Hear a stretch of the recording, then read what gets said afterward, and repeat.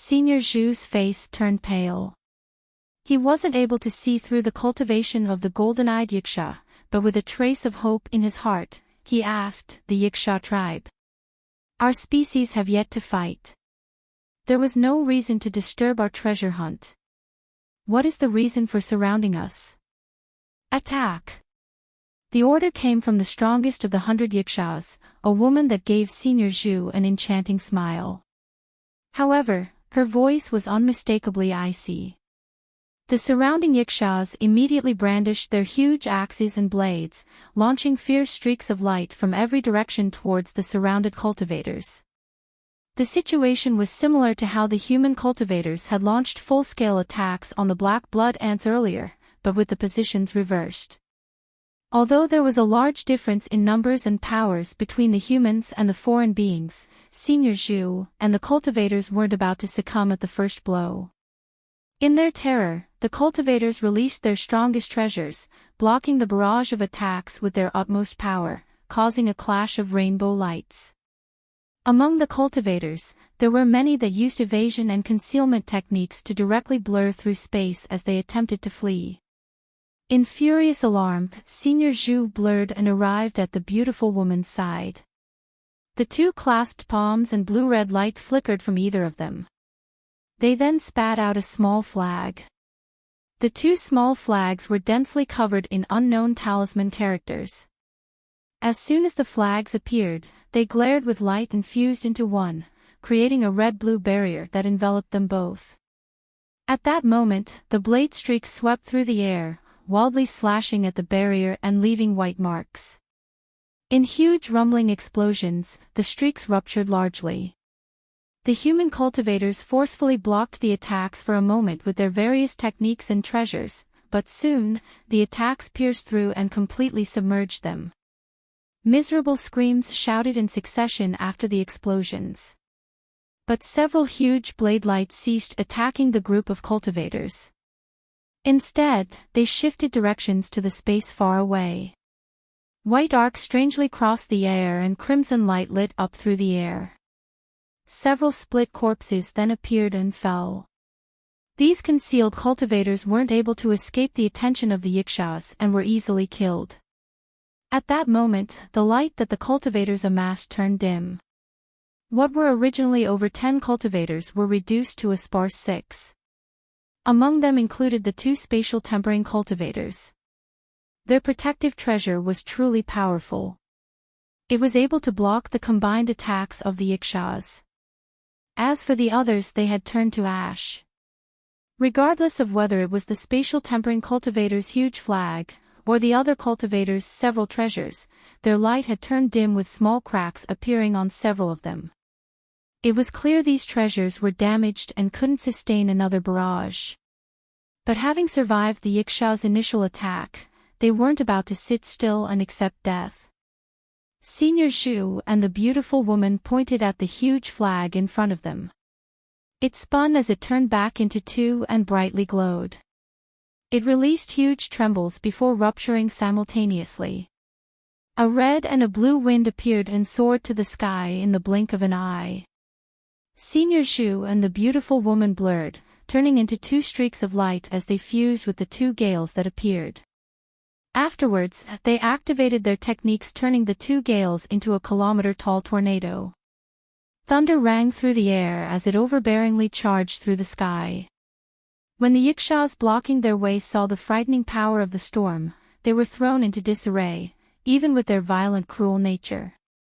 The remaining humans were delighted when they saw this, and they took advantage of this opportunity to chase after the storm. The other cultivators clearly understood that unless they took this last lifeline, their lives would be forfeit. Wherever the blue-red tornado brushed past, the nearby space would become blurred and twisted, a clear sign of its might. When the storm charged towards the group of Yikshas, two huge black shadows appeared above the tornado.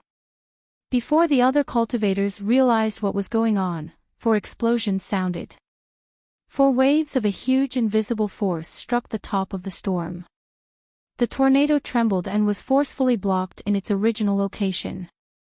Originally, there were a couple of 200-meter-tall yikshaws that had remained suspended in the air. They had blurred and strangely appeared at both sides of the tornado. Their building-sized fists smashed down with immense force and blocked the tornado in its path. Senior Zhu and the beautiful woman were greatly alarmed. Without another thought, they immediately utilized the entirety of this magic power. The blue-red tornado trembled and increased by nearly half its size in an attempt to force their way through. However, the two giant yikshaws were like mountains. Red light flashed through both their eyes as their arms blurred and bodies blurred. Countless afterimages blurred at the giant fists pummeled either side of the tornado. In a short moment, the tornado was thoroughly suppressed by the barrage of attacks. When the nearby cultivators saw this, they were aghast and scattered, fleeing in every direction. At that moment, the sound of splitting air sounded from the air around them as countless blade streaks whistled. The 100 yikshaws surrounding the cultivators released their second wave of attacks. Not only did the remaining cultivators wear expressions of terror, but Senior Zhu and the beautiful woman had bloodlessly pale complexions. A huge world-shaking eruption sounded filling up the entire area. Deep underground, Hanli was wrapped in flickering gray light as he quickly fled. Strangely enough, there was silver-gray light that lit up his surroundings and continuously rubbed against his protective light, creating sparks of friction. Hanli wore an extremely grave expression. Although he didn't emerge from the ground like the other cultivators, he had recently heard a huge explosion from above ground. Even as deep under as he was, he still sensed the vibrations. Its fearsome power was clear to see. Could it be that the other cultivators were completely exterminated? Hanli felt his heart tremble. When the underground cave had collapsed entirely along with the mountain, the cultivators were in the middle of the spirit magnet vein and didn't dare to flee through the earth. They could only rise to the ground. But Hanli, with his divine essence-fused light, he was able to restrain the 5 elements and many of the world's magnetic restrictions. As such, he took the risk of fleeing underground. In addition, when the mountain collapsed, his immense spiritual sense also detected very powerful foreign beings above them, and he didn't dare to delay. He immediately covered himself in the essence-fused light and he dived underground.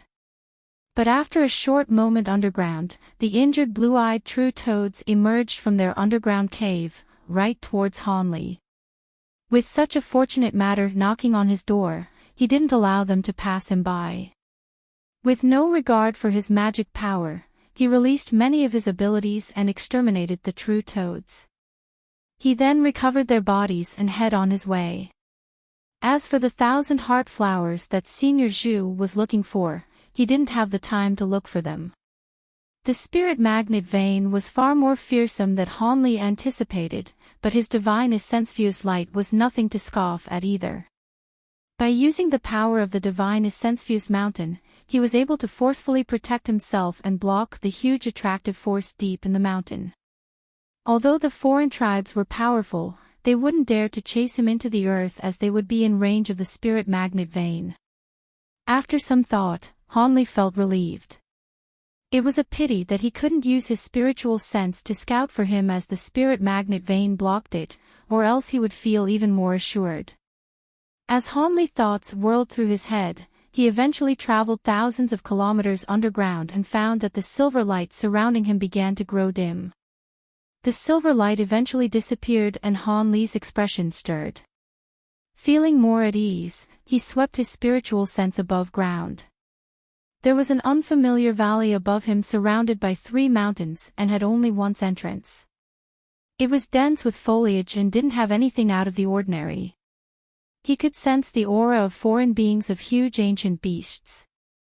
Hanli repeatedly swept his spiritual sense several times before finally feeling at ease. He then tunneled up in an azure streak. When his surroundings lit up, he withdrew his flight light and floated 100 meters in the air. When Hanli swept his gaze around and his sights focused on a nearby area, he felt a cold chill shake his body and hold him in place. Above a huge tree 300 meters away, there were 2 tall devilish yikshaws. They stood there looking in different directions. The two Yikshaws had a pair of huge wings and they were over 30 meters tall. When they glanced at Hanli, they appeared greatly surprised. But what left Hanli dumbstruck wasn't that he saw the two Yikshaws, but that he wasn't able to sense their aura in the slightest. When his spiritual sense swept past them, he hadn't detected them in the slightest. It was as if nothing was there. Hanli clearly realized what this meant. The two Yikshaws possessed cultivation far beyond his own. They were likely the so-called Yiksha kings. As such, he couldn't help but hold his breath.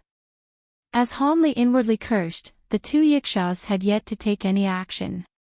They simply looked at an area a kilometer away.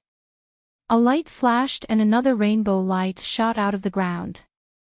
There was another cultivator that appeared. Hanli was stunned when he saw this. The light that emerged from the ground was a dainty woman on top of a rainbow jade boat. She was Lady Xiao. When she saw Hanli, her expression lit up and thought to call out to him.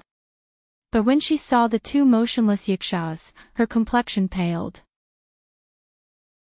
One of the Yikshaws wore an odd expression and said, "How strange. From their smell, they should be two of the humans that our king detected earlier. Those fellows are useless. They can't even handle such an easy task." The Yiksha that spoke was the one that cleaved the mountain, Meng Xiang. It was unknown why he was here. The other Yiksha chuckled and said, "Indestructible king, there is a spirit magnet nearby." They were able to fly underground without being affected. "Please don't blade your subordinates." The first Yiksha king snorted and raised his hand, producing a cloud of crimson light from his hand. "That still isn't a reason to let these two escape. When I return, I will have to properly punish them. You two must have some skill to be able to make it this far, but your lives end here." Han Li's and Lady Zhao's expression greatly changed. With a ring of thunder and gust of wind, a rainbow phoenix phantom and an azure bird phantom appeared from Han Li's back. They flashed and turned into a pair of crystalline wings. As for Lady Xiao, her small rainbow boat shouted, unfolding as it turned into a five-headed WIRM. The rainbow WIRM bared its fangs in a menacing appearance. When the other Yiksha saw Han Li's and Lady Zhao's abilities, his eyes lit up and he called out to his companion, "Indestructible king, wait. These humans appear to be unordinary cultivators. That person seems to have the true phantoms of a heavenly phoenix and a Kuanpeng.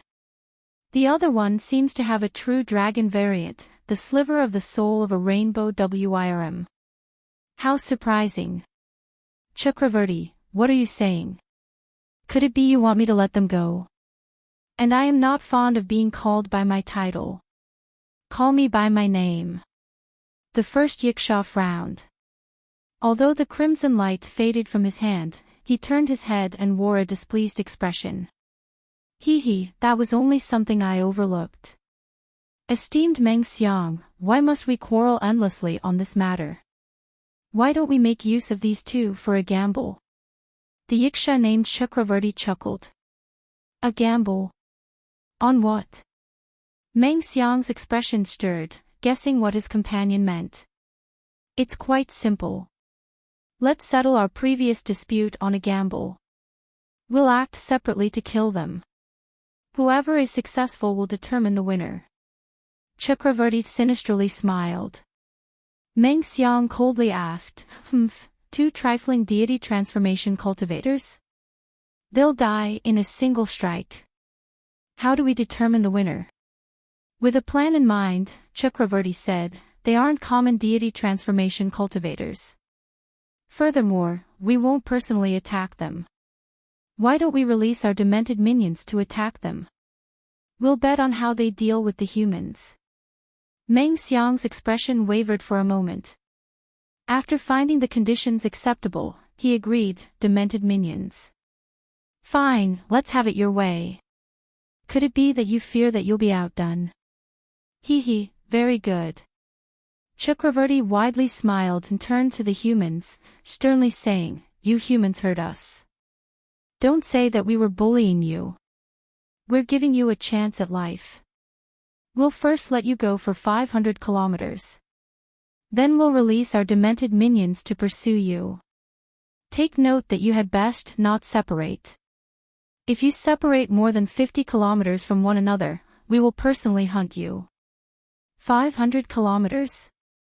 Han Li stroked his transparent wings with a calm expression. Chakravarti coldly said, "That's right. If you don't arrive in the time it takes to burn an incense stick, we'll release our demented servants regardless. Don't think about getting lucky." Han Li's eye twitched and he glanced at the nearby Lady Xiao. The woman forced a smile and her complexion slightly improved. The lovely smile complemented her dainty appearance. "Right, fellow Daoist Xiao, let's go." After a moment of silence, his wings suddenly stirred and he disappeared into space. A moment later, he strangely warped 300 meters away. Afterwards, Lady Xiao appeared at his side in the silent blur. She was riding the huge five-headed WIRM. As Han Li smoothly used his teleportation ability to its perfection, the two Yikshaws exchanged a glance. A brief moment of surprise appeared on their face but quickly disappeared. Lady Xiao was similarly astonished and wore an expression of joy. Since they were both fleeing for their lives, they had a greater chance of success given Han Li's astonishing ability. Without needing a single word, she stepped on the five-headed WIRM. The WIRM moved its head back and forth, immediately wrapping the two in a rainbow mist. Then, they shot away at an astonishing speed. Several blinks later, they disappeared from the horizon. The two Yiksha kings stood still in place. They emotionlessly looked at the two cultivators making their escape as if holding complete confidence in their so-called demented minions. Lady Xiao promptly commanded the rainbow light at a speed that would allow them to reach 500 kilometers in nearly an instant. But since the two Yikshaws gave them the time of an incense stick burning, when they arrived 50 kilometers away, the woman slowed them down. Afterwards, she slapped her waist and summoned a snow-white jade pendant, turning into a white mist that covered them. This white light pendant is condensed from the utmost yang energy. Even those body integration stage Yiksha kings won't be able to eavesdrop. "We can talk here." Lady Xiao gave a quick explanation, betraying worry from her face. "What do you want to say?" "I fear we have a slim chance at surviving." Han Li's lip twitched and he wryly laughed. Lady Xiao's gaze flickered and she hesitantly asked, "Are you able to sense the approximate strength of the Yiksha kings?" Han Li clearly explained, "At the very least, they're equivalent to our body integration cultivators. Although we aren't capable of examining their exact strength, compared to the silver tier wood spirit I've seen before, I sense that these two Yiksha are much more powerful. I fear they are unordinary existences." Lady Xiao cried out in alarm, "You mean, they are possibly greater Yiksha kings?" "Even if it isn't the case, I fear they are absolutely close to it." Han Li wasn't completely certain, but even so, Lady Xiao wore a difficult expression. Han Li then asked, "Does fellow Daoist Xiao know what demented minions are? They seem to hold confidence in them. I heard my sect elders mention them. They are half-ghost half-demon beings that are nurtured by Yikshas once they become a king-tier existence.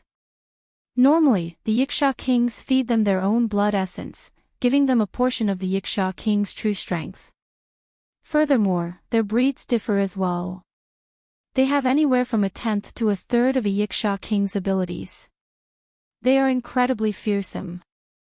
That is why if they are greater Yiksha kings, I fear we don't stand a chance." Lady Xiao gritted her teeth. Han Li's expression wavered when he heard this.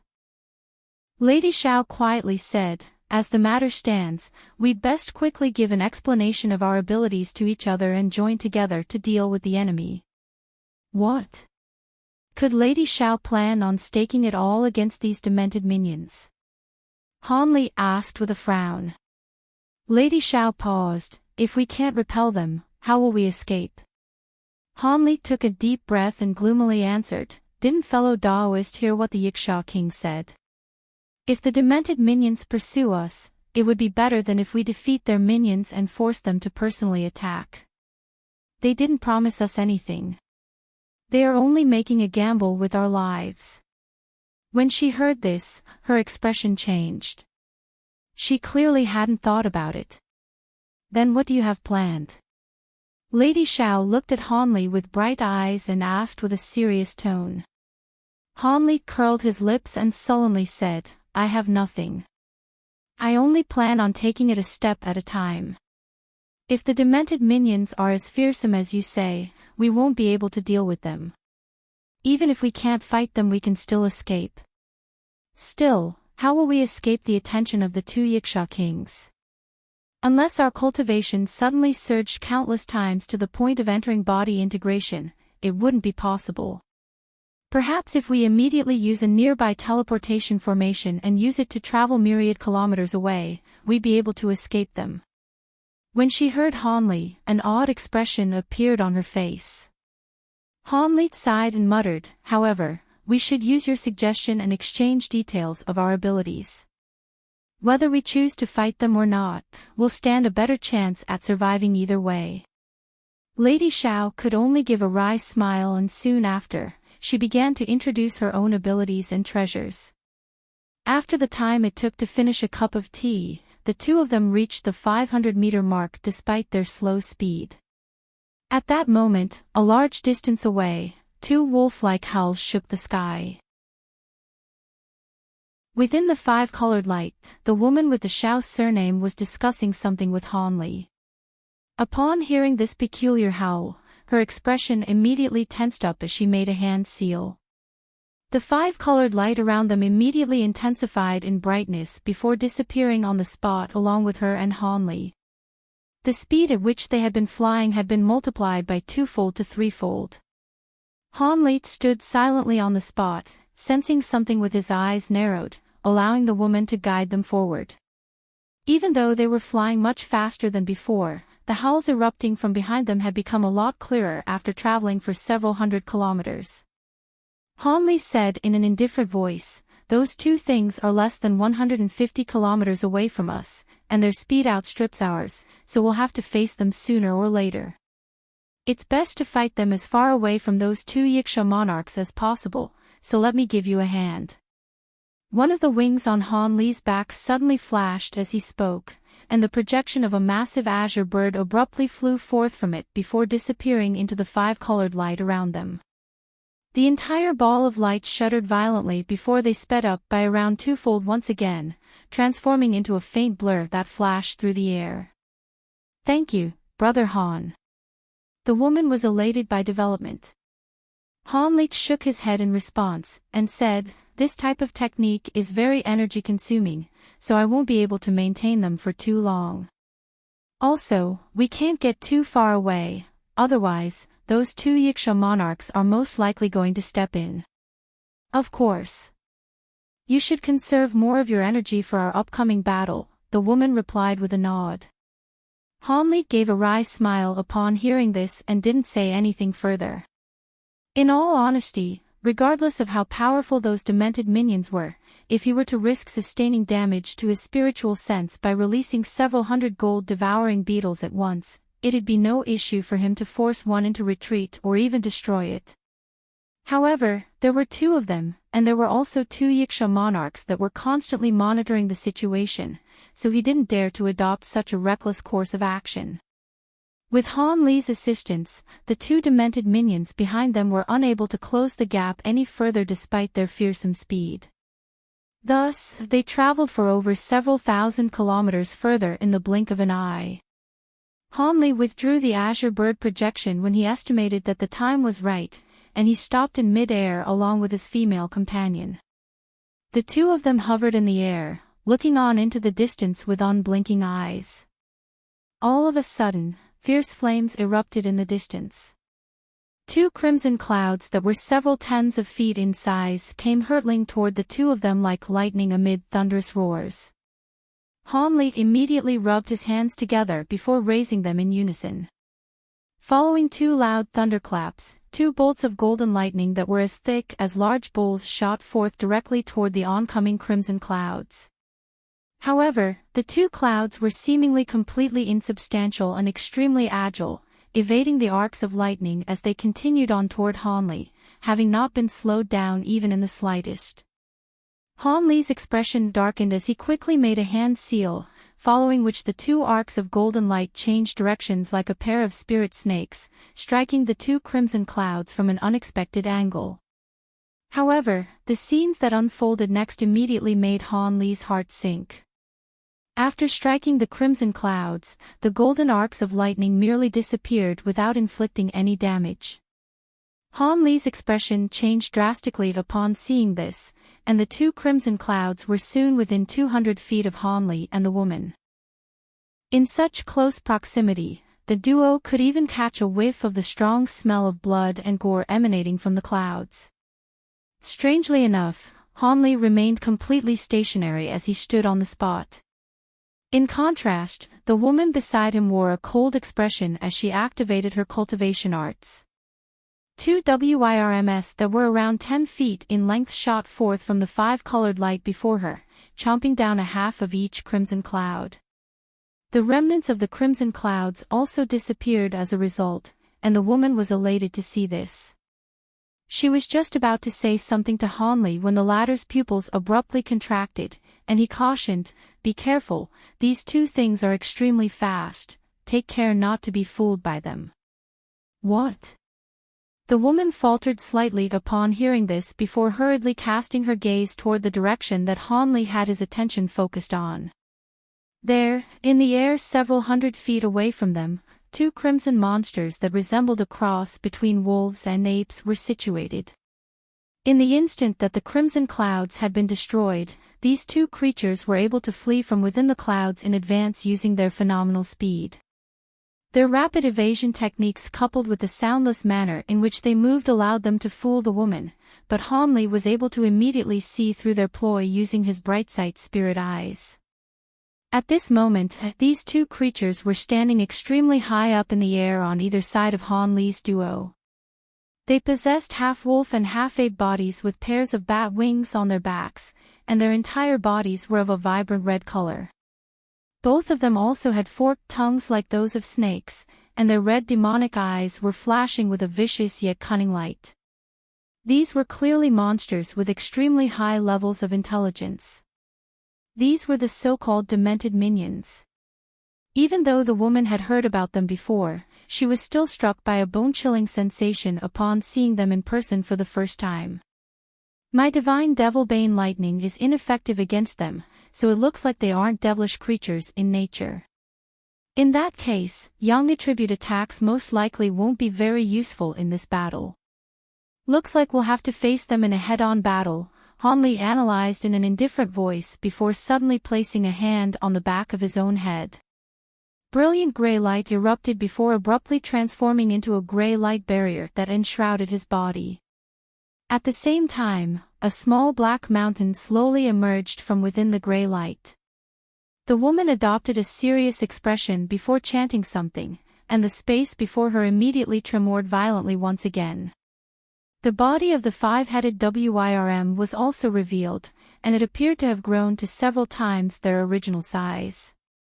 The WIRM was a spirit-like being, and it swayed its heads as it looked up at the demented minions up above, letting loose low snarls in an attempt at intimidation. Right at this moment, one of the demented minions took the initiative and sprang into action. It flapped its vibrant red bat wings, and its entire body shot forth as a crimson blur before disappearing in a flash. Brilliant crimson light erupted and the demented minion appeared right above Hanli and the woman before pouncing down without any hesitation. The five WIRM heads immediately attempted to chomp down on the demented minion in response. However, the demented minion merely swayed, and its body disappeared as if it were evaporating liquid. As such, all five WIRM heads sunk their teeth viciously into empty air. Before it had figured out what had happened, a series of thin crimson lines appeared over its bodies before vanishing in a flash. Immediately thereafter, the 5 WIRM heads along with the massive body they were attached to disintegrated into countless fragments without any premonition. It had been destroyed by the demented minion in what felt like the blink of an eye. Crimson light flashed in the air once again, and countless more of those crimson lines appeared, descending toward the woman standing beside Hanli. Hanli harumphed coldly as the grey light before him extended to instantly shield the woman within. At the same time, the small black mountain flashed and abruptly appeared over her head. Brilliant light erupted from the crimson lines as they flew through the air before slicing into the grey light, tearing it apart without any impediment before crashing into the small black mountain. Almost at the exact same moment, spatial fluctuations erupted in front of Hanli, following which a faint crimson shadow appeared. A pair of sharp claws were extended before swiping through the air in a completely soundless manner. Within the crimson shadow, a pair of cunning eyes were flashing with a vicious light. The other demented minion had taken advantage of the diversion set up by its companion and snuck over to Hanli before unleashing a sneak attack. Even with Hanli's powerful spiritual sense, he had completely failed to detect its approach. When those sharp claws made contact with the protective grey light around his body, it was already too late for him to adopt any evasive measures. The sharp claws swiped through the air to summon a series of claw projections which instantly slashed through the grey light before hurtling toward Hanli's back like lightning. At this moment, Hanli finally detected what was happening behind him, and he let loose a loud cry as the golden and silver lightning robe surfaced over his body. A loud thunderclap erupted as golden and silver arcs of lightning radiated from the lightning robe, crashing into the claw projections amid a resounding boom. After being struck by the arcs of lightning, the pair of arms to which the claws were attached began to smoke and char. However, the claws themselves continued onward as if they were divine weapons, instantly puncturing the lightning en route to Hanli's back. However, right at this moment, four indistinct golden arms suddenly sprouted from Hanli's back before unleashing a seemingly nonchalant attack toward the pair of claws. Even though they were set into motion after the claw strikes were unleashed, they somehow managed to seize back the initiative, keeping the sharp claws at bay as they clashed amid a sharp screeching sound of metal grating on metal. Crimson light flashed from the claws and the four golden arms were immediately shattered. However, during this brief moment of respite, Hanli was able to hurtle through the air as a white line.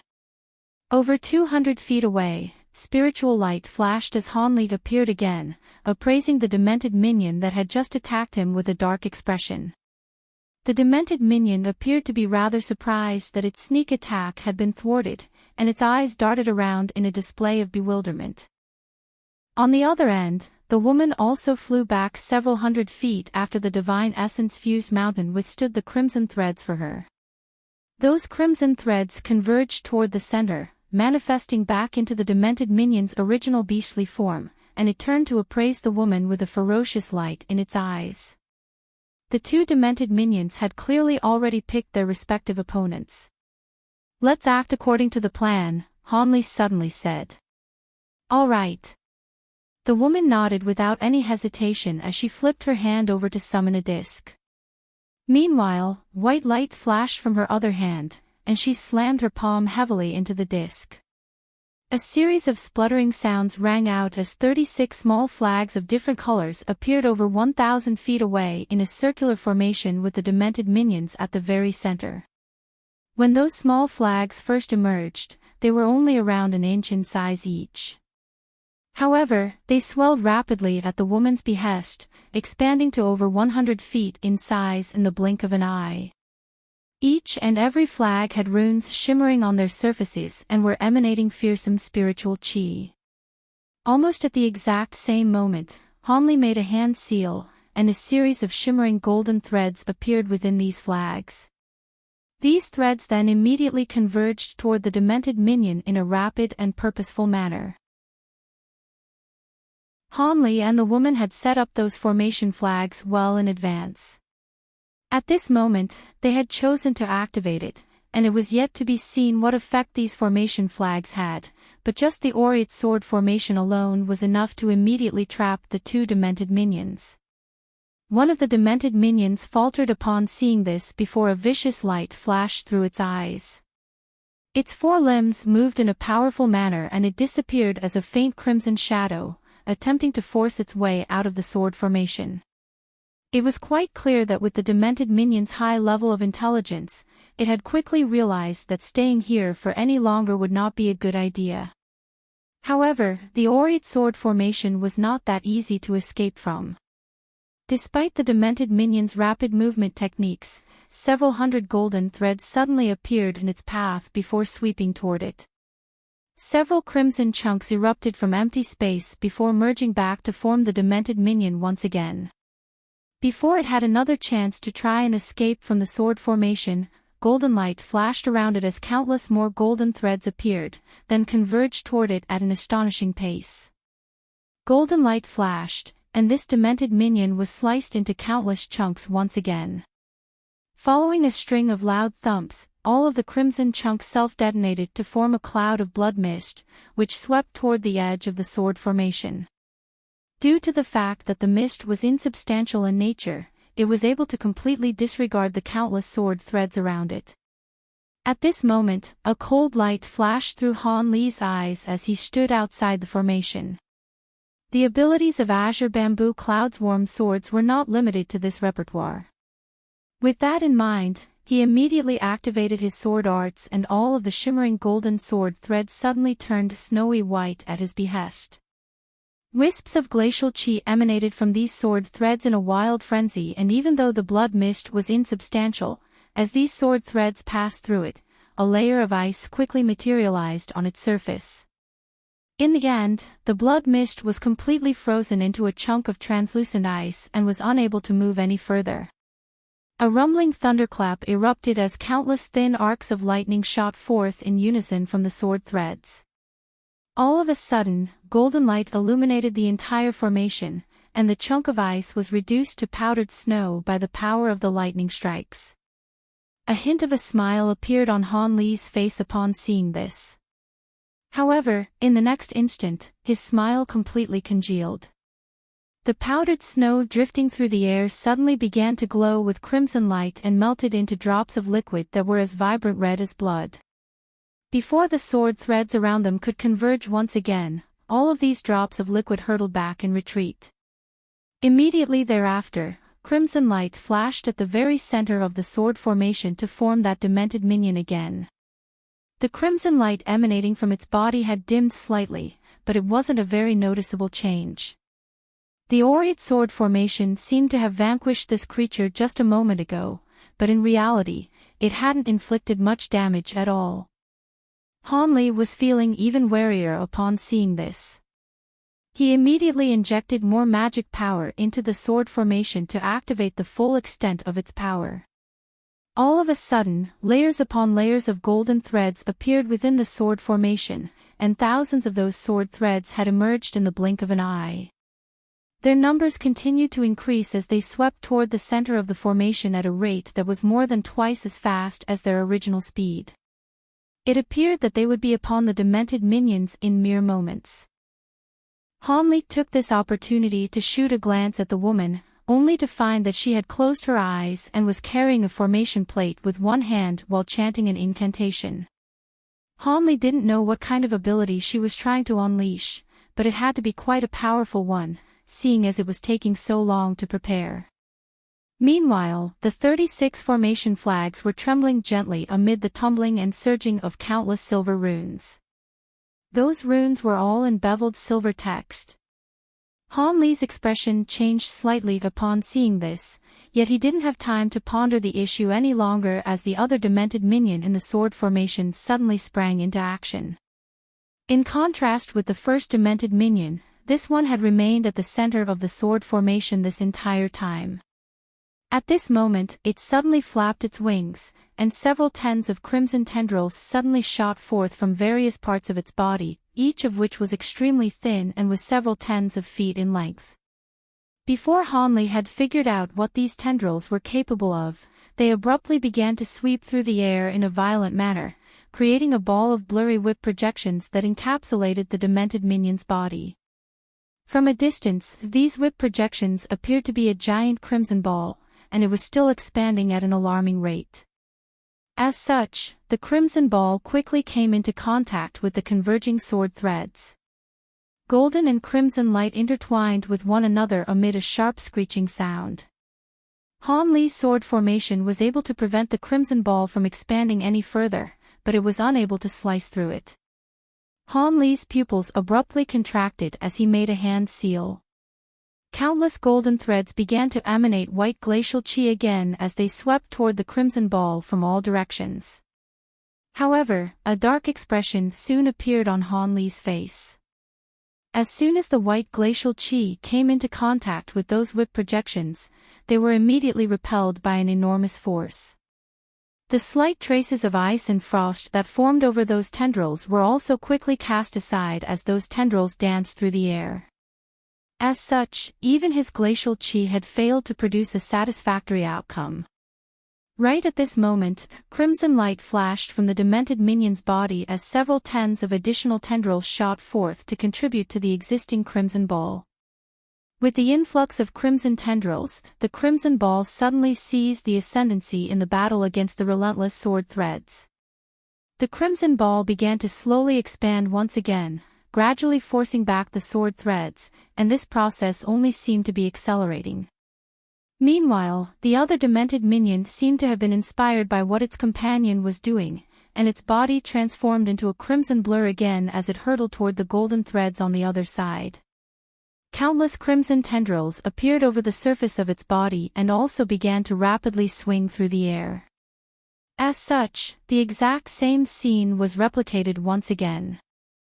The golden threads were forced back by the powerful whip projections, powerless to oppose their advances. Han Li drew a sharp breath upon seeing this. It seemed that the aureate sword formation really wouldn't be enough to take care of these two demented minions. As such, he immediately rustled his sleeve to produce a dozen or so golden and silver beads. Han Li hid these lightning beads up his sleeve and appraised the situation within the sword formation with an intense unblinking gaze and a dark expression on his face. All of a sudden, the woman beside him ceased her chanting. Han Li was elated to hear this, and he hurriedly turned his gaze toward her. Sure enough, the woman had finished preparing her technique, and the formation plate in her hand was emanating scintillating golden light. Countless silver runes were drifting and revolving around her body, and at the same time, the sky had dimmed significantly. Gusts of winds were swept up nearby, and even though they weren't very fierce, they possessed a penetrative bone-chilling quality that made one shiver involuntarily. The technique that she was preparing had even summoned the world's origin chi. Aside from that, a burst of immense power was also emanating from within the formation plate in her hand. The enormity of this power sent a chill down Han Li's spine, and it struck him with the same unfathomable feeling he had experienced when facing the two Yiksha monarchs earlier. Han Li was stunned by this observation, and he tried to focus his gaze on the formation plate in the woman's hand, only to find his vision impeded by the piercing spiritual light emanating from it. Without any time for further thought, he activated his bright sight spirit eyes to their maximal extent, thereby allowing him to instantly glean the situation within the formation plate. Golden seal text. Han Li exclaimed in astonishment. Even though he didn't recognize so much as a single one of the golden runes that had surfaced over the formation plate, he could tell from their form and fearsome spiritual power that this was clearly the golden seal text, which was even more mysterious than spiritual power. There were extremely few high-grade cultivators even in the spirit realm that understood and were capable of using such a legendary text. The woman seemed to have sensed Han Li's gaze, and she turned to him with a dainty smile before suddenly raising the formation plate high up into the air with both hands. An incredible scene ensued. The formation plate began to rotate in mid-air amid a layer of brilliant golden light. A fist-sized golden ball of light suddenly materialized at its center, and a burst of astonishing spiritual pressure abruptly erupted into the air. The dark clouds in the sky immediately began to tumble and surge as howling winds swept through the air. At the same time, the 36 formation flags all began emitting the roars of dragons and tigers as countless specks of light of different colors emerged nearby, then converged toward the flags in unison. All of a sudden, brilliant spiritual light radiated forth from all 36 flags. In the next instant, 36 dazzling pillars of light shot forth in unison, all of which were around the same thickness as a large bowl. These pillars of light climbed upward and disappeared into the dark clouds up above in a flash. All of a sudden, a deafening thunderclap rang out from within the dark clouds, following which a massive formation of light that was around 1,000 feet in size slowly emerged. The center of this formation was situated directly above the formation plate down below, and it suddenly expelled a thin golden light that disappeared into the ball of golden light within the formation plate. The golden ball immediately rose up into the air, heading directly toward the center of the massive formation. At this point, Hanli was already completely flabbergasted. The woman hadn't revealed to him what abilities this formation possessed, and had only asked him to buy her time. Even though the formation was still yet to reveal its true power, it was most definitely an immensely powerful formation, one that far exceeded the might of the Aureate Sword formation. At this moment, the woman was sweating profusely as she struggled to hold the formation plate aloft. Her face had been drained off all color, and she appeared to be on the verge of collapse. The golden ball of light was finally sucked into the center of the formation, and the two combined as one amid a loud buzzing sound. The light formation was already astonishingly huge, yet its area swelled by several-fold once again with the injection of the golden ball of light, and it covered virtually the entire sky. The spiritual pressure emanating from the formation was so devastating that even Han Li's body swayed involuntarily, and he was forced to stumble back a few steps. At the same time, the two Yiksha monarchs that were several thousand kilometers away suddenly exchanged a shocked glance. Neither of them uttered a single word, but they both disappeared into space in unison. At this moment, the two demented minions finally charged out of the Aureate Sword formation before pouncing toward Han Li and the woman with crimson light flashing from their bodies. Han Li's heart jolted with shock, and just as he was about to hurl his lightning beads at them, two pillars of white light were suddenly blasted forth from the light formation up above, striking the two demented minions in a flash. The two formidable demented minions abruptly disappeared amid the pillars of white light. That's a teleportation formation. Han Li was immediately able to identify that the two demented minions hadn't been killed. Instead, they'd been teleported to some unknown location as soon as they were struck by the white light. A smug smile appeared on the woman's face, and she was just about to say something to Han Li when her expression suddenly changed drastically. She then hurriedly flew up toward the light formation in the sky as a streak of light. Han Li was rather bewildered upon seeing this, but after quickly assessing the situation, he also followed along after the woman as a streak of azure light. Right at this moment, spatial fluctuations suddenly erupted from two different spots in the air around 1,000 feet away, and two massive humanoid figures emerged out of thin air just in time to see what Han Li and the woman were doing. The two massive Yiksha monarchs immediately let loose thunderous roars of rage. One of them threw a fist at Han Li and the woman from afar while crimson light flashed from the hand of its companion, and it sent a vast expanse of light sweeping through the air. The woman had already flown into the center of the massive formation, and the buzzing sound emanating from it suddenly intensified by several fold. At the same time, violent spatial fluctuations appeared around it. The space enshrouded under the entire massive formation began to warp and deform, clearly indicating the initiation of a teleportation sequence. In the instant that the demented minions had charged out of the sword formation, it had reverted back to 72 golden swords and disappeared into Han Li's body in a flash. However, due to the twisting and warping of space, Han Li's speed of flight was forcibly halved. Han Li's expression changed slightly, and before he had a chance to activate his thunderstorm wings, the attacks from the Yiksha monarchs were already upon him. The fist that had been thrown from afar had conjured up a massive green fist projection amid a rumbling boom. The fist projection was striking directly below the formation of light, and Hanli was caught right in its crosshairs. Hanli knew that if he didn't take care of this attack first, there would be no way for him to escape. As such, he took a deep breath and raised both hands up into the air, upon which a dozen or so golden and silver beads immediately shot forth.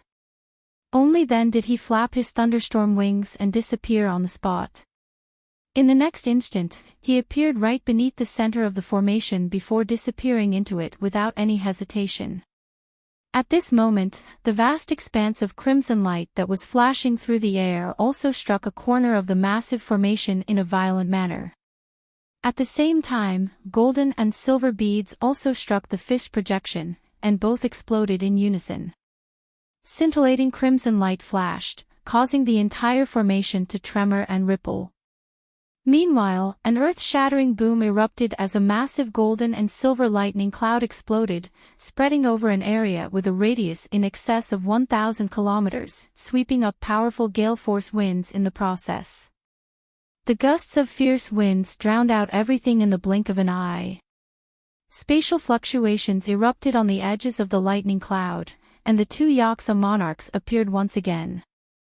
The power of the lightning beads was akin to that of the full-power attacks unleashed by a dozen or so spatial tempering cultivators, and even they didn't dare to barge recklessly into the lightning cloud.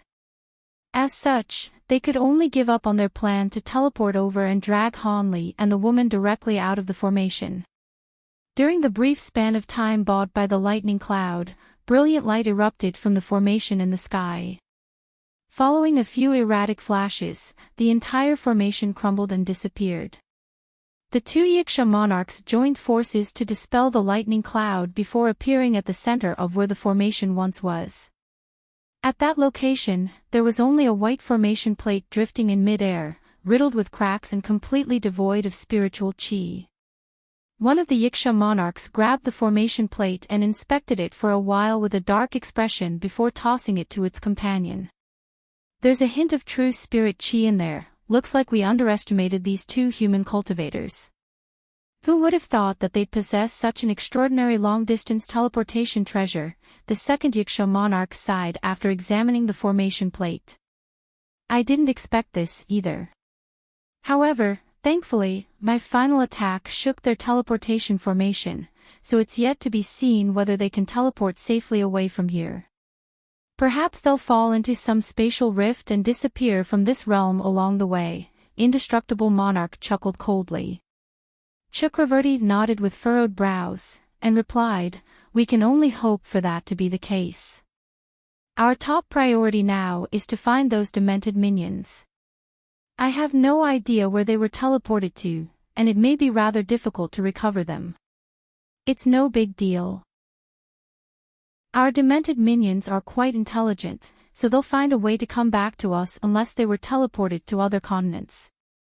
We should establish a set of conditions for the united army we were discussing earlier. Otherwise..."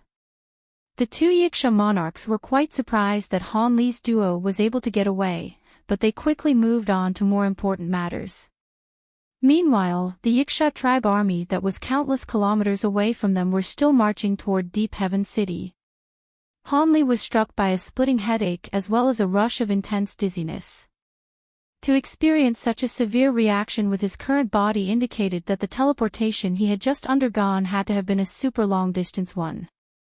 Hanli only slowly opened his eyes after keeping them closed for a long while, then cast his gaze around him to survey his surroundings.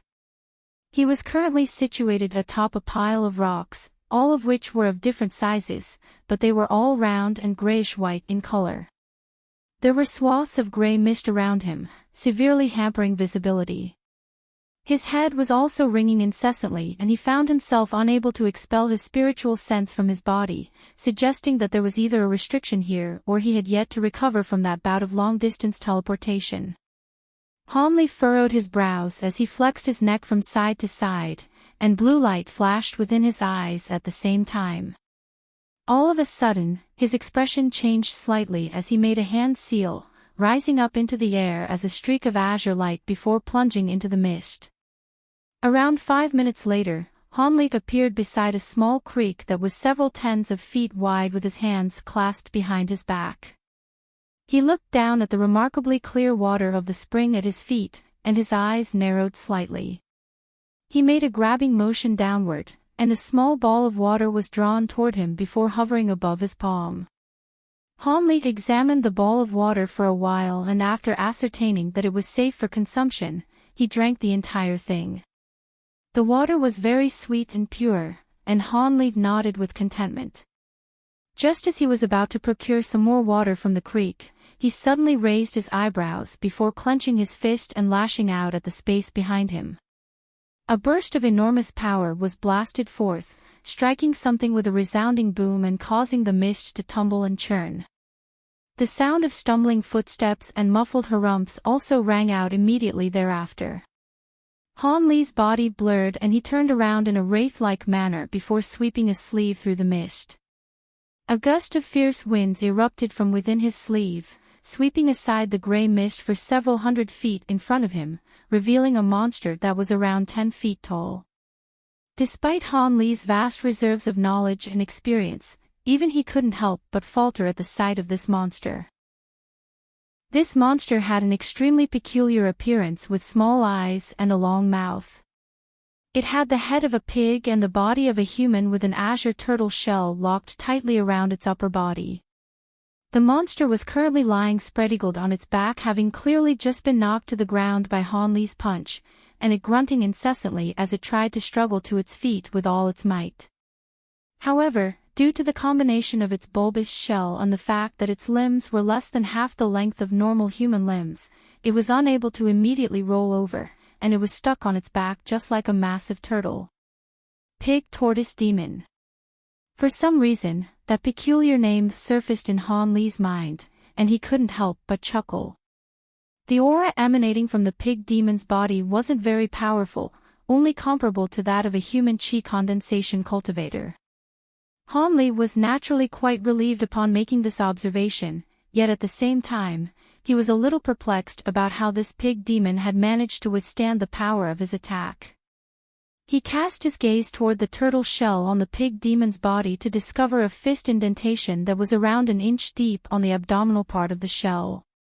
A hint of surprise appeared on Hanli's face as he made a grabbing motion. Brilliant spiritual light flashed as a massive azure hand that was around 10 feet in size appeared above the pig demon. The hand reached down and grabbed the edge of its shell to hoist the pig demon up from the ground. Before Hanli had a chance to carefully examine the turtle shell, the pig demon suddenly withdrew its body in a remarkably agile manner and slipped out of the shell. In doing so, it revealed itself to be a brown boar, and it immediately fled into the mist.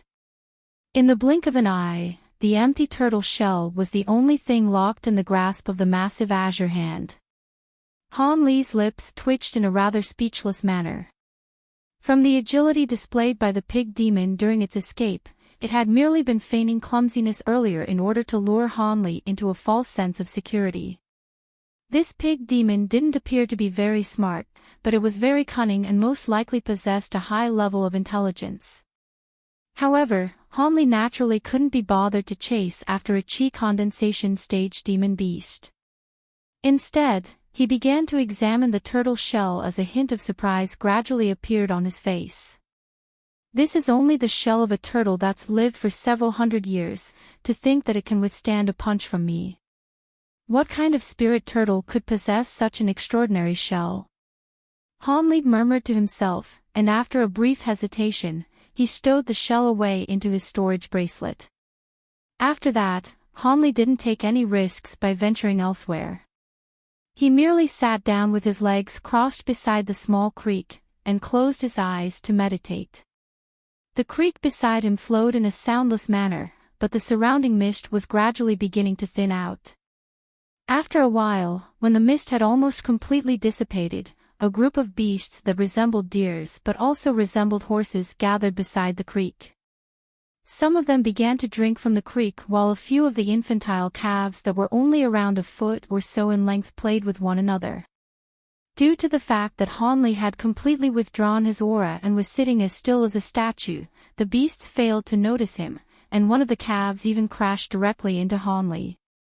The calf seemed to have detected something, and it turned around to appraise Hanli with a pair of beautiful blue eyes. It then wailed in a few circles around him before inching its furry head closer to Hanli's face. After sniffing at his face for a while, it stuck out its pink little tongue and took a tentative lick. All of a sudden, Hanli opened his eyes without any premonition. The calf was quite alert, and it immediately sprang back to try and flee. However, right in that instant, green light flashed and a fragrant pill shot forth from Hanli's sleeve, entering the calf's mouth with unerring accuracy. At the same time, Hanli's faint voice sounded within the calf's ear. "Perhaps our meeting was a design of fate.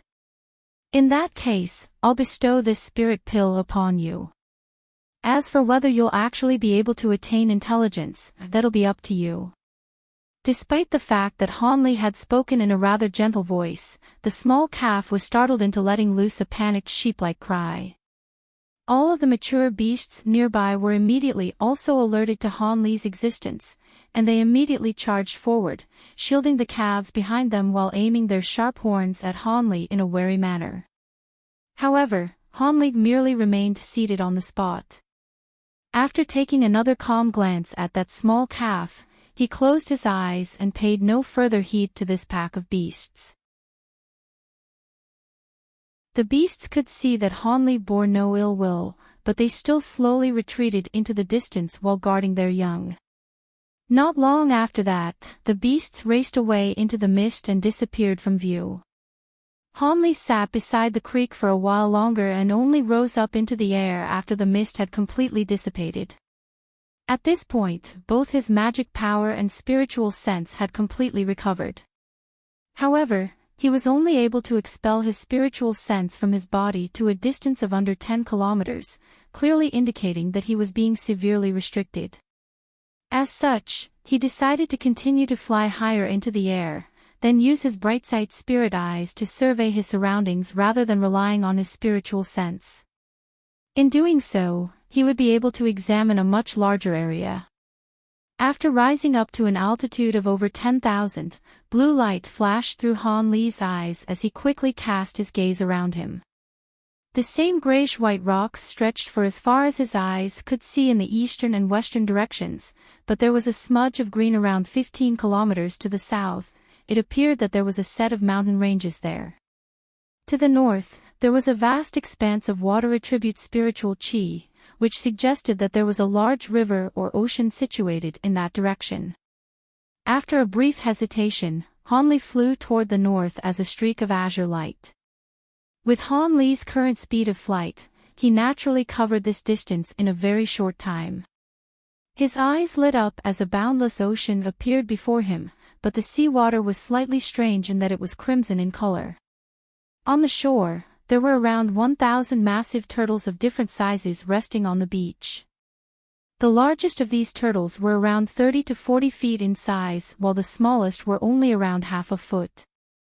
All of them were half buried in the sand, resting in a lazy manner. In the air above the ocean, there was a flock of strange crimson birds with sharp long beaks circling around. One of them would occasionally dive into the ocean to grab large fish from the seawater with their beaks and talons, then hurl the fish high up into the air, where they would instantly be devoured by the flock of birds up above. Hanli looked on expressionlessly, and after a while, a thought suddenly occurred to him as he abruptly looked up into the sky. There were still 7 scorching suns hanging up there, but they seemed to be slightly smaller than before and were a little blurry. It appeared that he had been teleported somewhere extremely far away from the 3 human regions. Otherwise, the suns in the sky wouldn't be exhibiting such a noticeable change. Thankfully, Hanli had already guessed this from the level of discomfort he had experienced as a result of the bout of teleportation. As such, he wasn't all that surprised, and he turned his attention to the turtles down below. Aside from the turtles on the beach, there was also a large number of vacant turtle shells spread all over the nearby beach, and there appeared to be several thousands of them. Han Li's eyes narrowed slightly as he flipped over his palm to summon the azure turtle shell that the pig demon had been wearing. He compared this shell to the turtle shells down below, and a hint of surprise quickly appeared in his eyes. At first glance, the turtle shells down below seemed to be extremely similar to the one in Han Li's hand, and there were many that were even larger than the one that Han Li was holding. However, Han Li was able to immediately glean the difference between the turtle shells. Even though the shell in his hand wasn't very large, every single line on the shell was of faint silver in color, while the lines on the turtle shells down below were all white and completely mundane. Han Li cocked his head to the side and contemplated this momentarily before making a grabbing motion toward one of the turtle shells down below, upon which it flew directly up toward him. Han Li unleashed a casual strike toward it, and the shell exploded into powder amid a resounding boom. A stir ran through the turtles down below, and many of them stuck out their heads to look up into the air. However, it seemed that they didn't regard Han Li as much of a threat, as most of them withdrew their heads into their shells again and continued to lie around in leisure. This really is no ordinary turtle shell. However, this turtle shell most likely did come from this place, Han Li murmured to himself. Azure light flashed as Han Li slowly descended toward the ground. At the same time, he forcibly released his spiritual sense to enshroud an area with a radius of several kilometers, carefully searching for something. After a while, Han Li abruptly opened his eyes and shot forth through the air as a streak of azure light, quickly covering a distance of several kilometers along the beach before returning. However, there were 3 more giant turtle shells hovering behind him, one of which was around 40 to 50 feet in size, one of which was around 10 feet, and the final one was only around several feet. All of these turtle shells also silver lines on them, but the shades of silver were a little different. On the smallest shell, the lines appeared to be constructed from pure silver and were shimmering with light.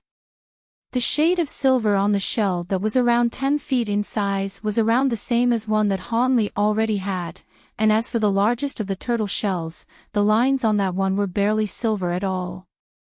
All 3 of these turtle shells were buried quite deep into the ground, and if it weren't for the fact that Han Li's spiritual sense was able to penetrate directly into the sand, he most likely wouldn't have been able to find these 3 shells. At this moment, Han Li paused in mid-air and waved a hand toward the turtle shells, upon which all 3 of them organized themselves into a row in front of him.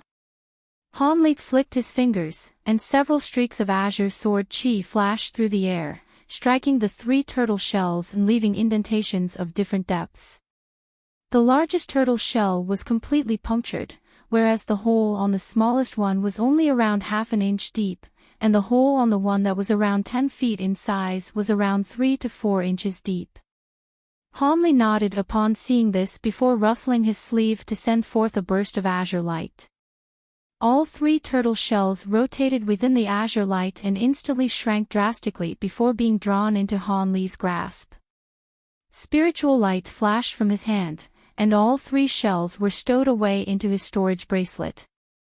Right at this moment, the birds flying over the ocean suddenly began to let loose cries of alarm. Han Li immediately raised his head to assess the situation, upon which his heart jolted with shock. On the surface of the ocean, a massive demonic creature that was around 100 feet in length had appeared. It had the upper body of a dark-skinned male human with a bone trident in each hand. It had a set of sinister facial features, and its lower body was identical to that of a giant octopus. The massive tentacles connected to its torso peeked out of the surface of the ocean from time to time. This demonic creature opened its mouth to blast forth bursts of inky black light, sweeping up hundreds of those strange crimson birds before drawing them into its mouth as if it were enjoying a delicious meal. The birds struggled with all their might within the black light but were completely powerless to resist, and most of them were devoured in the blink of an eye. Strangely enough, the turtles on the beach remained completely unflustered as they continued to lie in the sand, and the massive demonic creature showed no intention of attacking the turtles either. Han Li was rather surprised to see this. The massive demonic creature seemed to be comparable in power to an 8th-grade demon beast, so Hanli naturally wasn't fearful toward it. He merely looked on with furrowed brows, attempting to identify this creature. In reality, the difference between the terms demon beast and ancient beast was rather vague in the spirit realm. To the humans of the spirit realm, ancient beasts usually referred to the native beast-type beings of the spirit realm, whereas demon beasts referred to the demonic cultivators that had ascended from lower realms, as well as their descendants that continued to live in the spirit realm. Most ancient beasts were unable to attain high levels of intelligence, but all of them had one or more abilities that they were endowed with from birth without requiring cultivation to attain, and they were all extremely powerful. In contrast, all demon beasts were generally capable of attaining intelligence unless they had special inheritances or were one of the rare species that were unable to attain intelligence. However, the abilities that they possessed were usually far inferior in power to that of ancient beasts. Of course, there was no strict difference between ancient beasts and demon beasts. On the occasions when some of the ancient beasts dwelling near the human and demon territories attained intelligence, they would often lead their brethren to voluntarily join the demon race. There were also ancient beasts that caught the eyes of human and demonic cultivators, in which they would be forcibly tamed and domesticated. As such, Hanli wasn't all that surprised to see this monster, and he merely hovered in the air in silence. After a while, all of the birds in the sky had been devoured by the massive demonic creature, and it slapped the surface of the ocean with its massive tentacles in excitement before suddenly twisting around and catching sight of Hanli. Hanli had withdrawn his aura this entire time, and the demon beast had failed to notice his presence. However, the events that unfolded next came as quite a surprise to Hanli. As soon as the demonic creature caught sight of Hanli, an expression of shock and horror appeared on its face. After letting loose a low roar, it transformed into a streak of black chi and immediately disappeared into the ocean. Immediately thereafter, countless bursts of inky black mist erupted from the seabed, making the seawater in an area of several kilometers extremely murky and opaque, thereby bringing visibility down to zero. However, that wasn't enough to stop Hanli. Blue light flashed in his eyes and his gaze instantly pierced through the black mist, allowing him to glean the situation down below. The massive demonic creature had already plunged deep into the ocean and was fleeing with all its might. Hanli harumphed coldly, and he was just about to flap his thunderstorm wings to give chase when a long roar suddenly rang out from the ocean's depths. The sound was like a prolonged rumbling thunderclap that was quite dull and menacing. Immediately thereafter, a burst of powerful demonic chi suddenly emerged in the ocean close to 10 kilometers away, and its power seemed to be comparable to that of a deity transformation cultivator. Hanli faltered slightly upon hearing this roar. He cast his gaze into the distance in the direction where the roar had originated from, and a hint of hesitation appeared on his face.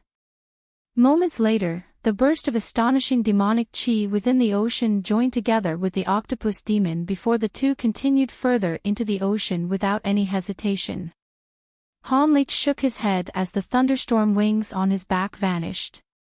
He didn't fear any deity transformation stage demon beasts, but he didn't want to enter a reckless feud with such a powerful creature having just arrived in this unfamiliar place.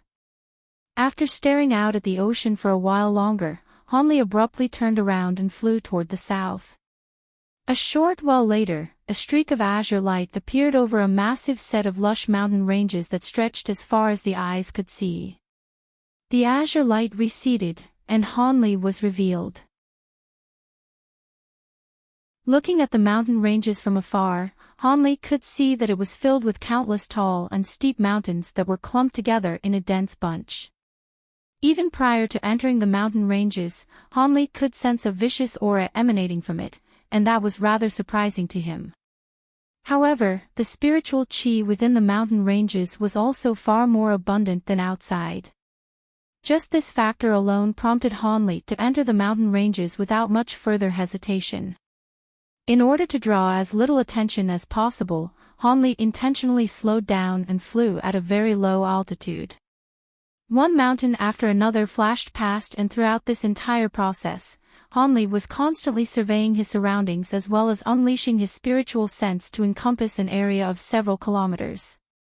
Having flown just over 500 kilometers into the mountain ranges, an expression of surprise and elation suddenly appeared on Hanli's face. He discovered that this stretch of mountain ranges was riddled with spirit herbs and spirit trees. Even though most of them were low-grade spirit medicines and situated in steep and perilous locations, the sheer quantity present was still very encouraging to Hanli. After all, he was only passing by in a brisk manner. If he were to stop and conduct a thorough search, he would definitely reap some worthwhile rewards. There were presumably many high-grade spirit medicines that could be procured from these mountain ranges. Aside from spirit medicines, the number of beast packs within the mountains also exceeded Hanli's expectations. During his travels, Hanli had even witnessed a grueling battle between two beast packs. Just as he was flying over a rather flat col between two massive mountains, he was suddenly greeted by raucous ape cries and thunderous beastly roars. Immediately thereafter, many white-furred giant apes that were over 20 feet tall suddenly emerged from one mountain, led by a giant ape with shimmering golden fur. They were wielding wooden sticks, stone clubs, and other crude weapons of that nature as they charged directly toward the neighboring mountain. From the other mountain, a pack of ferocious beasts with cow heads and lion bodies emerged, and they were led by a giant beast of the same species that was around twice as large as its brethren. The two packs of beasts clashed, and a ferocious battle immediately ensued.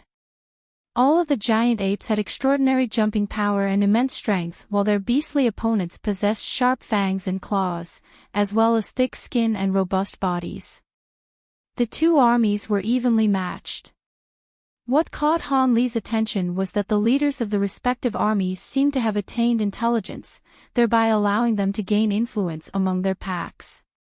Both of them seemed to be third or fourth grade demon beasts, and the golden ape was able to gain a slight advantage with its superior agility, but the leader of the opposing beast pack was no slouch either. After battling for over an hour, both beast packs were growing quite exhausted. In the end, their respective leaders let loose long howls, upon which the armies retreated back to the mountains where they had come from. However, there were many bodies strewn all over the col in the aftermath of the battle, and those bodies attracted a flock of hideous twin-headed scavenging birds that enjoyed a grand feast. Hanli hid high up in the sky, surveying the battle that had unfolded down below with a hint of intrigue in his eyes. The giant apes fought in a rather strategic and organized manner, and a thought occurred to Hanli upon seeing this. Aside from that, as Hanli continued deeper into the mountain ranges, he discovered some other strange beasts along the way. Atop the mountains with the most abundant spiritual chi, there were even 6th or 7th grade demon beasts lurking. Hanli paid no heed to these demon beasts as they posed no threat to him anyway, and he continued to fly deeper into the mountain ranges. This set of mountain ranges was far larger than Hanli had anticipated. After flying for 2 full months, he still hadn't emerged on the other side, and that was very surprising to him. Just as he was hesitating about whether he should return the way he had come, he suddenly caught sight of a boundless black sea of mist up ahead that enshrouded countless mountain peaks. Hanli stopped near the edge of the sea of mist and unleashed his spirit eyes to assess the scenes within the mist with an indecisive look on his face. He could clearly see that there wasn't even a single blade of grass growing on the area enshrouded under this black mist, and even the rocks and soil on the ground were extremely dry and cracked.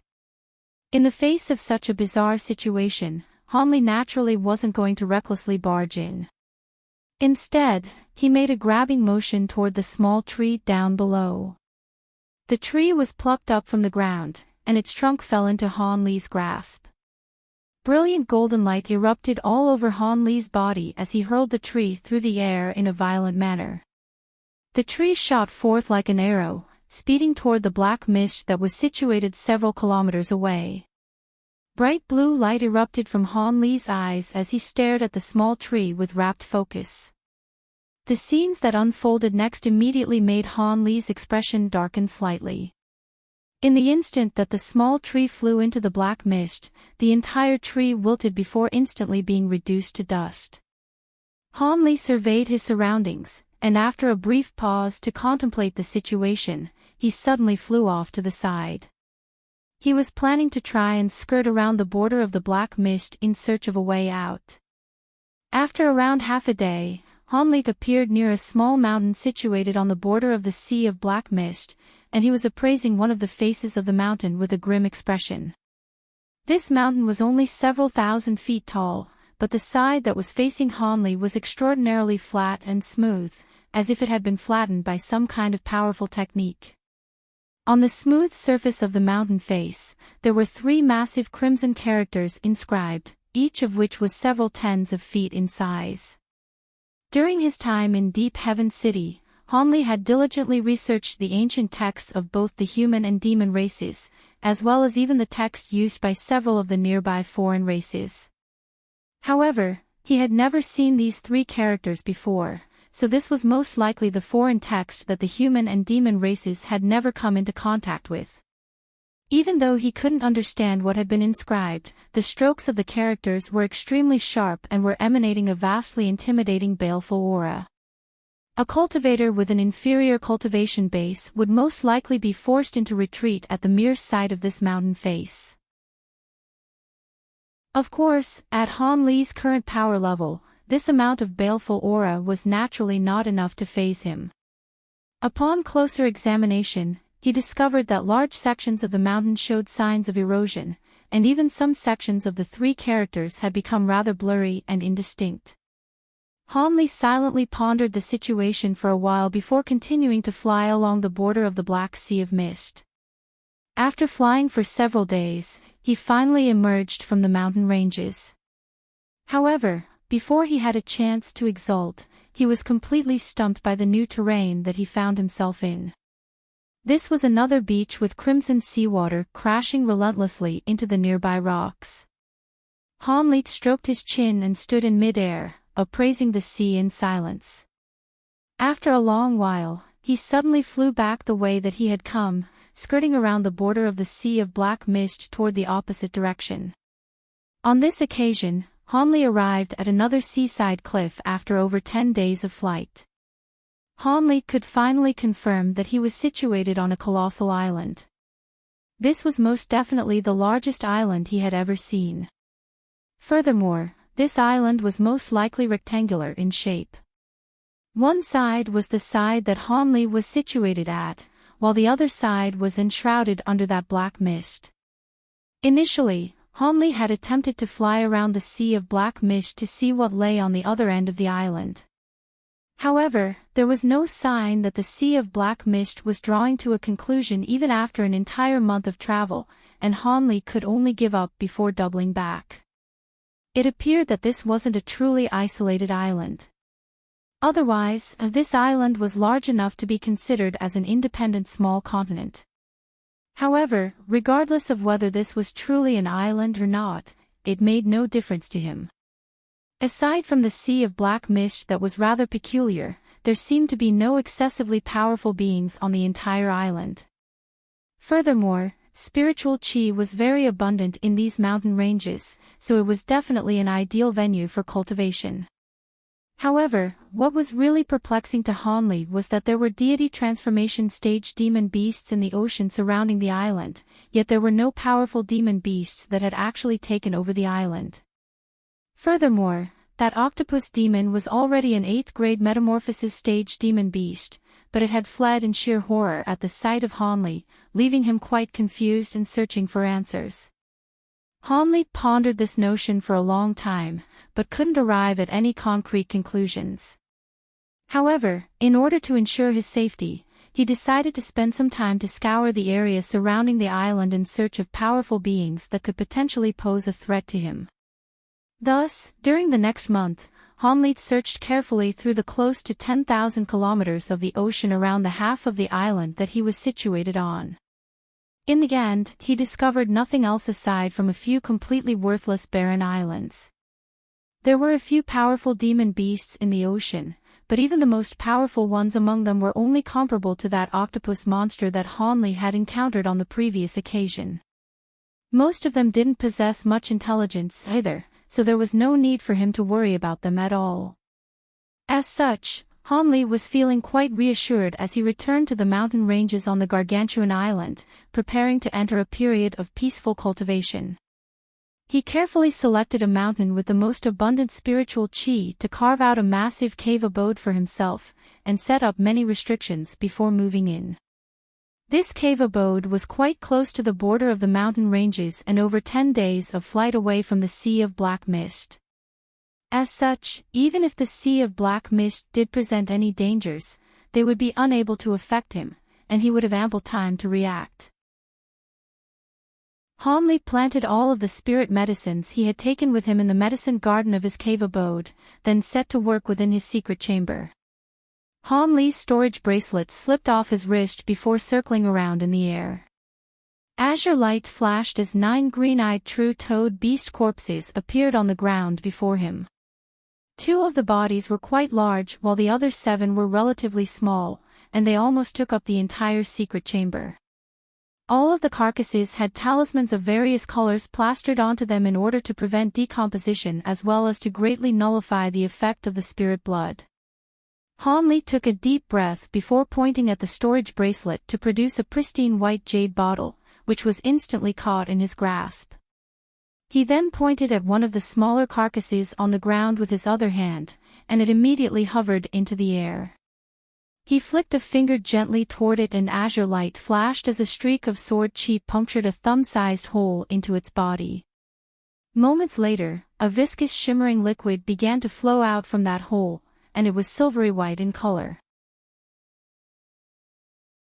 White light flashed and the jade vial appeared beneath the hole, upon which the silver liquid instantly dripped into the opening of the vial as a silver line.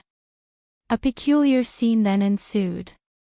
As the silver liquid flowed into the vial, the frog's body began to shrink and dry out. There wasn't much silver liquid that flowed out from the carcass, and it ran dry in mere moments, but the body shrank almost by half.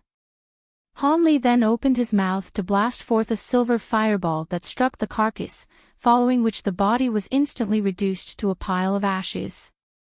However, after the silver flames dissipated, many more rice-sized droplets of silver liquid appeared in the air. Hanli had used the spirit-engulfing heavenly flames powers of yin and yang to force out all of the residual blood lurking within the frog's body. He rustled his sleeve and a burst of azure light swept forth, bringing all of the silver droplets together to form a fist-sized silver ball before stowing it away into the jade vial. Hanli was unable to synthesize nor nurture the production of more spirit blood from these true toad beasts, so he naturally didn't want to waste even a single drop. Thus, Hanli repeated the process with all of the other carcasses before him, filling several jade vials with this legendary true toad blood. Only then did he heave a sigh of relief, seemingly quite pleased with his work. Even though he had extracted the true toad blood, he wasn't in a hurry to refine the true toad liquid. Instead, he had to raise his cultivation base to the pinnacle of the mid-deity transformation stage and break through this bottleneck first. Come to think of it, his decision to walk the path of simultaneous cultivation really did seem to be the correct one. Due to his powerful body and the number of pills that he possessed, he should be able to easily reach that cultivation base in a mere century or even several decades, whereas it would take other cultivators several centuries to do the same. The only problem was that breaking through the bottleneck would most likely require some more time. Thus, after releasing a few giant ape puppets, Hanli also released his second nascent soul and made it responsible for nurturing and taking care of everything within the cave abode. After that, he closed the doors to his secret chamber and focused wholeheartedly on his cultivation.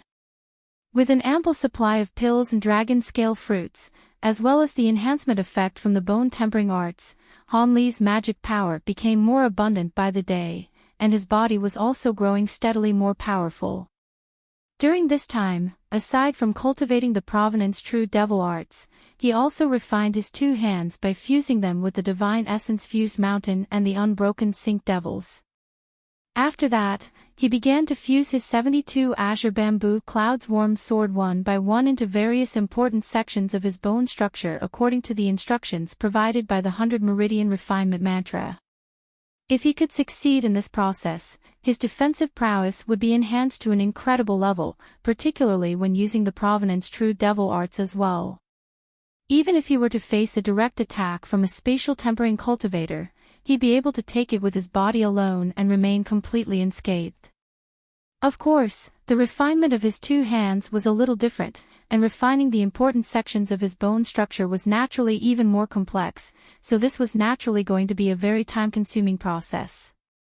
Thus, the doors to Han Li's secret chamber remained tightly shut for an extended period of time. At intervals of several years, the second nascent soul would transform into a projection and enter through the wall to supply Han Li with some spirit medicines and spirit fruits. Months and years flew by one after another, and 60 years passed in the blink of an eye. One day, two balls of demonic chi, one black and one yellow, appeared on a small mountain less than 10 kilometers away from Han Li's cave abode. The two demonic creatures within the balls of demonic chi seemed to be discussing something with one another. Within the black chi, there was a pair of blinking silver eyes, while only a single shimmering crimson eye could be seen within the yellow chi. The two demonic beings seemed to have seen through the illusionary formation that Han Li had set up outside the gates of his cave abode, and they were carefully appraising the situation from afar. The two demons seemed to be quite wary of Han Li's cave abode and didn't immediately spring into action. Instead, they flew away after a brief conversation. 3 days later, several balls of demonic chi arrived in the air outside Han Li's cave abode once again. These demons no longer concealed themselves, sweeping up gusts of demonic winds with reckless abandon instead. Thousands of ferocious beasts and strange insects had also appeared on the ground below, and it appeared that they were planning to launch a direct attack against Han Li's cave abode. The demons hovering in the sky were also all of different forms. One of them was a giant three-headed python with two small heads and one large head, giving off quite a sinister appearance. The second one was a massive wild boar that was 60 to 70 feet in size with a pair of huge shimmering silver tusks that looked as if they'd been constructed from pure silver. As for the final two demon beasts, they were rather similar to the two demonic leaders that Han Li had seen during the battle between the two beast packs many years ago. One of them was a shimmering golden ape that was several tens of feet tall with a giant black trident in its hand. The other was a smaller beast with the head of a cow and the body of a lion, but its body was also several feet long, and it was entirely green as if it had been carved out of green jade. If Han Li were here, he'd immediately be able to identify that these demons were all 6th and 7th grade demon beasts that he'd once detected in the nearby mountain ranges. Among these demon beasts, the most powerful was the one with the cow's head and the lion's body. It was already at the pinnacle of the 7th grade, and was one step away from becoming a metamorphosis stage demon beast. These demon beasts had banded together to attack his cave abode for some reason. Han Li was currently in seclusion and paid no heed to what was happening in the outside world, but the restrictions set up by a deity transformation cultivator like him certainly couldn't be bypassed by demon beasts of this caliber. The beast packs and insect swarms advanced onward following instructions from the demon beasts in the sky above, charging toward the outermost layer of the illusionary formation, thereby instantly triggering the defensive spell formations that Han Li had prepared. Azure light abruptly flashed, following which howling winds swept through the air, whipping up violent sandstorms. Hundreds of massive rocks whistled forth along with the wind, instantly crushing hordes of ferocious beasts into piles of mincemeat amid a series of earth-shattering booms. The beast packs were instantly plunged into complete chaos and disarray, and some of them were even trying to flee the scene. However, the cow-headed demon up above suddenly opened its mouth to let loose a long menacing cry upon seeing this. All of the beasts down below were immediately too scared to retreat any further. The other 3 demons also put on displays of intimidation, so the beasts had no choice but to turn around and charge toward the oncoming azure light again. Following another burst of fierce winds, no more giant rocks were hurled at them. Instead, countless azure blades of wind whistled through the air in dense swaths, affording them no avenue for escape or evasion. Thousands of demon beasts were sliced and diced by those blades of wind amid countless howls of anguish and horror. When the gusts of wind subsided once again, only several hundred beasts were remaining. Even though they were yet to attain intelligence, all of them were completely petrified, and they simply couldn't curb their self-preservation instincts any longer as they fled away from Han Li's cave abode. The demon beasts up above glanced at one another upon seeing this. All of a sudden, the cow-headed monster opened its mouth and spoke in a female voice that was very pleasant to the ears. However, it wasn't speaking in any language that was known to the human or demon race. The other three demon beasts also began to converse with one another in the same language. After a while, they seemed to have completed their discussion and decided to pay no heed to the fleeing beasts down below. Instead, they each swept up a burst of demonic wind and sent them whistling down below. Along the way, they combined as one to form a gust of black gale-force winds, heading directly toward Han Li's cave abode with devastating force. These demon beasts were attempting to break through the formations Han Li had set up through brute strength. If these demon beasts were all above the 8th grade, then perhaps there was a chance that their actions could bear fruit. However, they were merely a bunch of 6th and 7th grade beings. How could they possibly bypass restrictions set up by a deity transformation cultivator like Han Li? 5-colored light immediately manifested in front of the cave abode before sweeping forth in a forbidding manner. As soon as the black gust of wind came into contact with this 5-colored light, the former was instantly shredded into nothingness. The 4 demon beasts hurriedly hurtled back in retreat before gathering in mid-air again, looking downward with shock and horror in their eyes. Even though they hadn't directly clashed with this 5-colored light, the fearsome aura imbued within it was enough to render them completely petrified. After holding another short discussion, they also fled the scene as gusts of demonic winds. From that point onward, not only did no demon beasts approach Han Li's cave abode, no living creatures even appeared in a radius of 50 kilometers of his cave abode. The gates of Han Li's cave abode remained shut this entire time and was not opened even once. Time flew by, and over 30 more years passed in a flash. All of a sudden, the loud roar of a dragon erupted from within the secret chamber, following which the doors to the chamber exploded amid a loud rumbling boom. There was a ball of piercing golden light hovering in mid-air within the secret chamber, and Han Li was seated within this ball of light in a cross-legged manner. A golden projection with 3 heads and 6 arms had appeared behind him. This projection was also situated within the golden light and its facial features were still blurry and indistinct, but it was clearly looking a lot more substantial than before. It was also seated with its legs crossed like Han Li, and its 6 arms were each making a different type of hand seal. All of a sudden, Han Li and the golden projection tremored in unison, following which a golden ripple proliferated through the surrounding area. It swept toward the nearby walls of the secret chamber, upon which 5-colored light immediately began to flash, and the secret chamber tremored incessantly amid a loud rumbling sound. Within the golden light, a hint of pain crept onto Han Li's face as large beads of sweat covered his entire forehead. The massive ball of golden light began to tremble uncontrollably, and the golden projection within it also became rather blurry as a result. All of a sudden, a crisp crack sounded and a long and thin line appeared down the center of the golden light as if it were a cracked mirror. As a result, the golden projection instantly shattered and vanished. Han Li exhaled as the agony on his expression disappeared, and silence returned to the secret chamber. After a while, Han Li finally opened his eyes again as a wry smile appeared on his face. This is the 3rd time I've failed in breaking through my bottleneck. It appears that cultivation alone won't do me any good for now.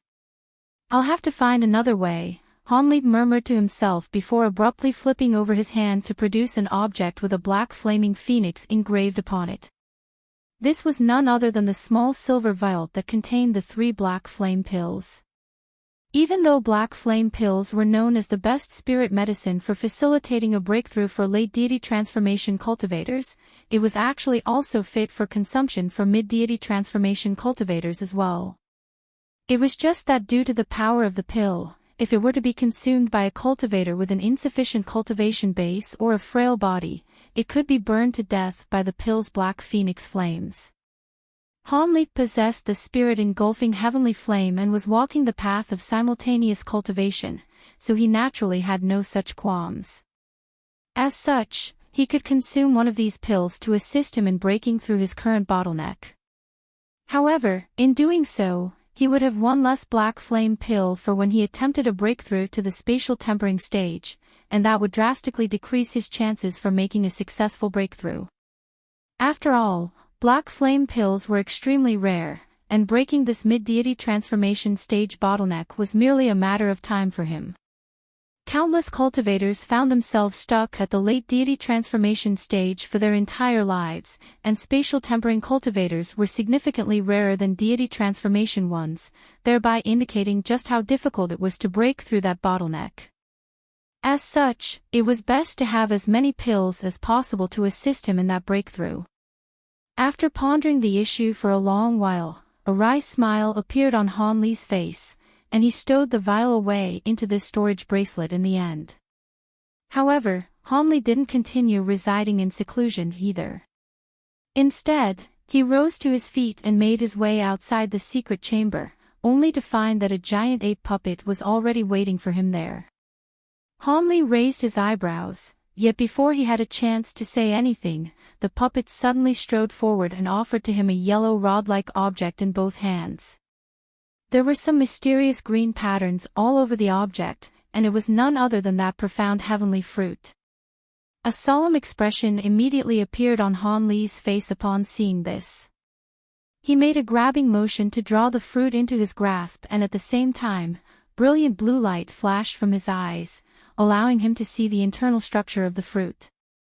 As a result, he discovered that the possessed ball of light was now around the size of a thumb. Hanli held the fruit in his hand with a slightly dejected feeling in his heart. Back in Deep Heaven City, Hanli had visited some ancient tome shops in secret to search for information about the profound heavenly fruit. However, what was quite strange was that no matter how old the tomes were, none of them contained any information about this fruit nor even any related treasures. If it weren't for the fact that they had obtained some information about the profound goddess's palm back in the human world, he most likely wouldn't even know what this profound heavenly fruit was. Even so, the profound heavenly fruit contained the power of laws of a realm, so it was most definitely a treasure that defied the natural order. As such, Hanli naturally never revealed to anyone that he was in possession of this fruit. After injecting spiritual power into the profound heavenly fruit again to no avail, Hanli stroked the object with his finger and fell into deep thought.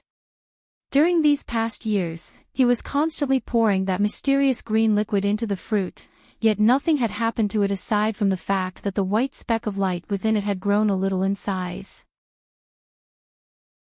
He didn't know whether further injection of this liquid would affect any more changes, but it was the only thing that he could do for now. After carefully stowing away the profound heavenly fruit, Hanli paid a visit to his medicine garden. Within the garden, the zoysia dragon fruits and other spirit medicines he'd planted had already matured.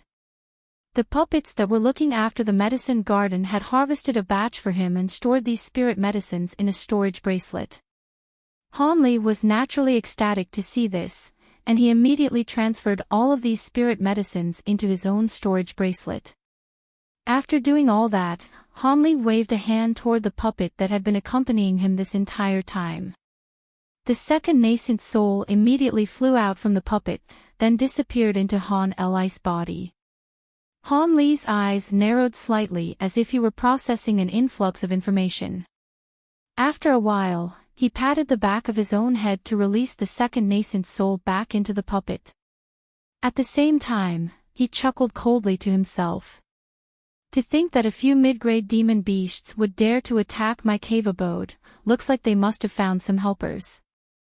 Han Li strode directly into a certain hall within his cave abode, within which a massive formation and what appeared to be a sacrificial altar were situated.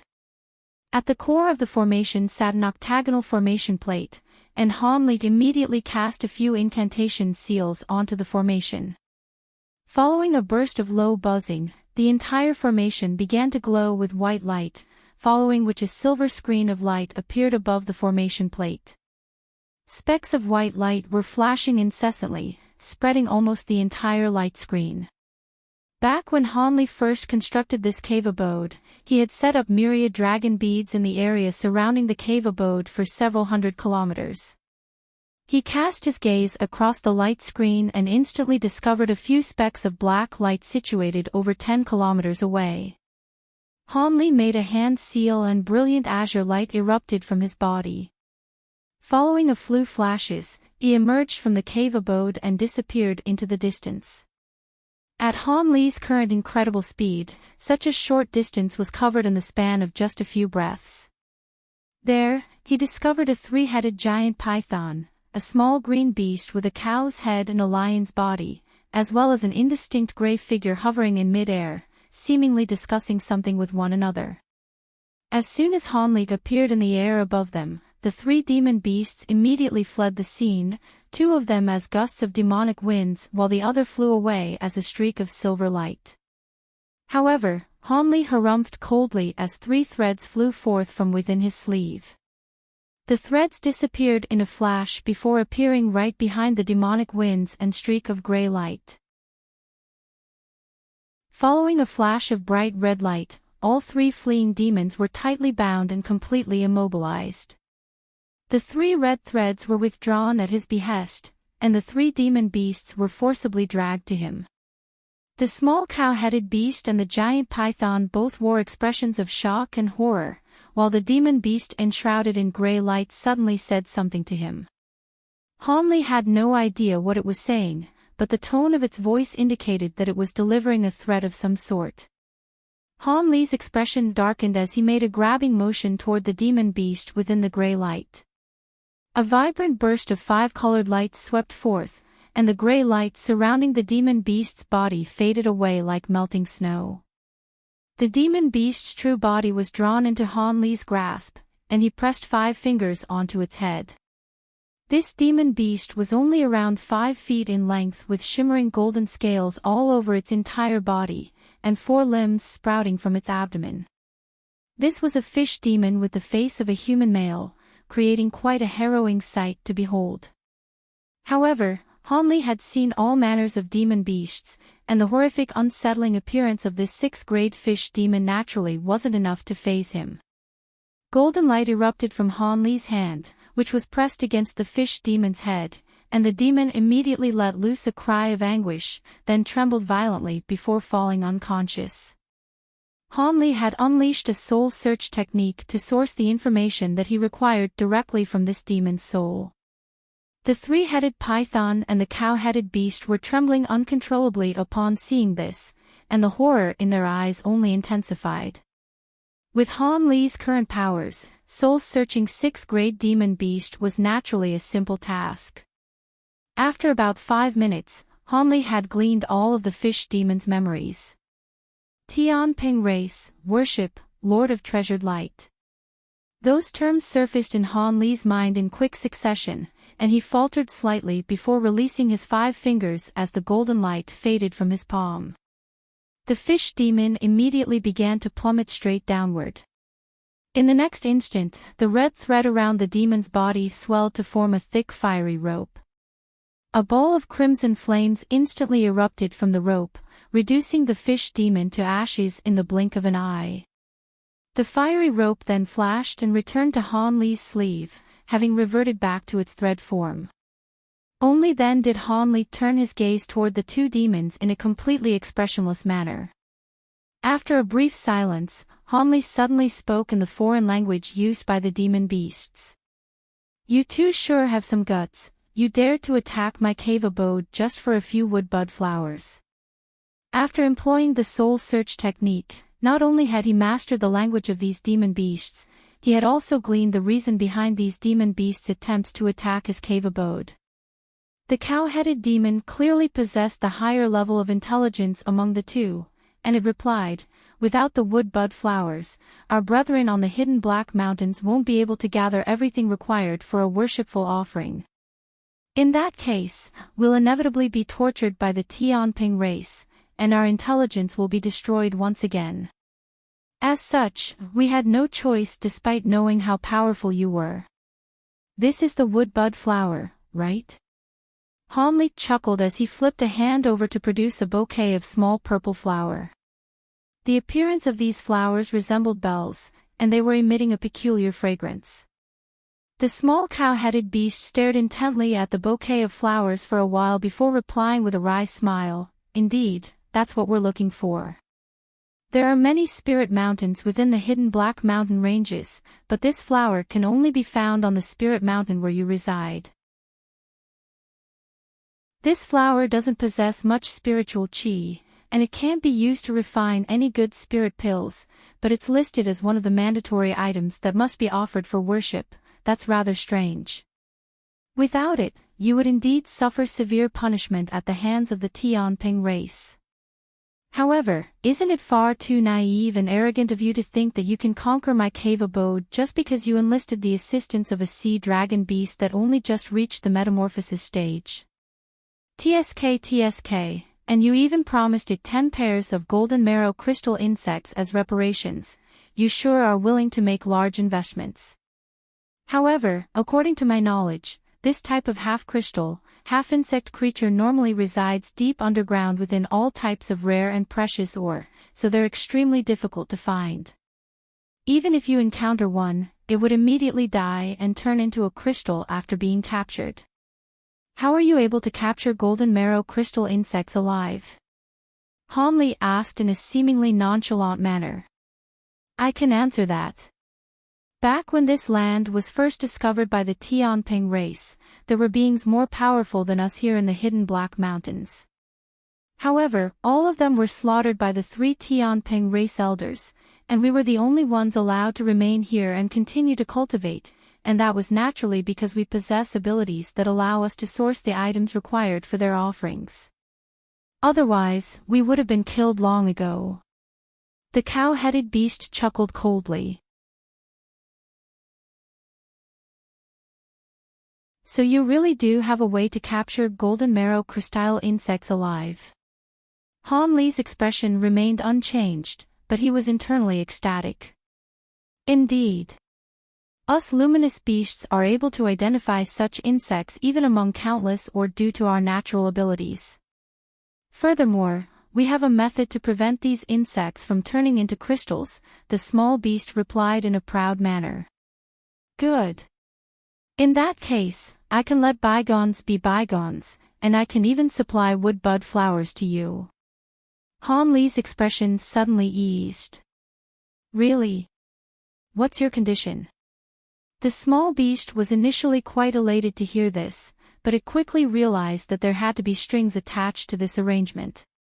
"It's quite simple. I'll give you as many wood-bud flowers as you need, but in exchange, you have to give me a pair of golden marrow crystal insects per 10 flowers.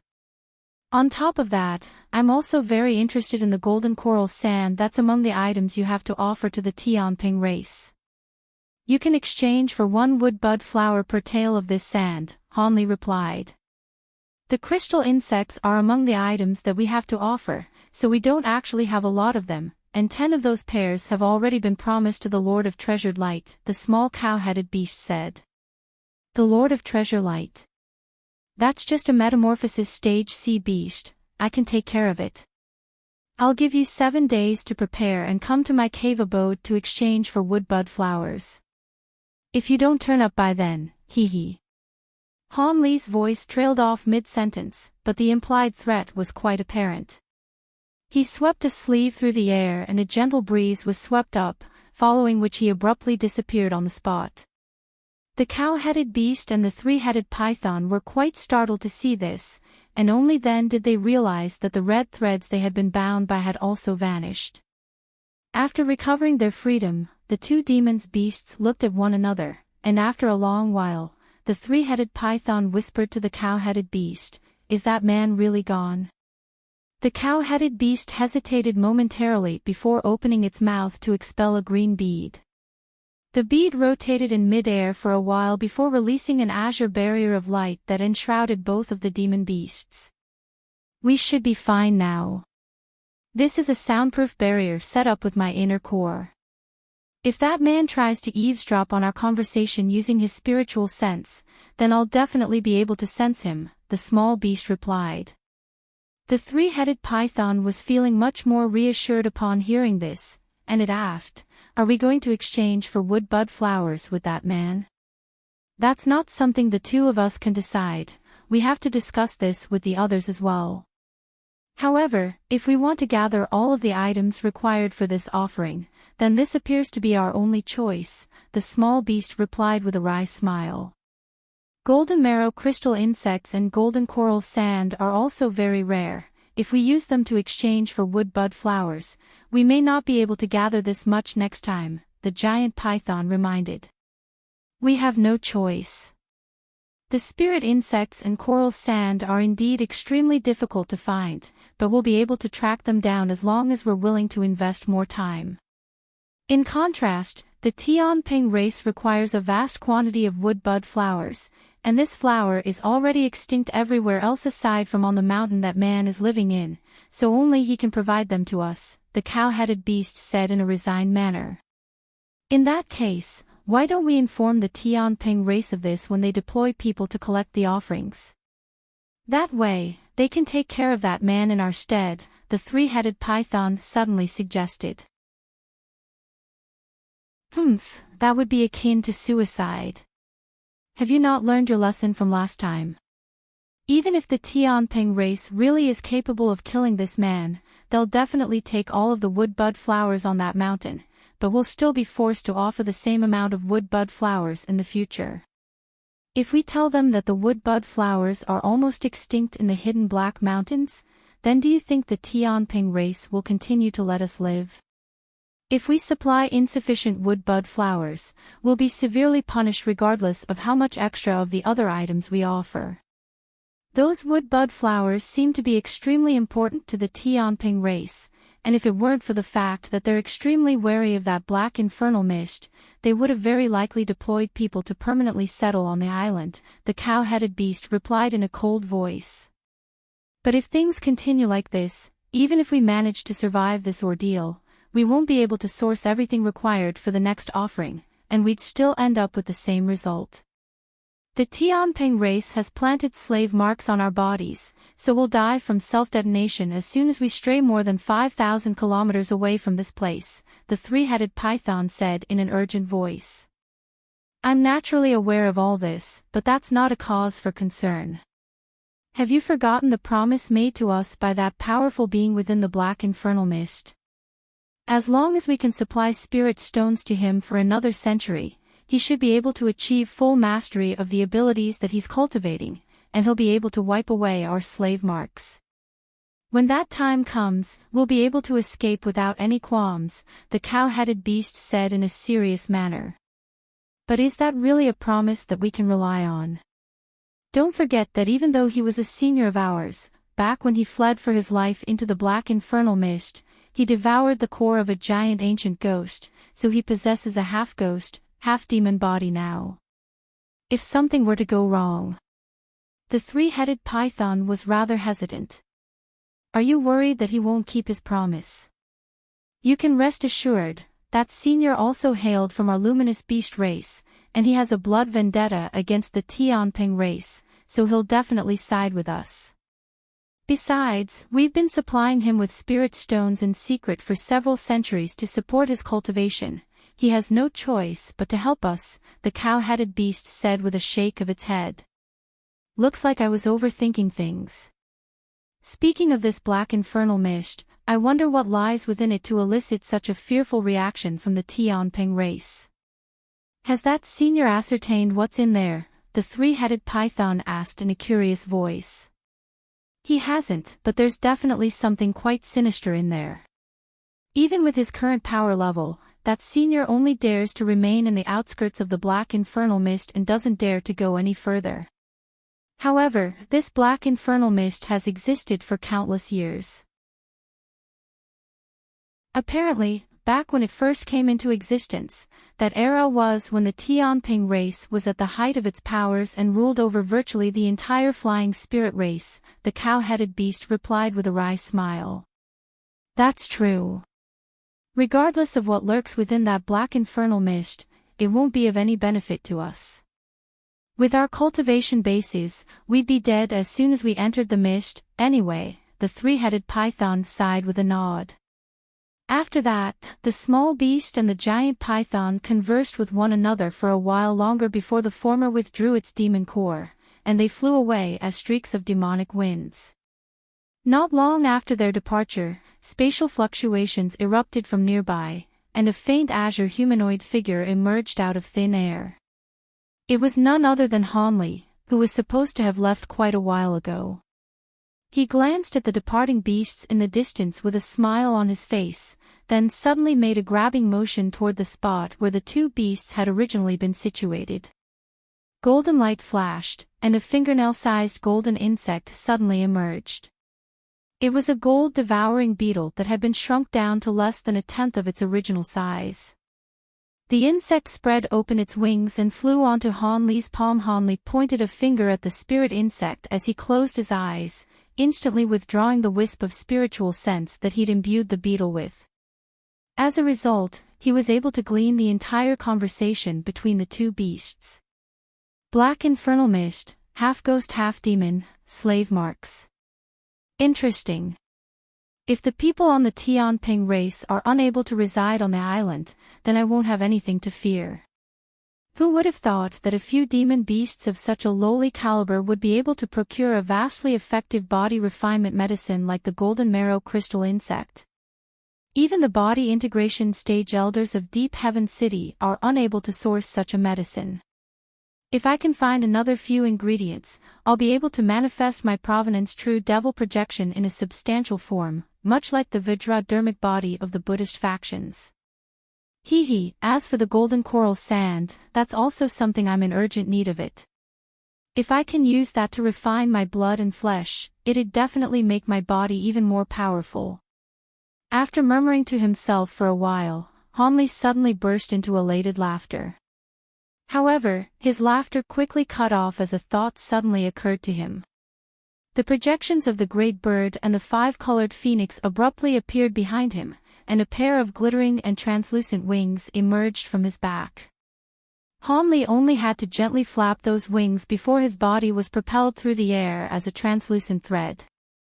A long azure rift instantly appeared in the air as if something were slicing through space, quickly disappearing into the distance. After unleashing his thunderstorm wings, which had already been refined into a spirit treasure, the speed of Hanli's flight was enhanced by several-fold. In just over 2 days, he flew out of the island's boundaries and appeared over a region of the ocean that was tens of thousands of kilometers away from the island. This region of the ocean was littered with coral reefs of all shapes and sizes, the largest of which resembled small islands while the smallest only had just enough room for a single person to stand on. Hanli had his arms crossed as he hovered in mid-air above a coral reef that was several acres in size. This was the location of where the so-called Lord of Treasured Light resided, and Hanli had learned of this location from using the soul search technique on that fish demon. This Lord of Treasure Light was actually a demon beast that had only recently ascended to the 8th grade. Around 200 years ago, it had roamed to this place and settled here after subduing 7 or 8 nearby sea beasts. The cow-headed beast and the demon beasts on the island had exchanged some spirit medicines with this demon beast's subordinates, and that was the only connection they had with this metamorphosis stage demon beast. As such, they decided to employ this demon beast's services through the use of golden marrow crystal insects after realizing that they wouldn't be able to conquer Hanli's cave abode on their own. Of course, these beasts had only done this after underestimating Hanli's true cultivation base, thinking that he was a nascent soul cultivator at most. Otherwise, they wouldn't have dared to engage in such a suicidal endeavor. Hanli didn't delay any longer as he flipped his hand over to extend a glossy black palm from within his sleeve that slowly pressed down toward the coral reef down below. A resounding boom erupted as the projection of a small mountain surfaced from the palm, then rapidly expanded within a burst of gray light before taking on a substantial form and slowly descending. Hanli had maximized the size of the divine essence-fused mountain, expanding it to over 10,000 feet in size, and the divine essence-fused light emanating from the bottom of the mountain swept forth, enshrouding a region of the ocean that was several acres in size. Before the mountain had even descended onto the coral reef, a resounding boom had already rung out, and the massive commotion naturally alerted a certain hidden cave abode beneath the coral reef. Moments later, the seawater nearby parted, and two balls of demonic chi, one blue and one red, suddenly emerged. A furious voice sounded from within one of the balls of demonic chi. "Who dares to wreak havoc in front of our cave abode? Don't you know that the Lord of Treasured Light resides here?" Hanli didn't even bother to give a response as he pointed a finger at the mountain down below in a casual manner. The gray light beneath the mountain immediately swept forth, ensnaring the two balls of demonic chi. Following a few flashes, two howls of anguish erupted from within the gray light. The two demons within the balls of demonic had self-detonated and disappeared as a storm of blood. They were only a pair of 6th grade sea beasts, so Hanli naturally wasn't going to pay them any heed. In the next instant, the mountain finally struck the surface of the ocean. A massive vortex with a radius of around 500 meters immediately appeared due to the power of the divine essence-fused light, and the surrounding seawater roared as if there were a gargantuan demon lurking within its depths.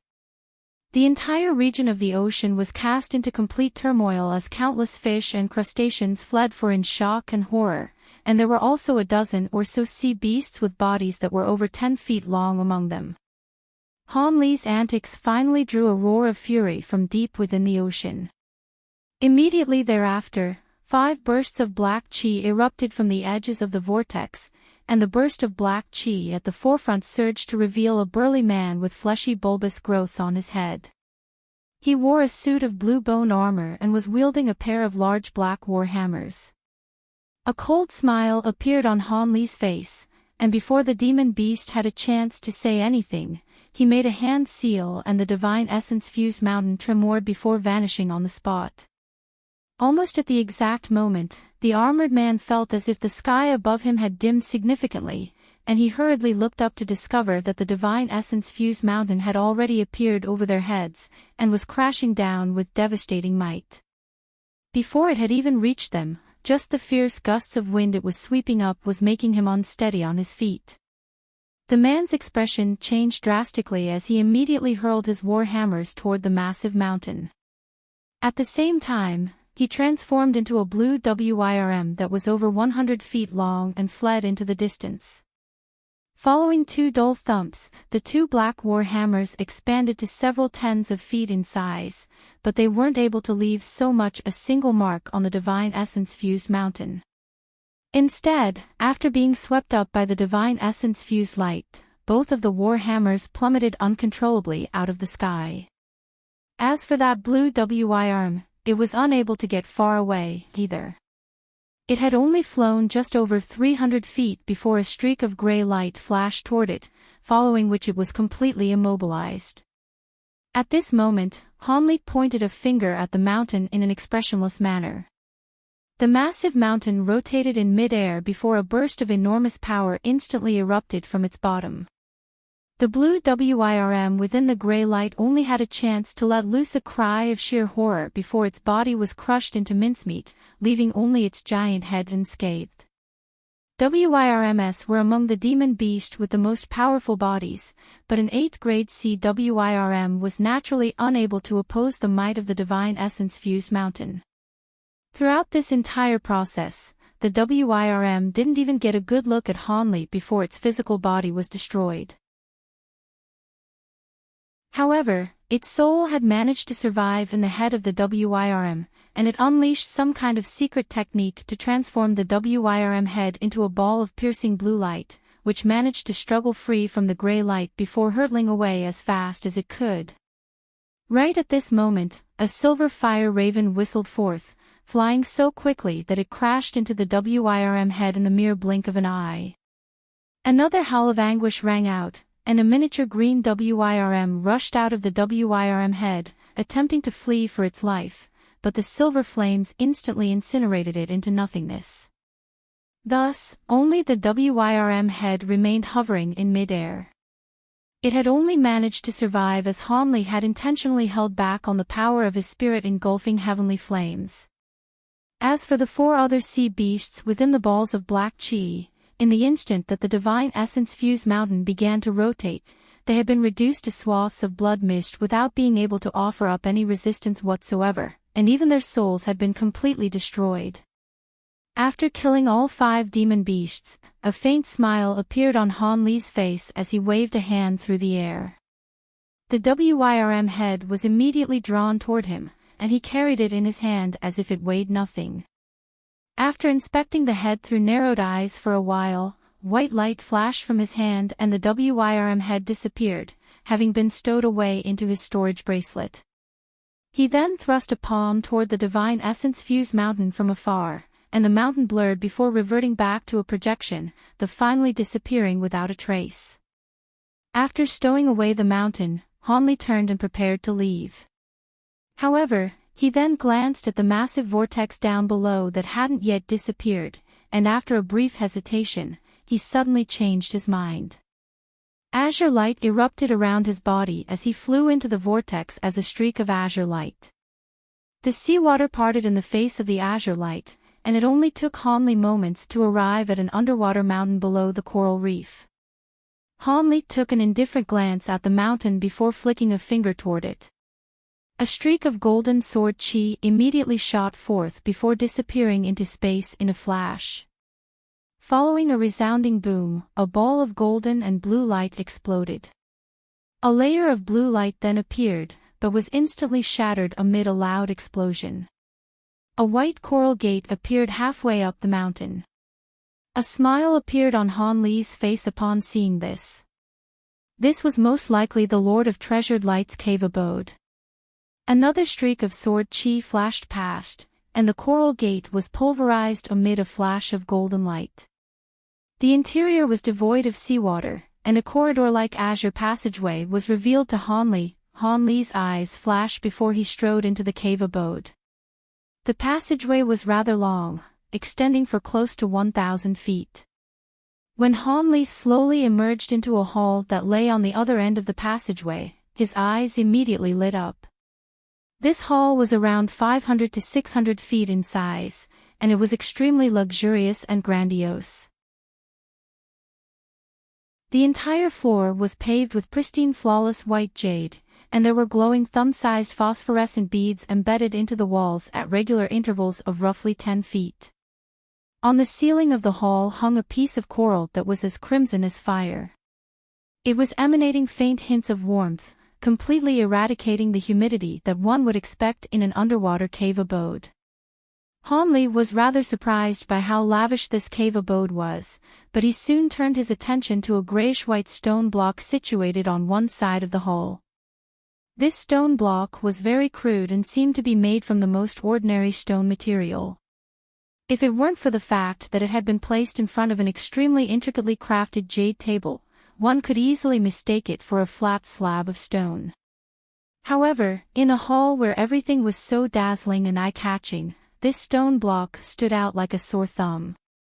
Han Li cocked his head to the side in a brief moment of contemplation before making a grabbing motion toward the stone block, trying to draw it closer to him for a more thorough inspection.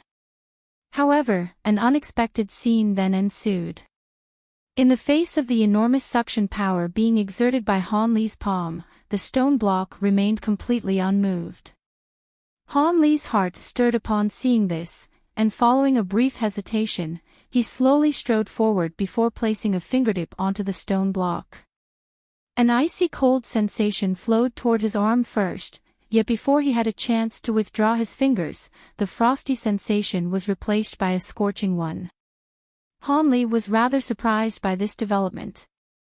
He placed his entire hand onto the stone block, and sensation emanating from the block interchanged between hot and cold, then converting into a warm feeling in his arm that was very pleasant and comfortable. After internally inspecting his arm with his spiritual sense, Hanli wasn't able to notice anything amiss. He furrowed his brows as golden light radiated from his body. He then clenched his fingers to try and pick up the stone block.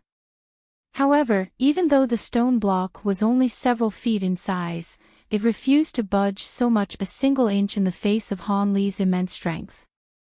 Hanli was finally starting to become quite astonished now.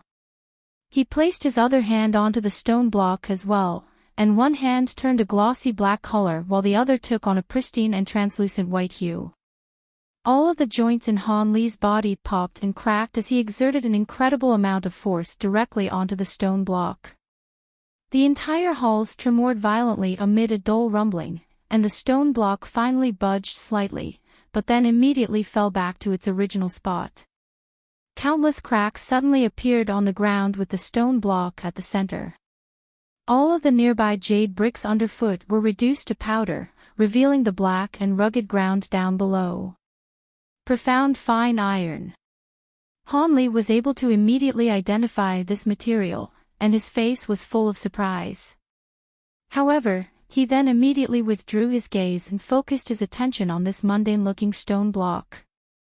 At this moment, a small section of the stone block had sunk deep into the black ground down below, making it appear as if it naturally grew there.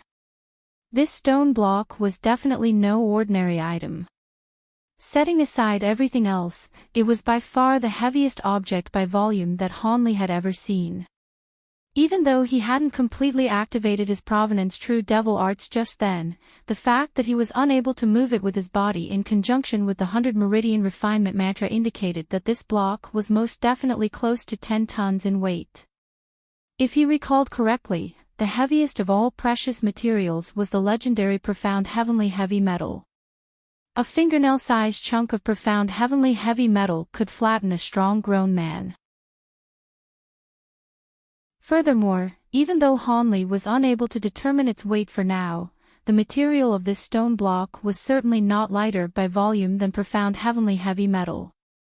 In fact, it was most likely even denser and heavier. With that in mind, Hanli continued his examination. Golden light flashed as a streak of sword chi came crashing down toward the stone block.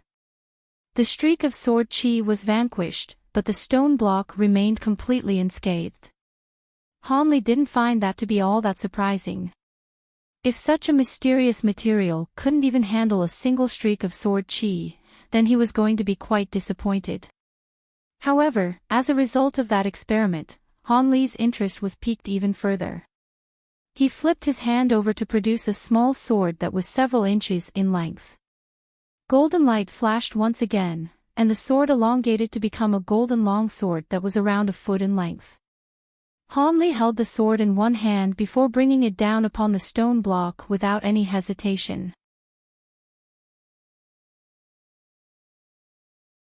A massive boom that was louder than the previous one rang out as countless streaks of golden light exploded on the stone block. Silver flames then enshrouded the entire stone block, and the sound of exploding firecrackers erupted. However, the stone block's condition remained completely unchanged, but after Hanli scanned over the surface of the block with his spiritual sense, a hint of elation appeared on his face.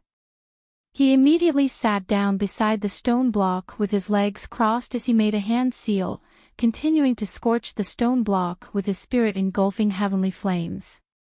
A burst of pure azure spiritual power flowed relentlessly into the silver flames from between his hands. Time passed by slowly, and a day and a night flew by in a flash.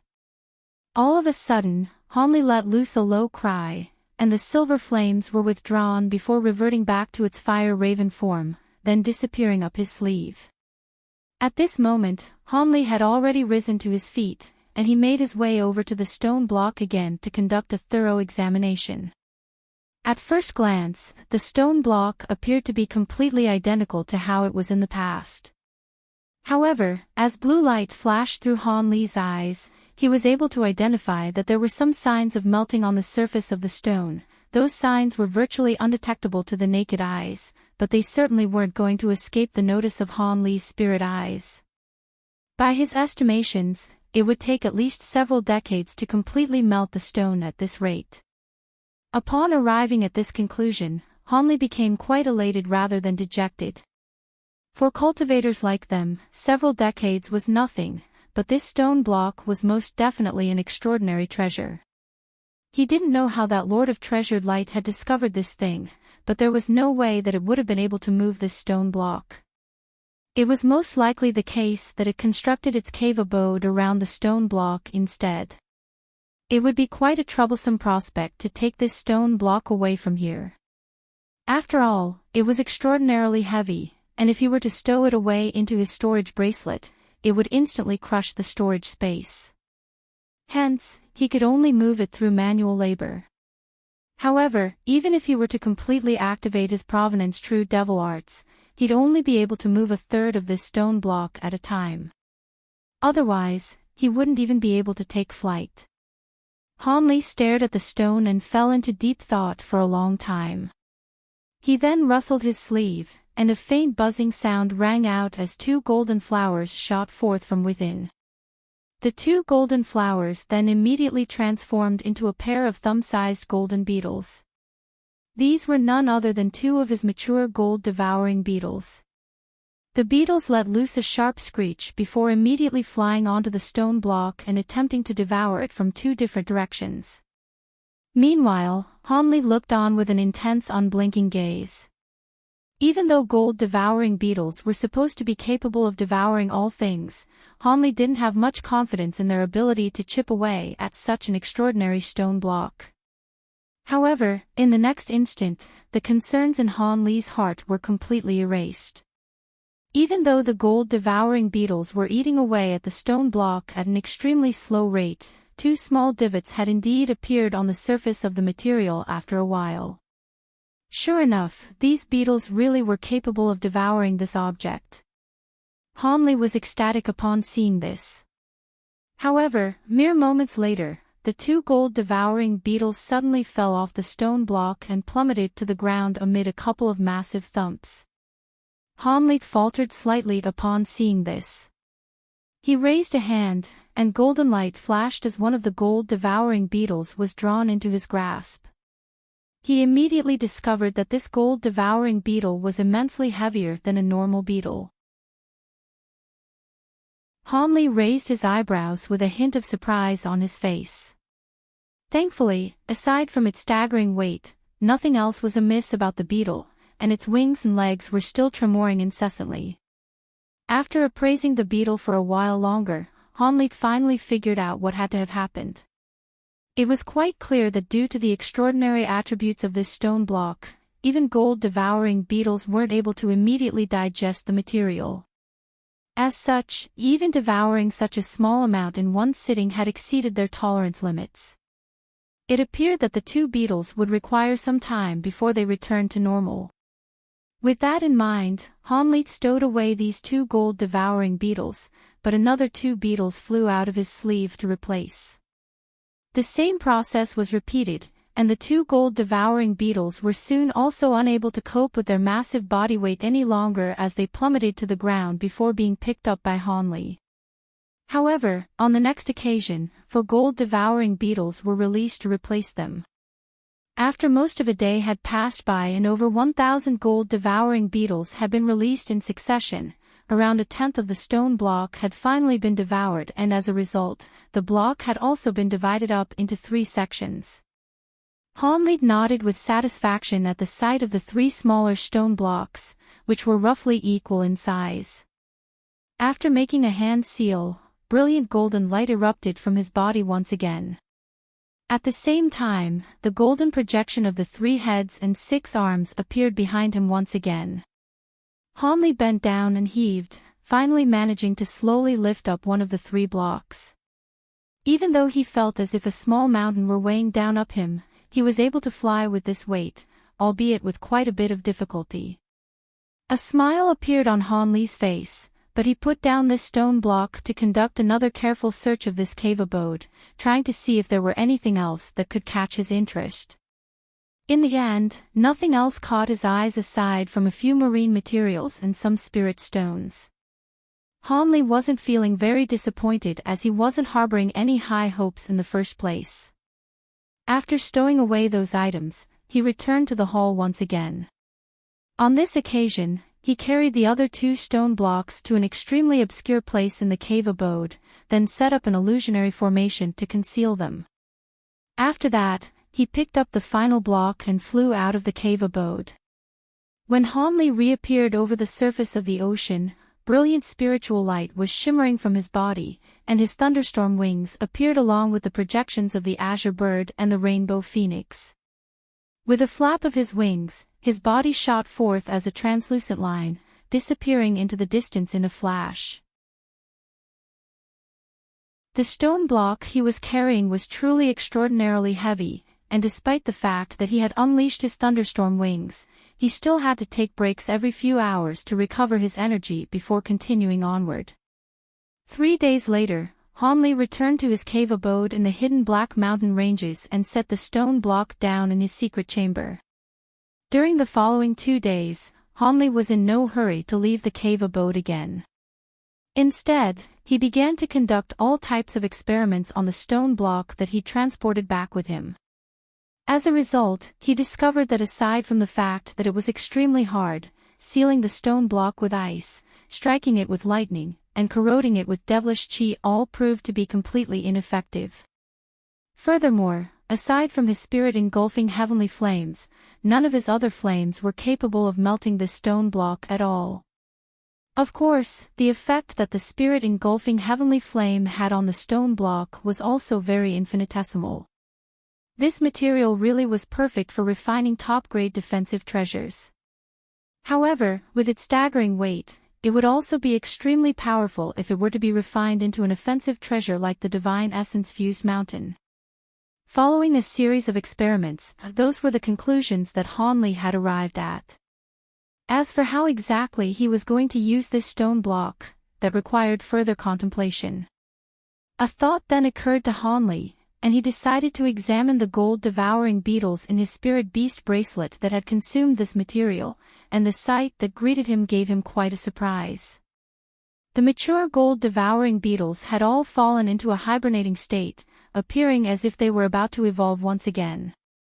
These beetles were already fully mature, so if they were to evolve once again, then mutation was the only possibility.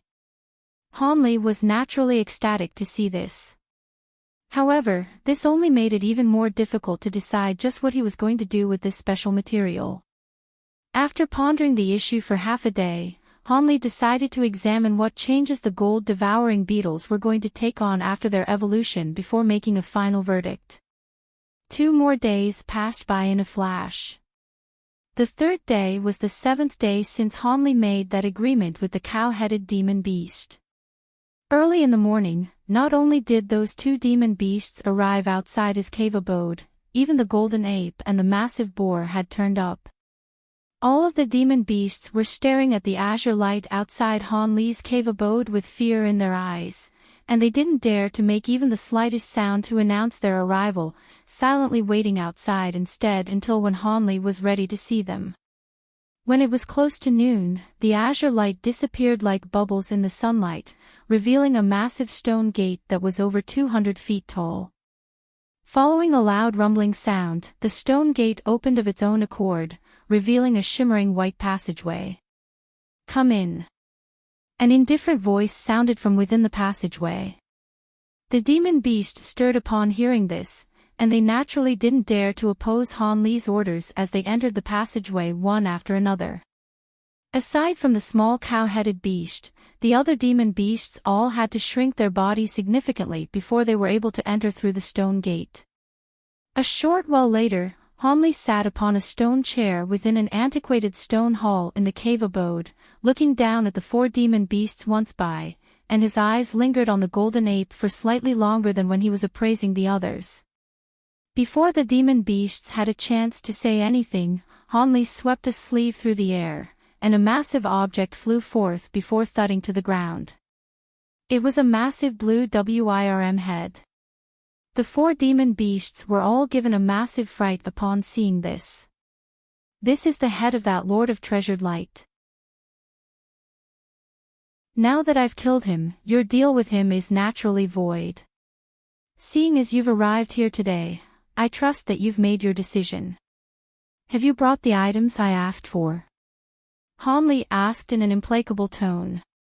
Looking at the shimmering blue worm head, all 4 beasts were able to sense the residual aura of an 8th-grade demon beast emanating from it, and chills ran down their spines in unison.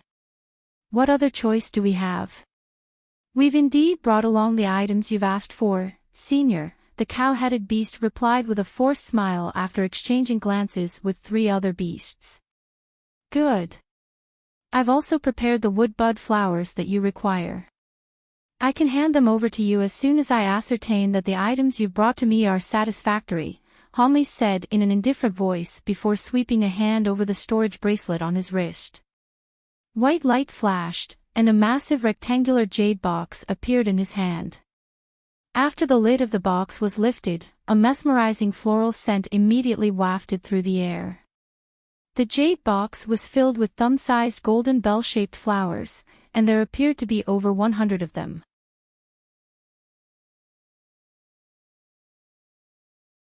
Under closer examination, he discovered that the little bells were emitting a dense wood spiritual chi. They were actually small golden flowers that resembled bells. They appeared realistic as if they were bells forged from pure gold. There are truly many wood bud flowers, and they seem to be over 1,000 years old. When he saw the flowers, the huge ape hummed and wore an astonished expression. Hanli chuckled, wood bud flowers. You've seen them before. How about the golden marrow crystal insects and the golden coral sand?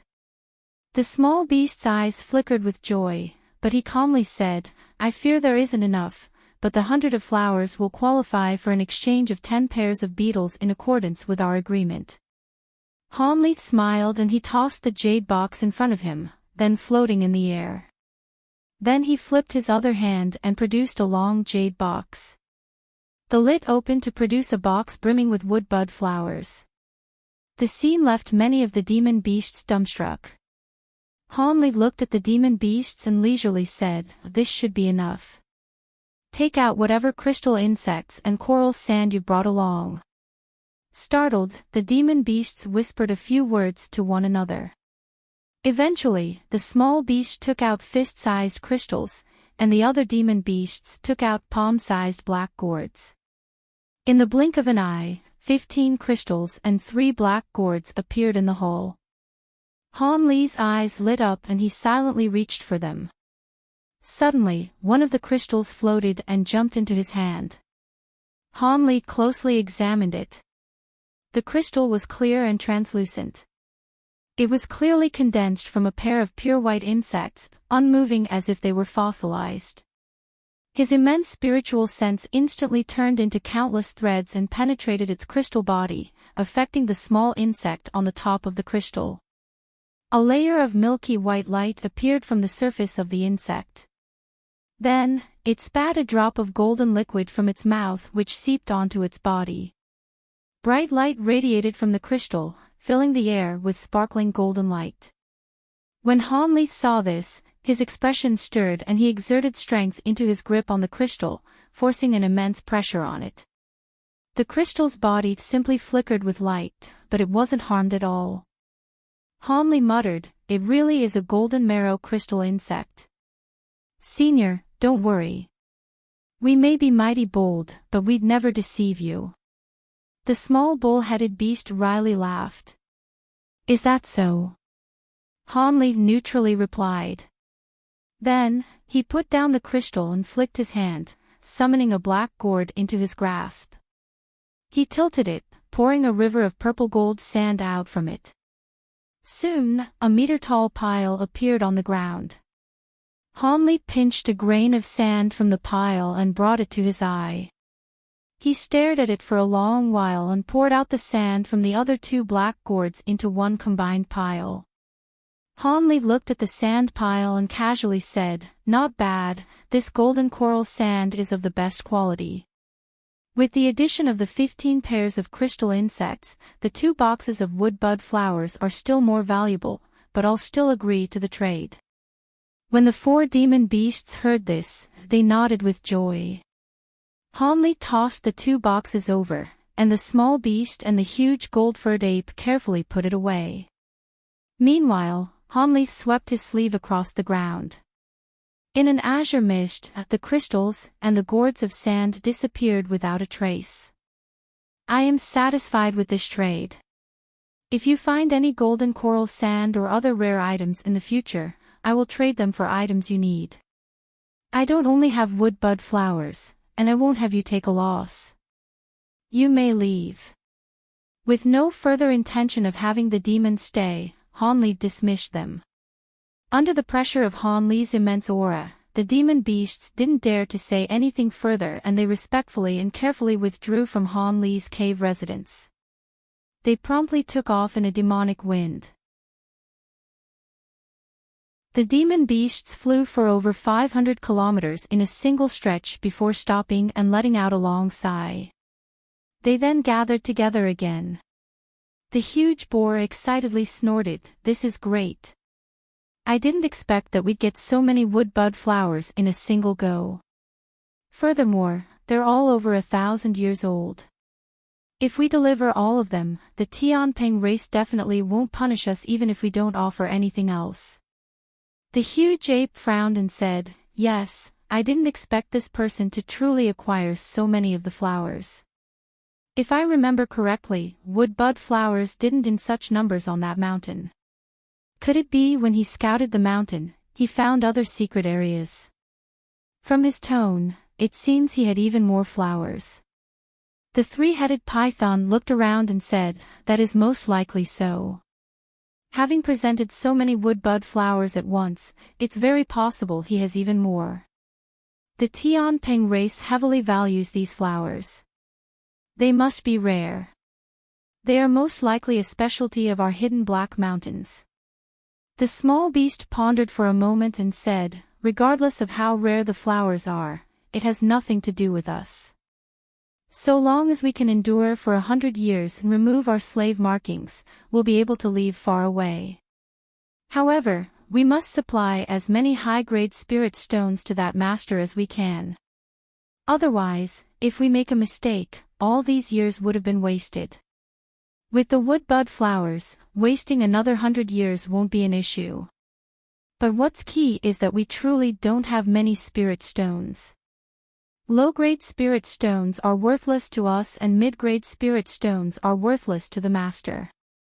As for high-grade spirit stones, they've all been exhausted from the mine.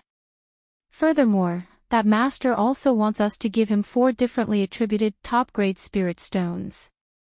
Let alone the hidden Black Mountains, top-grade spirit stones spotted all around the island are all water attributed. It is beyond our ability to exchange them." The yellow-furred ape hummed. The huge boar muttered, "In accordance to the master's words, the top-grade spirit stones are required to break through a bottleneck. Otherwise, it will be very difficult to achieve." The 4 demons turned silent for a spell. The huge 3-headed python turned around and its center head slowly said, "If it were before, it'd be hard to say, but now that this powerful senior has come from a different place. Perhaps he has other attributed spirit stones. That is something we've all thought of, but how can we use top-grade spirit stones at our cultivation? If we exchange for that item, I fear we will provoke his suspicion. We should think of other methods first. If we have no other options, we will trade with him," the small beast carefully said. "That sounds reasonable. After we deal with the Tianping race's envoy, we'll consider it further," the huge ape proposed. The other beasts eventually agreed one after another, having come up with nothing else. The 4 demons then turned into 4 clouds of demonic chi and flew off in different directions. At that moment, Han Li was inside his hidden room and was fiddling with the crystal insects. His eyes wandered as he pondered. The golden marrow crystal insects were incredibly famous throughout demons and humans, so he only managed to acquire a pitiful few of them alive. He also discovered that each and every single pair of them came at immense cost, enough to bankrupt a high-grade cultivator. As such, when Hanli heard that the grade 6 and 7 demon beasts were able to provide crystal insects to him, he was overwhelmed with joy. The crystal insects had many uses. Not only could he use it as a primary ingredient to progress his cultivation, but it also had clear results in body refinement. By applying the golden marrow that the insects spat out onto his body, he could easily cleanse his own marrow and essence, strengthening his body an entire step further. However, with the immense power of his current body, he figured the results would be less than he would expect. Rather than these two uses, Hanli was more hopeful of the more obscure third use. That was to use the crystal insect to use it to temper his own provenance true devil art's projection into having a true body. With the vast power of this ability, he could fuse it with the provenance true devil to produce an extraordinary incarnation ability with the power of flattening mountains and silencing oceans. Naturally, similar abilities appeared in Buddhist sects which involved condensing Vajra arts. It wasn't a complicated technique and many knew of it, but in addition to requiring supplementary materials that involved the golden marrow crystal insect, but it required several other legendary spiritual medicines. These spirit medicines were rare to the point they were equivalent to the golden marrow crystal insects. If he wanted to collect them all, they would be a matter of complete luck, so he couldn't rely on it. Hanli stared at the crystal in his hand and sank into thought. He suddenly flicked his wrist and produced another 4 crystals in front of him. Condensing the provenance true devil art's projection would take 10 pairs of crystal insects. As for the remaining 5 pairs, he would bluntly use them to reinforce his body. Furthermore, they would assist him in breaking through his bottleneck at mid-deity transformation stage. With all that smoothly decided, he had plans for the next 5 years. Without any hesitation, he took a crystal into his hand and summoned pure azure light around it, then closing his eyes. Underneath the provocation of spiritual power, the crystal formed from 2 still insects suddenly began to shake and open their mouths, each producing a golden drop. The 2 drops of liquid passed through the crystals and flowed down onto Hanli's hand where it fused with the azure spiritual chi. A moment later, the golden liquid glowed brightly with brilliant gold light. The light and the azure chi fused together slowly spread down his arm. In the blink of an eye, it covered his arm in golden light entirely. Once the golden light faded away, the skin on Hanli's arm had turned a shimmering gold. Hanli held his golden arm and muttered to himself. Golden light faintly pulsed from the arm once more and a layer of shimmering white floated off from it and floated in the air. Hanli calmly breathed and had a tranquil face. Then he used his spiritual power to continue circulating this wondrous effect.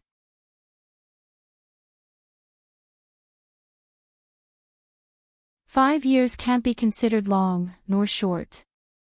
During this time, not only did Hanli completely absorb the golden marrow of 5 pairs of crystal insects, but he also refined the golden coral sand with other medicines into liquid and had them absorbed into his flesh. As a result, 5 pairs of golden marrow crystal insects vanished along with 3 gourds of the golden coral sand. One day, Hanli opened his eyes from meditation and raised his hands. He took a glance at his seemingly ordinary hands and wore an odd expression. "I've absorbed much golden marrow and golden coral sand into refining my body and my flesh is immensely strong, but I've made no progress to resolving my bottleneck at mid-stage. Could it be that the chance still hasn't come?" Hanli sighed and gloomily closed his eyes when an azure light suddenly flashed from the wall of his secluded room. His second nascent soul flew inside in a ball of black light and wildly spoke as it jumped around his hand. Hanli was stunned, but he soon chuckled. "I've nearly forgotten. Those Tianping fellows are about to arrive on the island. I should get some knowledge of this foreign race." After muttering to himself, he stood up and walked out. Although he hadn't taken a step out of his room in several years, he ordered his second nascent soul to smoothly use puppets to monitor the actions of the four demon beasts. As a result, he overheard a private discussion of theirs and discovered that an envoy from the Tianping race will soon arrive on the island. Now that another foreign race is about to arrive, the demons have already prepared someone to receive them. When he killed the Lord of Treasured Light, he had used the spirit-engulfing heavenly flame to consume his soul. Hanli now regretted he forgot to use soul-searching techniques on him. After all, a grade 8 metamorphosed demon beast should know much about the area. Although he already used the soul-searching technique on the golden fish demon beast, the fish hadn't gone too far out into the ocean and didn't understand much. He only knew that the ocean's name was the Scarlet Devil Ocean and that the island Hanli occupied was the Dark Infernal Island. It was in truth only a peninsula.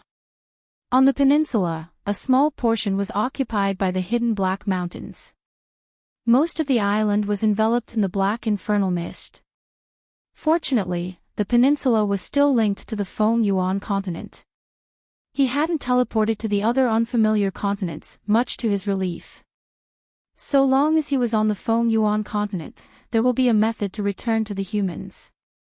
In the oceans nearby the peninsula, there was a winged foreign race known as the Flying Spirit Tribe that governed the region. They are only a branch of the Feng Ping race. Furthermore, they are comparatively weaker of the tens of branches. Many other demon beasts have been expelled to the ocean from the continent by the Flying Spirit Tribe, otherwise the fish demon wouldn't have known this information.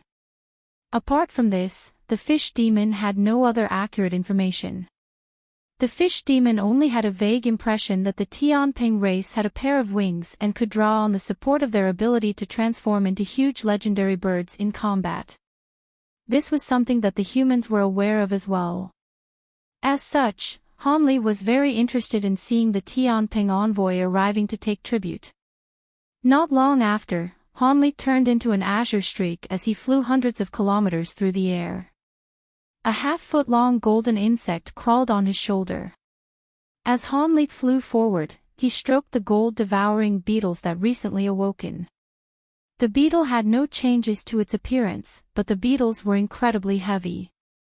When the beetles had begun to devour the strange stone material, they turned many times heavier. Fortunately, Hanli had already tested that these gold-devouring beetles' variants and discovered their original nimbleness had returned and that each of them was incredibly strong. A single beetle could easily bite and drag something weighing over 500 kilograms. Hanli was dumbstruck by this result. Apart from these 2 points, Hanli hadn't discovered any more differences about these 5,000 changed beetles. It was unknown if there weren't any more changes, or that he hadn't discovered them yet. Feeling somewhat disappointed, Hanli wasn't sure what else to do with the 3 particular stones. A day later, an azure streak appeared above a short flat mountain. He blinked and the azure streak faintly blurred until it eventually disappeared. Hanli fully used his abilities to completely conceal himself and his flight light, also decreasing his speed several-fold. After flying across a small lake, he arrived above a small green mountain covered in 10-meter-tall bamboo. At the center of the mountain, over 1,000 bull-headed lion-bodied beasts were grazing there. Hanli examined the beasts and soon looked at the other small mountains. At that moment, white mist filled the air. Hanli's eyes flashed with blue light. His bright sight spirit eyes penetrated the fog and he caught sight of a green stone gate. It was the cave residence of the small bull-headed beast. Hanli faintly smiled and he rose into the air. Once he was 10 kilometers in altitude, he stopped. Afterwards, he cast several spell seals around him. Clouds of fog suddenly appeared in the nearby air.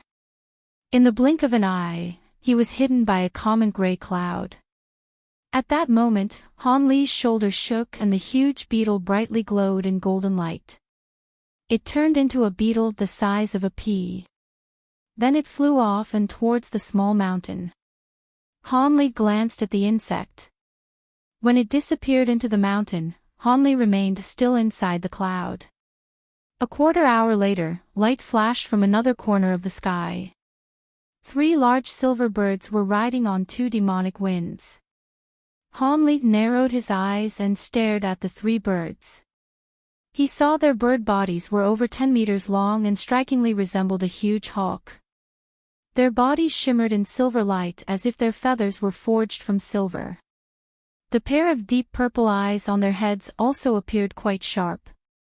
The 3 large birds were clearly stifling their speed, but when they saw the small pretty mountain, the 3 birds unfolded their wings and white lightning flashed from their bodies as they flew forward.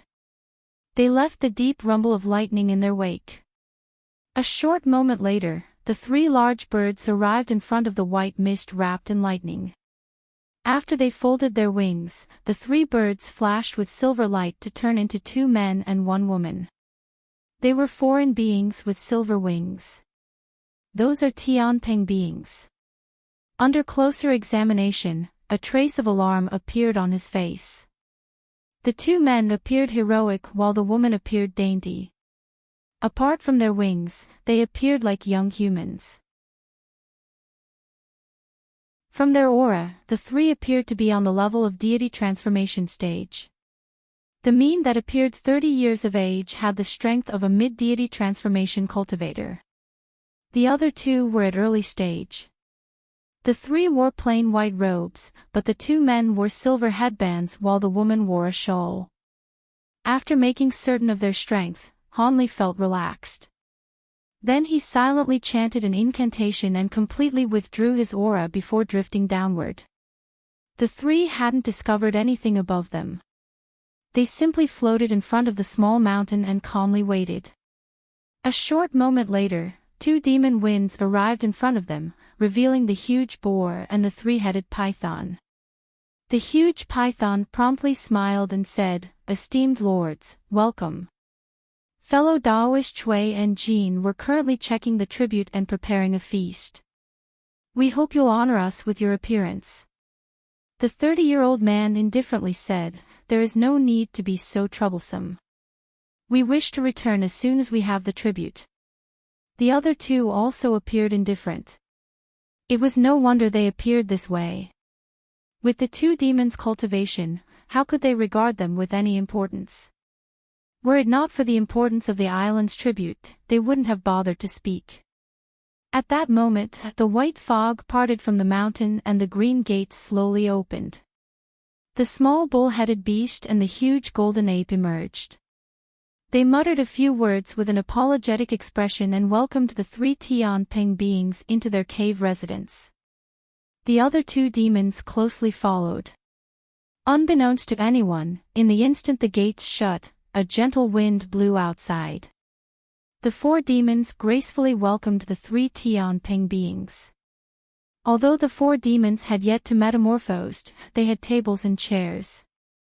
The 3 Tianping beings simply took a seat as the 4 demons deferentially stood at their side. After taking a seat, the younger man bluntly said, "All right, enough small talk. Tell us whether or not you have the tribute properly prepared." The small bull-headed beast trembled and quickly replied, "Esteemed lords, most of the tribute had been prepared, but there are some items that have been extinct from the island. We couldn't find them." The older of the men spoke with a sullen expression, "You haven't prepared it? Humph, if the tribute isn't complete, you should know of the consequences. Without the tribute, what worth do your lives have?" The small beast trembled and hastily uttered a prepared statement, "Esteemed lord, please calm down. Although we are lacking some of the materials, we've prepared 50 woodbud flowers. I hope you will be pleased." "What? You've prepared 50 woodbud flowers?" The 3 Tianping beings exchanged a glance and smiled. A thought quickly flashed through the older man's mind and he sternly said, "You had better not think of excusing yourselves with woodbud flowers that haven't yet aged."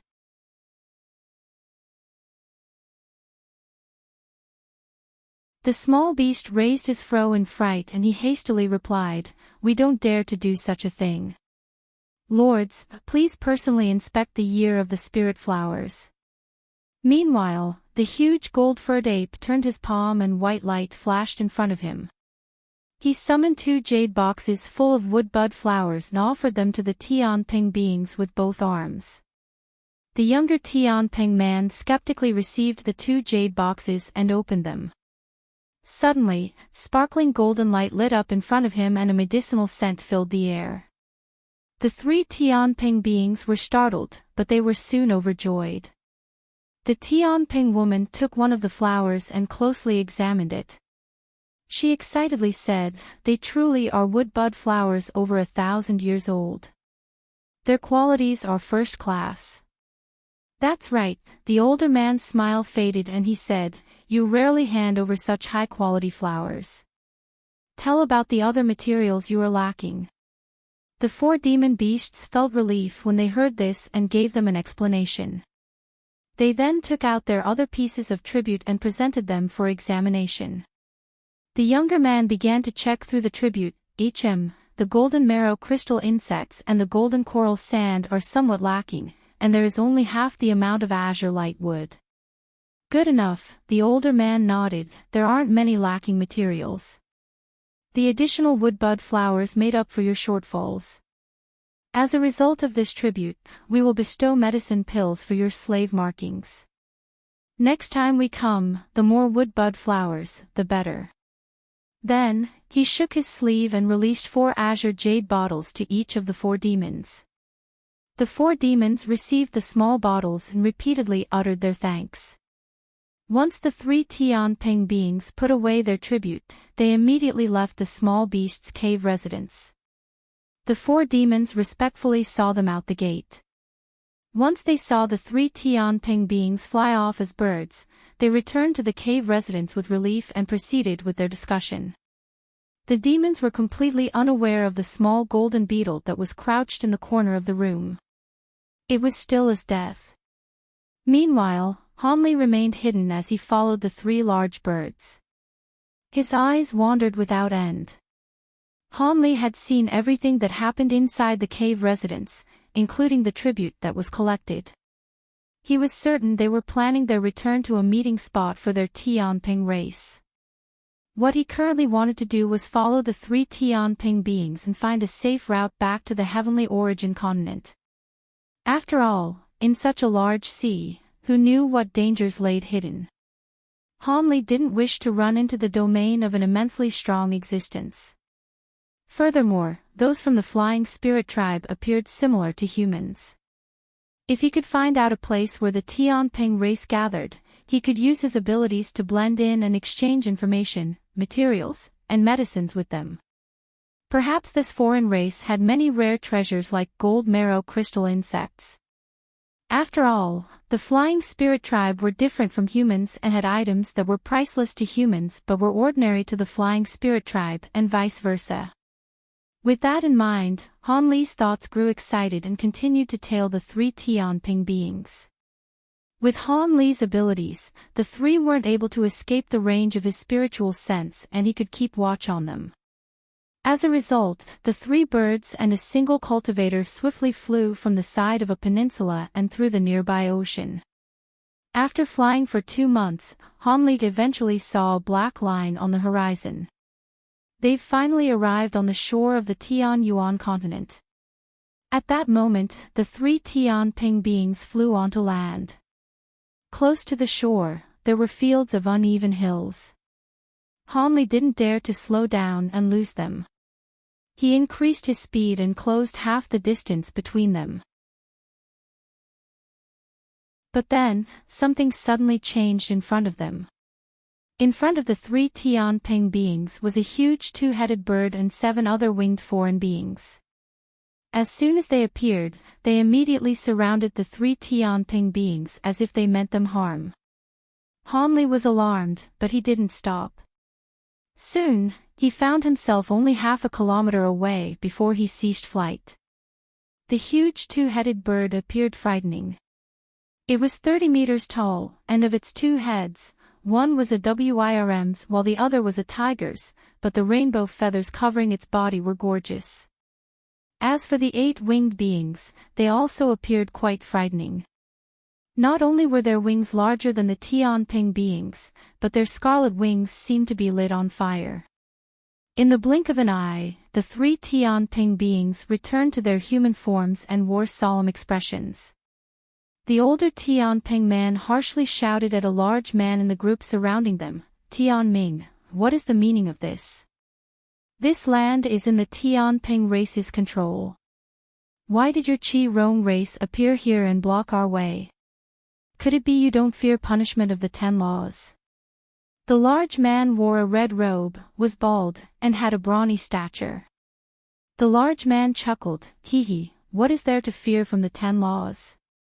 Obediently take out the items you have. If you pay allegiance to our Qi Rong race, perhaps we'll release you." The older man's expression changed, but his expression soon returned to normal as he asked, "What items?" The large bald man sinisterly said, "Brother Feng Shao doesn't need to hide it. I'm talking about the wood-bud flowers." The older man bluntly denied, "How could we carry something so rare? Tianming, could it be your mind is addled?" The large man wildly laughed, "It doesn't matter if you admit it. I'll be searching for you regardless. Ah yes, I forgot to tell you. Your sacred lord carrying Kuanping true blood was killed after he was surrounded by 3 Xingjing beasts that emerged from the depths. The flying spirit tribe removed the Tianping race as a branch." The three were astonished by this news. The younger Tianping man doubtfully said, "Nonsense. The sacred Kuanping lord would be able to escape even if he wasn't a match. How could 3 Xingjing beasts stop him?" The large bald man flapped his fiery wings and maliciously said, "Hee, if it were only Xingjing beasts, they wouldn't be able to block him, but if he was already injured before and his wings were crippled, he wouldn't be able to escape." The older Tianping man remained calm and icily replied, "You think we'll believe you just like that? Enough nonsense. Even if Lord Tianhua perished, don't think that we'll hand over our things." Light shined from his other 2 companions in preparation for a fight. When the large bald man heard this, he snorted and an ominous glint shined from his eye. The bald man was a mid-deity transformation cultivator, and his companions were at early deity transformation stage. In addition, with the huge 2-headed bird, their fighting force was several times greater than the 3 Tianping beings. However, if the Tianping beings only focused on escaping, he wasn't confident they could hold them down. After all, the Qi Rong race wasn't renowned for their speed. If they faced similar grade beings, their prey would most likely escape. However, since the bald man already planned this ambush, he already had something in mind. A sinister expression flashed on his face as the large man waved his hand. The other Qi Rong beings flipped their hand and produced a short blue cylinder and pointed it behind them. With several pops, balls of blue flames shot out. Not good. They're devil-trapping cylinders. Go, quickly. When the older Tianping man saw this, he cried out and unfolded his wings without another thought. Silver light burst from his body. The other 2 quickly followed him, producing rolls of thunder. However, it was too slow. The surrounding balls of blue light suddenly erupted, turning in large blue nets that erupted in size. In the blink of an eye, the nets fused together and sealed off a kilometer of space in a giant cage. When the cage was complete, the 3 flashes of lightning were too slow and hadn't been able to escape. When the lightning faded, the 3 Tianping beings wore pale complexions. When the bald man saw that they trapped the 3 Tianping beings, he happily said, "Although it is the lowest grade devil trapping net, it's still enough to hold you down. Feng Shao, do you truly believe you'll be able to escape the net as we attack you from all sides? It would be better to obediently surrender. If you don't reply, don't blame me for not trying. Combine our strength and quickly break through the devil-trapping net." The older man, Feng Shao, expressionlessly commanded his 2 companions. Soon after, he pinched his hands together and raised them. Two dense bolts of lightning shot out and directly struck the huge blue net. His younger companions immediately opened their mouths and released dense bolts of lightning to add to the attacks. Suddenly, several eruptions sounded and a net of blue light fused with silver light, turning the devil-trapping net into a blur. When the bald man saw this, he was thrown into a rage and he furiously shouted, "Attack! Don't hold anything back." Soon after, he blurred through the air and turned into a 10-meter-large scarlet bird. He flapped his wings and immersed himself with flames as he dived to the three Tianping beings. The other Qi Rong beings underwent a similar transformation and began their attack as flame birds. As a result, the three Tianping beings weren't able to continue their attacks on the devil-trapping net and they could only transform into large silver birds, spitting lightning as they confronted their enemy. For a time, flames roiled and lightning wildly flashed. The nearby air was filled with burning heat and smoke. Only the huge two-headed bird remained unmoving in place. Hanli let out a soft sigh, not knowing whether to laugh or cry. At that moment, the devil-trapping net surrounded him as well.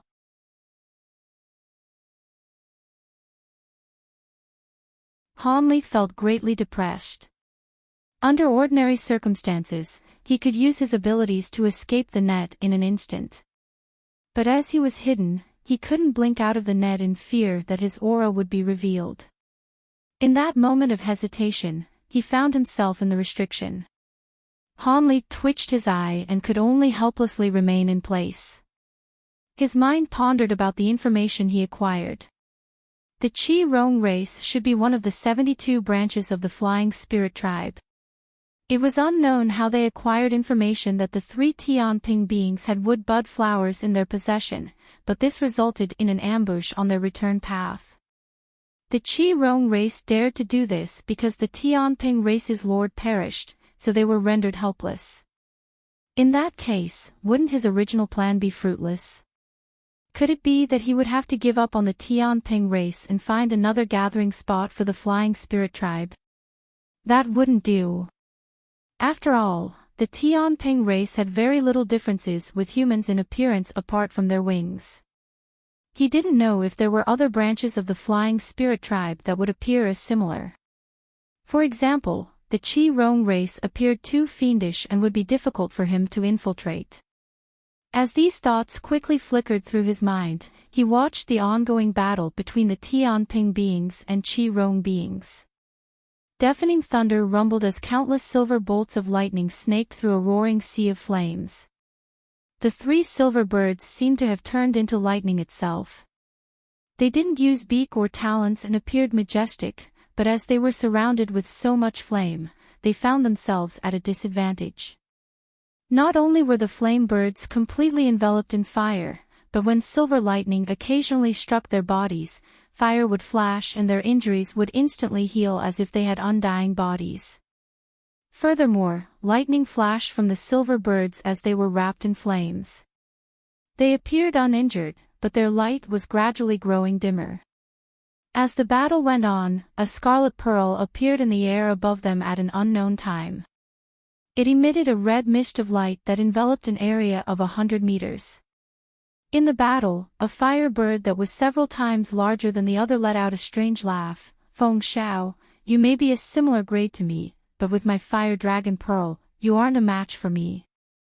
A cold snort sounded and a silver bird suddenly swiped its talons, cutting 5 white streaks through the air. They traveled quickly and fiercely sliced at the pearl above them. Boom! The surface of the fire dragon pearl glowed with red light and easily brushed off the attack. "Hee, brother Feng Xiao, don't think that luck will save you. The fire dragon pearl has restrictions placed by our race's elders. A single high-grade flying spirit master can't hope to harm it." The huge bird wildly laughed and flapped his wings several times, producing waves of flame. In the next moment, 3 silver birds were about to streak outside the range of the fire dragon pearl, but the pearl closely pursued them like a parasite. Because the silver birds were distracted, they received even more injuries and the lightning on their bodies began to weaken. When they saw this, the firebirds launched attacks with even greater fervor. The 3 silver birds could only strenuously block the sea of flames. When the bald man saw this, he sneered and only let out a clear shriek. The huge 2-headed bird finally took action. It unfolded its wings and its 2 heads released a gloomy cry. Its huge body blurred and turned into a rainbow mist, directly wrapping around the 3 silver birds in the sea of flames. When the silver birds saw this, they were frantic. One of them sternly shouted, "Quickly use lightning movements to dodge. We cannot directly withstand the Chi-Ho bird." As soon as that was said, the 3 silver birds frantically turned into 3 silver arcs of lightning, shooting out from the sea of flames. They instantly received several strikes in their escape. But as soon as they left the sea of flames, they vanished in a blur. When the rainbow light swept past the air, the light faded to reveal the 2-headed bird once more. Its 2 heads began to repeatedly look around it. The fire dragon pearl in the air spun in place as if it lost trace of the 3 silver birds. The fire birds were startled when they saw this. The largest of the birds withdrew his wings and turned back to human form amidst the roiling flames. He was the bald man named Tian Ming. He looked in the direction the 3 silver lightning bolts escaped and sneered, "Don't think that you'll be able to hide using the power of lightning. Apart from my fire dragon pearl, I've also brought spirit-sensitive wasps. I've already given them a crystal core from your race for them to track. Regardless of your skill in lightning evasion, you won't be able to escape them." With that said, the bald man spat out a red gourd. As it spun in the air, the gourd's mouth opened and suddenly released several yellow wasps. Each of them were several inches long and glimmered with light.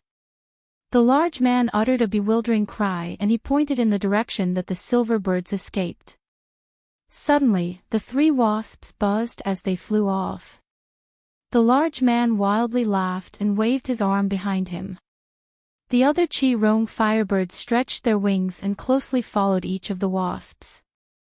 As for the huge 2-headed bird, it slowly flew in their direction.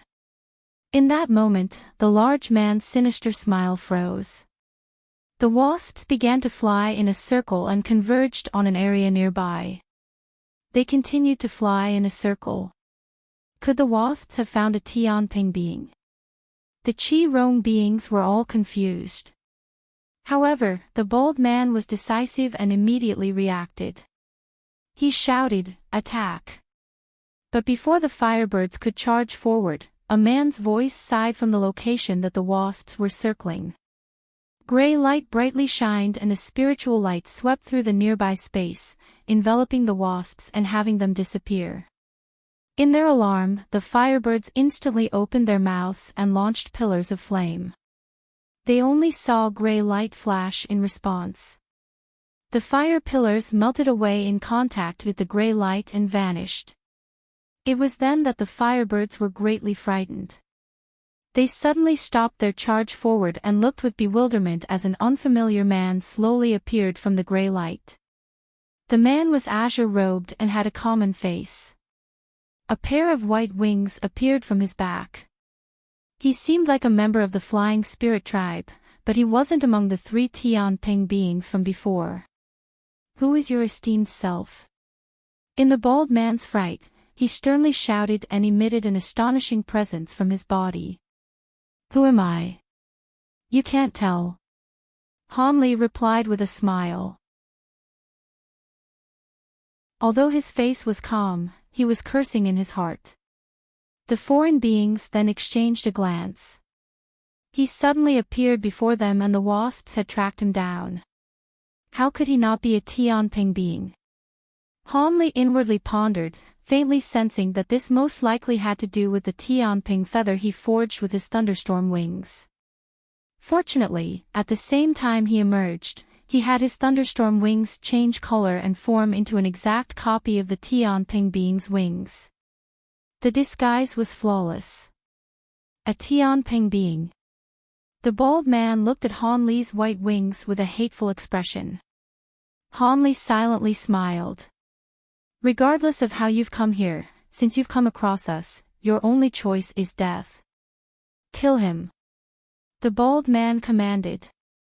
The surrounding firebirds flocked around him and waved their wings, releasing a dozen claw streaks mixed with burning flames towards Han Li. At that moment, the fire dragon pearl flashed and appeared 100 meters above Han Li's head. A barrier of red light surrounded him. Han Li's brow stirred, but he still hadn't taken action. He simply waved a black palm and gray mist surged around him. When the claw streaks and flame entered the mist, they froze, and soon, the mist slowly dissolved the attacks in flashes of light. Meanwhile, thunder rang from Han Li's wings and his body blurred. He disappeared in a flash of golden lightning. A moment later, he appeared above the red pearl in the sky and stretched forward, taking the pearl into his hand. The fire dragon pearl boomed. Not only did a fire-red barrier appear, but a 10-meter-long scarlet python appeared in the air. It fiercely bit down on Han Li's arm with fangs. A large bang sounded. Golden flight flashed from his arm to reveal thin golden scales on his skin. No matter how fiercely the fire python bit down, it wasn't able to pierce his skin. He grabbed the pearl and exerted strength in his hand. A faint golden figure appeared from his back and let out a brittle sound.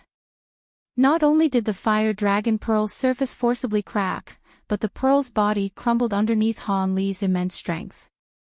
After he rubbed his two hands together, the crystal dust scattered in the wind.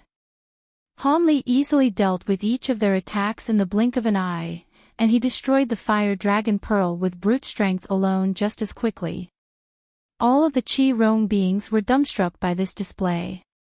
"You actually destroyed a treasure of our race." The bald man was equivalently dumbstruck, but he was soon thrown into a rage when he recalled the consequences of the pearl's destruction. He let out a shriek and his body blurred, turning back into a huge bird as he fiercely shot towards Han Li. As for the huge two-headed bird, it turned into a mist of light as it moved to wrap around him.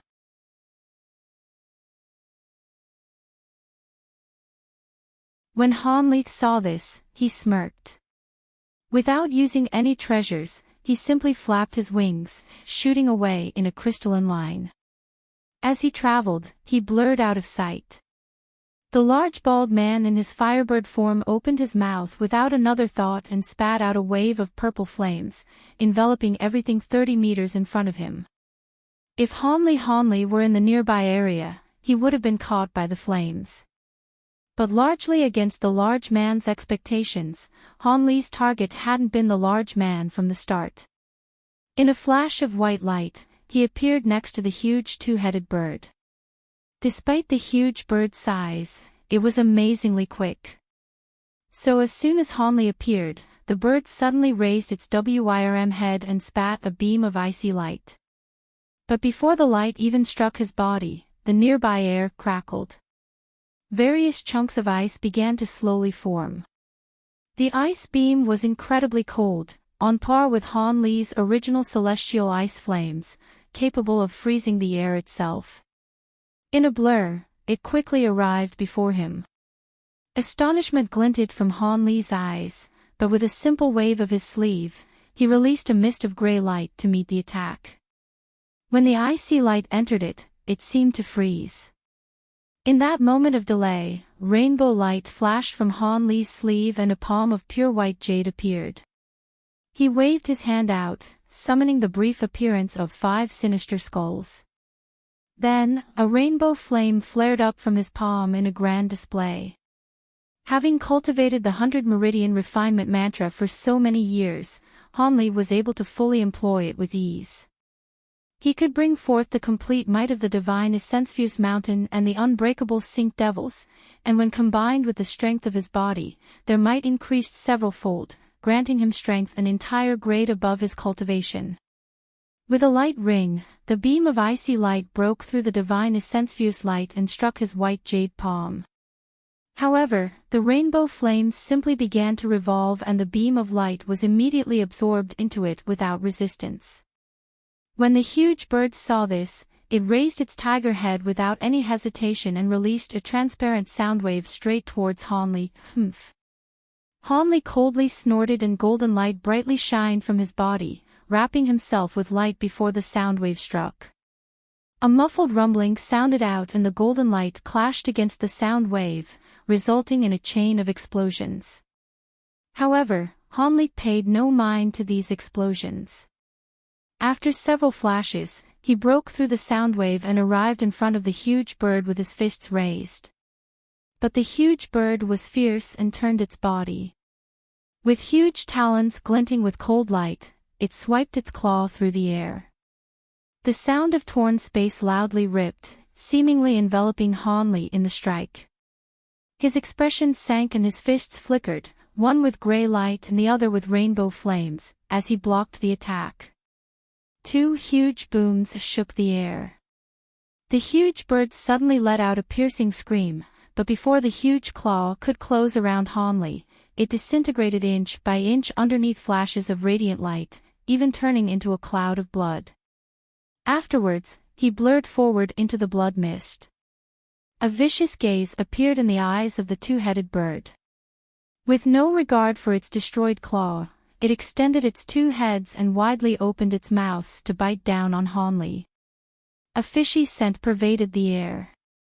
When the other Chi-Rong beings finally realized what was happening, they released a barrage of attacks in furious surprise. A wave of purple flames and countless fireballs shot forward, fusing together halfway to create a 300-meter-wide sea of scarlet flame. The flame birds stirred and each entered the sea, vanishing inside it. The sea of flames roiled and gathered into a huge wave over 30 meters tall, directly rushing towards Hanli. However, Hanli wasn't about to give them the opportunity to perform a pincer attack. With his hands already raised, a golden three-headed six-armed picture appeared on his back. Two golden arms from the image on his back blurred suddenly before vanishing. Meanwhile, two golden lights flashed near the bird, summoning two huge golden arms out of the air, each revealing a hand that was 3 meters wide and shimmering with golden light. They fiercely pounded down as they appeared. With two huge thuds, the bird was caught off guard and was firmly smashed by both of the fists. The bird stumbled from the impact, unable to keep its balance. Hanli then raised one of his hands against the oncoming wave of fire. A huge black mountain suddenly appeared and spun in the air, creating a lofty barrier to meet up the oncoming fire wave. The nearby air shook. The flame and gray light rolled against each other, finding themselves both at a deadlock. The divine essence-fused light was able to turn any of the 5 elements into nothing, but even that had its limits. Against the flames of the many Chi-Rong beings, it was only enough to block it. However, that wasn't his objective to begin with. He saw a golden opportunity and shook his shoulders, causing the remaining 4 arms of the picture on his back to vanish in the blink. Meanwhile, the huge bird's surroundings blinked as 4 huge golden arms stretched into existence. The 4 arms tore through space as they reached forward, each arm strangely twisting until they held both of the bird's necks in a stranglehold. It was then that the huge bird sobered from being pounded by the 2 fists. It was greatly frightened by the sudden development and attempted to shake free with its huge bodies, attempting to flap its wings, but its giant body was still unable to budge in the slightest. The 2 fists that pounded the bird earlier had unknowingly grabbed a hold of one of the bird's wings some time ago, forcing it still. The huge bird was struck with terror. Before it could use any other abilities to escape, the 4 arms holding its 2 necks exerted an immense force. As mighty and brutish the huge bird's body may be, against this huge force, the neck broke like wet paper and separated the heads from the body entirely. Hanli then relaxed his incantation gesture, causing the golden figure on his back to vanish alongside with the 4 golden arms that had appeared. Soon after, the headless bird and the heads began to fall through the air. With a raised brow, he flicked his sleeve, releasing 3 silver fireballs to strike the body and the heads. With several crackles, the silver flames roiled and the body turned to ash. The flames then condensed together in a bird and returned to Hanli. Run! The bald man's voice shouted, aghast. When the bald man saw Hanli killed the huge bird which was equivalent in strength to himself, he quickly recovered from his rage. With the sound of tearing air, 9 fire birds shot out from the sea of flames towards the sky. Having realized that they wouldn't prove Hanli's match and that they were chasing after the other Tianping beings to begin with, the large man prepared to withdraw. Tianming, isn't it too late to run? High in the sky, the voice of the older Tianping man sounded. Afterwards, silver lightning flashed and 3 large silver birds suddenly appeared. Having remained hidden this entire time, the Tianping beings finally took action, resulting in a grand ambush. Countless arcs of lightning were released, instantly creating a huge net of lightning. The bald man's firebird form let out a long screech. With him at the center, the firebirds suddenly condensed into a single firebird over 100 meters tall. With purple flames wrapping around the giant firebird, it unfolded its wings and charged through the lightning net. The 3 huge birds were startled and didn't dare to block the way. The purple firebird's flames surged quickly. And with several blurs, it flew past the devil-trapping net and appeared 300 meters away. Such a fast speed was shocking. When Hanli saw this, a light glinted from his eye as he floated in place. He had no intention of pursuing it. The 3 silver birds hesitated for a moment and didn't pursue it either. They simply returned to human form in a silver flash and boom of thunder. The older Tianping man looked at Hanli, who single-handedly repelled the Qi Rong beings. Not daring to slight him, he quickly saluted him from a distance and asked, "Many thanks for your help. We wouldn't have escaped calamity otherwise. However, your face is unfamiliar, brother. Could it be you're a clansman that have remained in secluded cultivation in the sea?" After some thought, Hanli calmly answered, "Even I don't truly understand if I am a Tianping being. My background is a bit peculiar as I've cultivated overseas until now. This is the first time I've come back to the Feng Yuan continent. But from our appearance, we seem to be of the same race. Otherwise, I wouldn't have helped you repel the Qi Rong beings." The older Tianping man named Feng Xiao smiled and said, "Hee, there is no need for you to be so puzzled. You should be a clan descendant that was overlooked. In terms of appearance and aura, you are a Tianping being without a doubt. Furthermore, from your dense aura, you should be a direct descendant of our race. Otherwise, those spirit wasps wouldn't have sought out." The dainty Tianping woman had a flash of understanding and said, "Brother's abilities must have come from overseas. They quite different from ours." The younger man grinned and said, "Regardless of everything else, your Tianping aura is genuine. If not for our aura, we couldn't tell ourselves apart from the other branches that share our appearance." When Hanli heard this, he felt relief. It seemed that refining the Kunping feather would aid him in concealing his identity. He hadn't taken action in vain. He then said, "Since you all are sure, it should be correct. But from what that Qi Rong man said, the Tian Rong clan's circumstances aren't very good." Feng Xiao sullenly said, "That's hard to say. It could just be provoking taunts, or something did happen to our clan. Even as we are comparatively weaker among the 72 branches of the Flying Spirit tribe, they wouldn't dare to brazenly plunder our goods."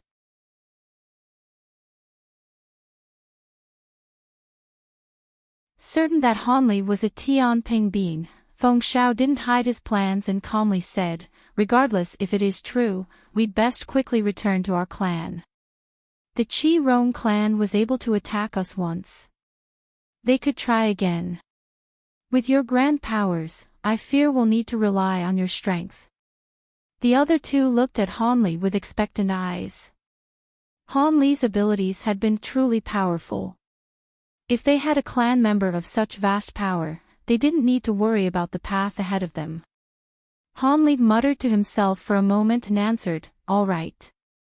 Since I'm most likely a Tianping being, it is only natural for me to provide my fellow beings with some strength." Since this would grant him a good opportunity to enter the Tian Rong clan, he definitely wouldn't refuse. Feng Shao repeatedly thanked him and said, "We'll have to trouble you. After we return, I will certainly report your merit to our elders." The other two smiled in response. When Han Li heard the word merit, he appeared indifferent. When he looked at the blue net surrounding them, he smiled and said, "Let's not linger here any longer. I'll get rid of the devil-trapping net." With that said, Han Li pointed to the net in the distance, and the silver firebird that was circling him immediately let out a melodic ring before shooting towards the net in a ball of flame. A light pop sounded and the silver flame directly struck the blue net, immediately creating a person-sized hole. Afterwards, silver flame quickly spread through the net. The huge blue net was destroyed in the span of several breaths as it turned to ash underneath the gray flames.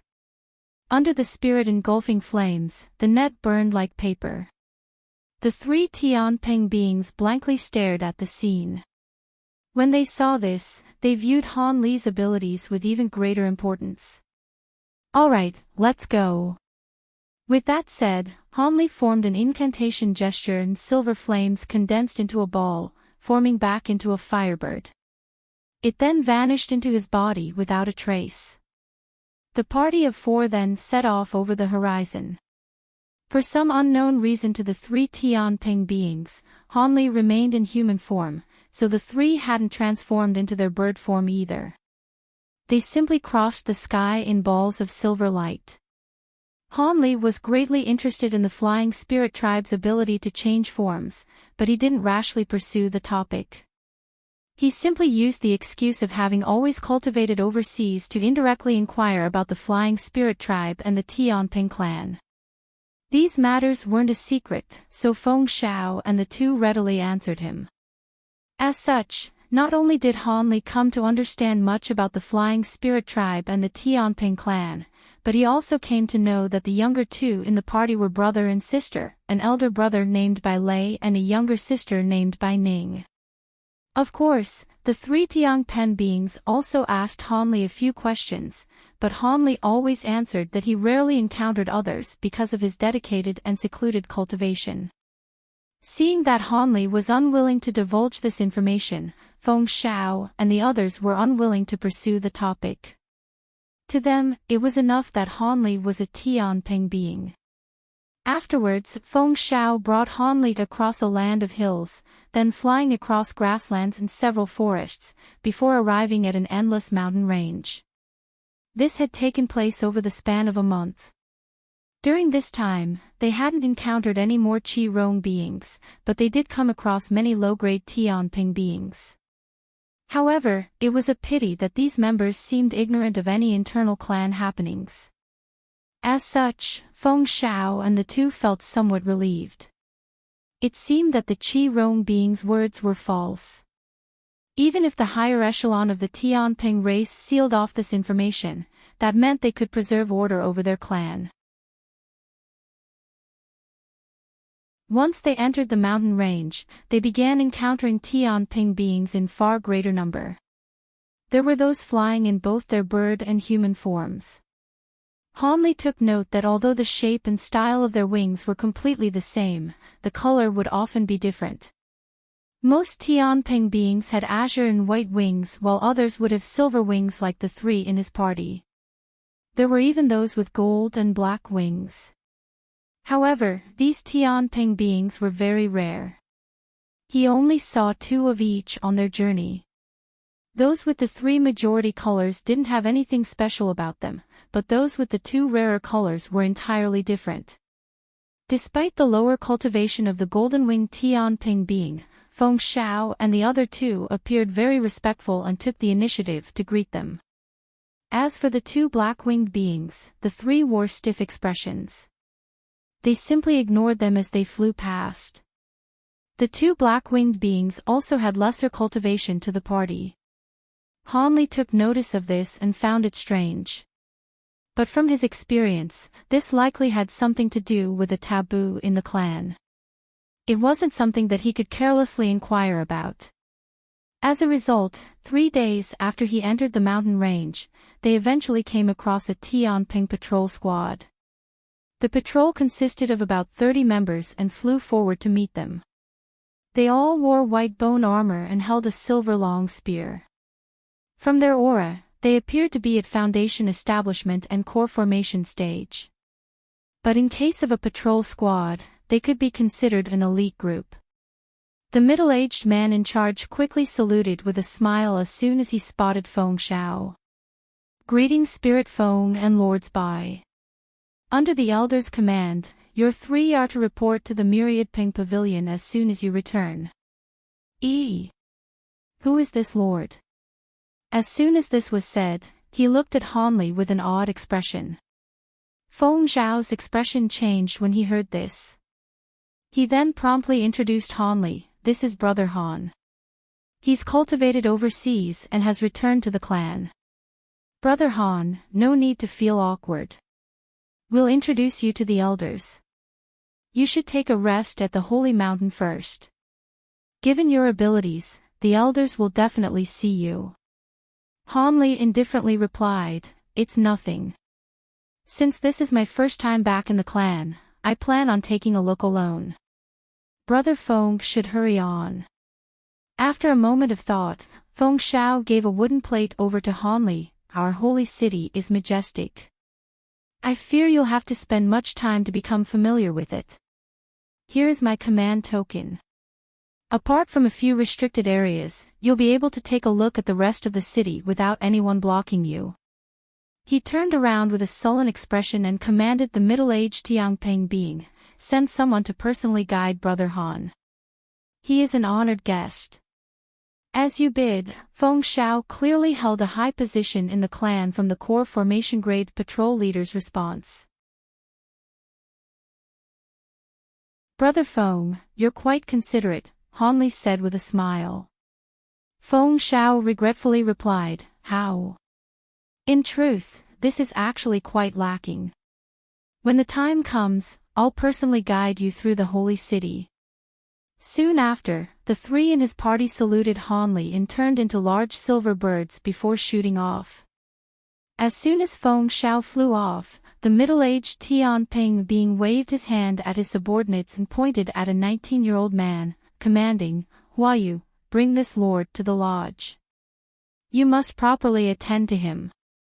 The man with a scholarly appearance immediately bowed and agreed. Soon after, the middle-aged man uttered a few words and bowed to Hanli. The rest of them then continued the patrol. Under the guidance of the young man Huayu, they headed deeper into the mountain range. The young man spoke to Hanli with the utmost respect and didn't speak unless answering Hanli's questions. But as a meager foundation establishment grade being, he didn't know many important matters. He could only give Hanli curt responses. After following this person for several hours, they arrived in front of a dozen small mountains lined up in a row. These small mountains had black clouds covering them and sparked with lightning. They continuously boomed and were difficult to see through. Hanli narrowed his eyes at the sight. With his exceptional attainments in restrictions, he promptly saw through the dark clouds. They were clearly a formidable illusion restriction. As expected, Huayu brought Hanli up to one of the small mountains. He then unfolded his wings to reveal white feathers and flew into a space inside the small mountain. A muffled bang sounded. A small mountain twisted as if it were only an illusion in the water. With several shakes, the small mountain disappeared with a ripple, only to reveal a huge passage of fog. The youth flew in without any hesitation. Hanli raised his brow but followed after him in an azure streak. After flying for a kilometer, his surroundings lit up around him. He saw a giant city that seemingly had no end. The city was carved out of mountains and had city walls constructed from huge white bricks. The city walls only appeared to be 60 meters in length, but they were surrounded by giant verdant mountains. The walls had no gate, but they had a dense white barrier covering them. There were over a dozen places in the wall that had giant straight pillars erected. The pillars shined rainbow and emitted a faint light. As of current, there were many Tianping beings that were flying through the gap in the pillars to enter the city.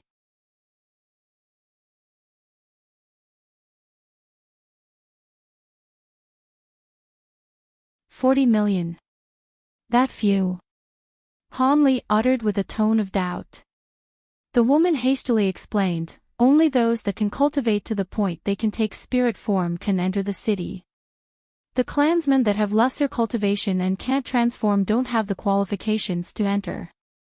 Although we are one of the weaker branches of the flying spirit tribe, we still total over 1 billion in number."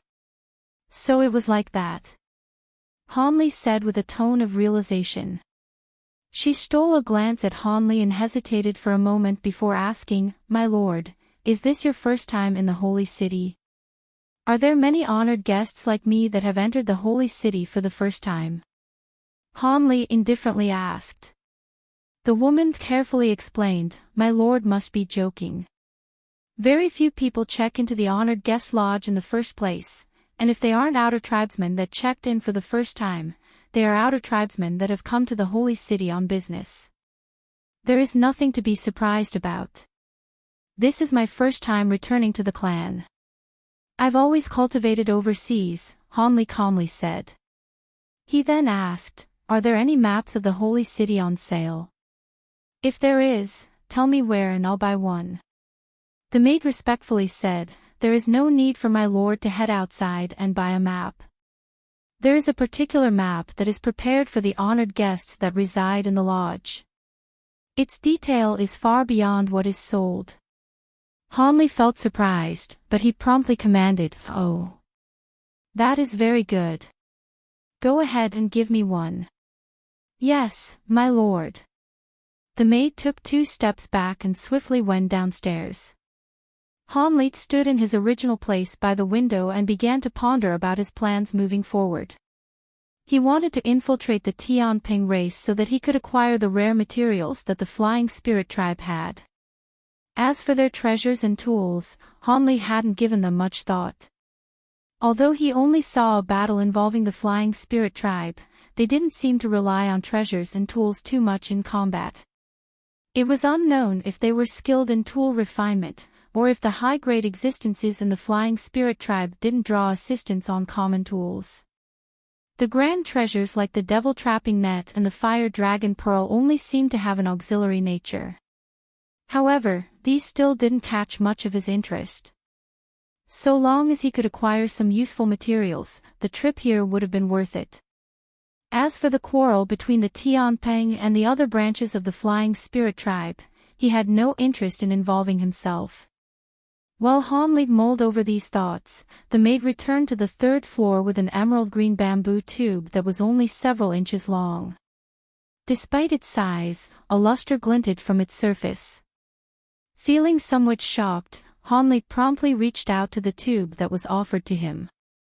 In a gust of wind, a green streak shot out and arrived in his hand. Afterwards, he waved his arm at her and she promptly descended after a swift salute. Alone, Han Li fiddled with the bamboo tube in his hand with great interest. He then sank his spiritual sense into it and saw a huge man clearly etched on the interior of the tube. The tube was mostly similar to a jade slip, but it was still quite peculiar to produce something similar to a jade slip with refined bamboo. It appeared the Flying Spirit tribe wasn't lacking in tool refinement and had their own uniqueness. In any case, Han Li's spiritual sense quickly focused on the tube's interior and concentrated on the image of the map. In the time it took to finish a meal, he let out a sigh and withdrew his spiritual sense from the tube entirely before wearing a pensive expression. The holy city was a bit smaller than he expected. It was comparable to a human city that housed 100 million people. In any case, the city was still astonishingly large. It would take most of a day to fly from one end of the city to another. Hanli wasn't very interested in buildings apart from the largest trading hall in the city. The hall was constructed on a huge mountain at the side of the city. The mountain was where people traded items. It was about the same as a human or demon market. Apart from this building, Hanli was also curious in a place called the Spirit Transmit Hall. It was where the Tianping Hall specialized in supplying a few high-grade cultivation arts to their clansmen. The map also marked a few forbidden areas. Hanli took note of them and had no interest in pursuing them further. He then closed his eyes and committed various parts of the map to memory. After going through the information once more, he unfolded his wings and wrapped himself in azure light. He then silently flew out the window directly towards the large trade hall. The Tianping race wasn't in a stable situation. He was unwilling to stay in this place for more than half a month. It'd be best if he gathered the materials he needed and left as soon as he could to save himself from being involved in anything troublesome.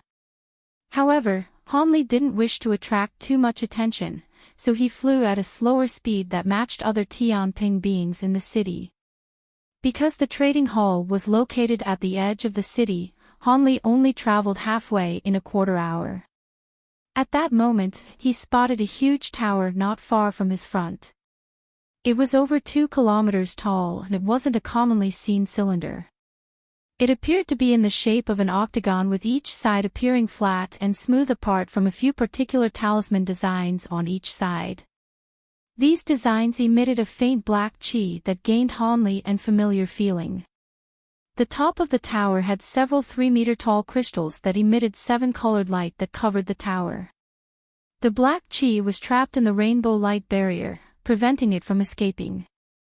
Hanli stroked his chin in surprise. If he remembered correctly, the tower should be a forbidden area in the city. It was the so-called Spirit Seal Tower and was given no description. There wasn't a single Tianping being that dared to fly 300 meters within range of the tower.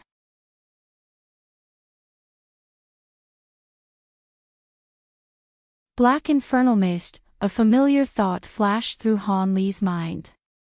The black mist that the stone tower emitted was the strange mist that enveloped half of the peninsula he stayed at. However, the mist from the tower was extremely thin, as if it were being strictly controlled. Hanli felt somewhat alarmed, but since this was a restricted area of the Tianping race, he wasn't about to provoke anything. As everyone else did, he flew around the tower. But as Hanli brushed past the tower, he felt an aura from the tower surge, causing his body to quiver as a cold sensation covered his back. This is... Hanli stopped and turned to stare at the huge tower. He simply saw the huge tower continue to emit black infernal mist. At an unknown time, the mist had become denser with the tower's talisman marks occasionally flickering with rainbow light. It wasn't able to completely block the black chi from rushing it. Fortunately, the rainbow barrier emitted from the top of the tower completely blocked the black chi from leaving the vicinity of the tower. But a short moment later, the black chi caused the 7-colored light barrier to tremble violently as if it could collapse at any moment. When the nearby Tianping beings saw this, they were all dumbstruck and stopped in shock. They all stared at the strange occurrence occurring at the spirit tower. Hanli then sensed his wings tremble and turned burning hot, creating a scalding pain on his back. Hanli's expression vastly changed. At that moment, an incredibly high-pitched shriek whistled from the tower.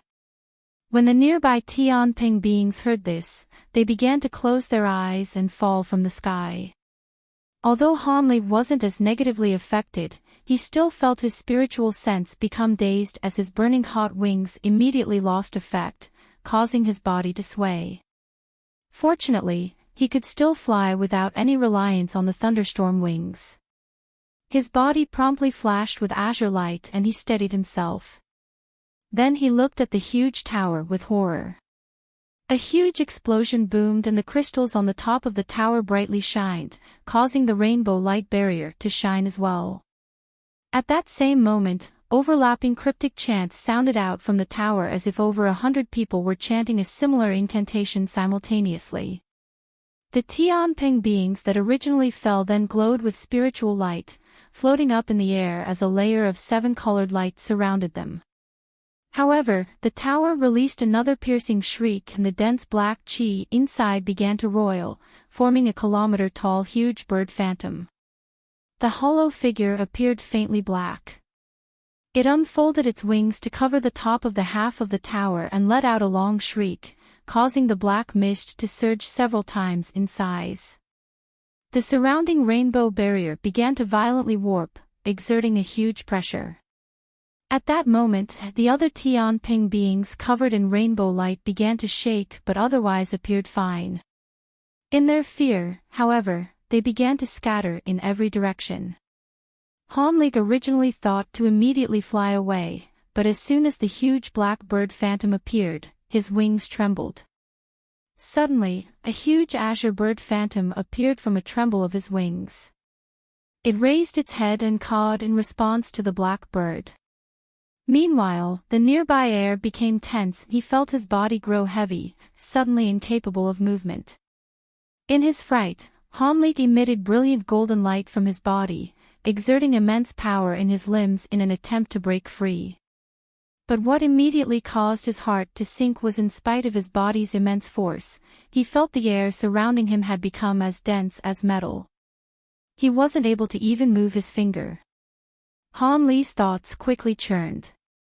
Just as he thought of using a true devil projection to break free, the incantations coming from the tower changed and became far more clear. The incantation also faintly sounded with booming wind and thunder. Soon after, the strange talisman characters began to appear in the air near the tower and began to float in the black bird's direction. As this went on, the huge crystals on the top of the tower ruptured. A ring of 7-colored suns slowly floated into the air, releasing a brilliant light that covered the black bird phantom. With the brilliant 7-colored light and the talisman characters restricting the black bird phantom, the phantom could only shriek as it helplessly dispersed. To the side, the huge azure bird phantom also vanished.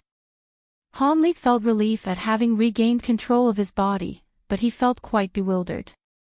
Apart from the difference in size and color, the shape from the azure bird phantom and the black hollow phantom appeared exactly the same, like a legendary Kuinpeng. Could it be a Kuinpeng was sealed in the tower? As Hanlik pondered with shock, he immediately thought to flee from the scene. But when he swept his sights around him, he wryly laughed and decided to stay still. This was because there were a dozen balls of light that had emerged from the huge tower. In a few flashes, they arrived 100 meters away from him. At this distance, he could clearly see Tianping beings through the remaining lights.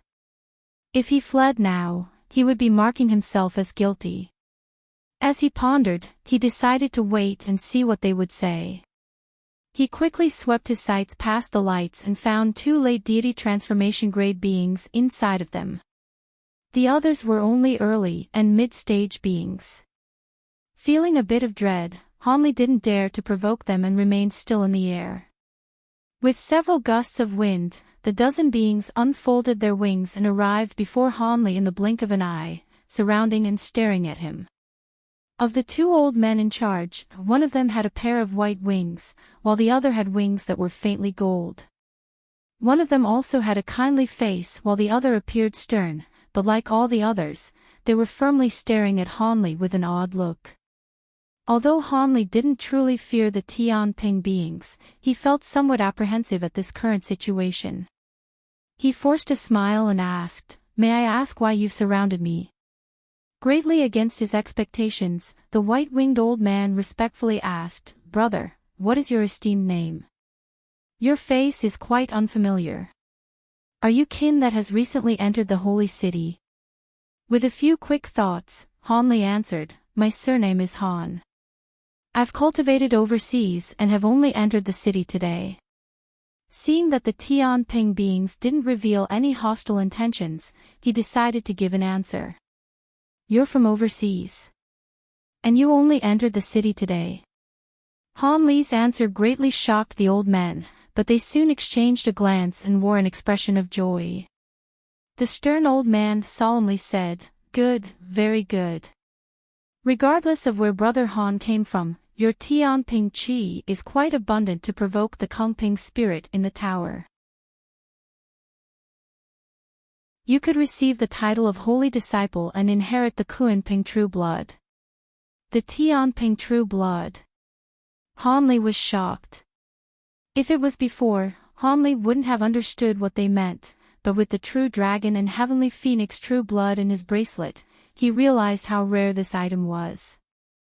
Han Li was startled that such fortune had appeared before him.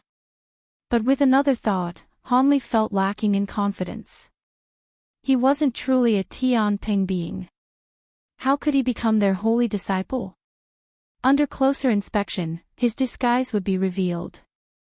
He wouldn't inherit any true blood, but would be provoking the hatred and ire of countless Tianping beings. Han Li dryly chuckled and shook his head. "You've made a mistake. I come from an ordinary background.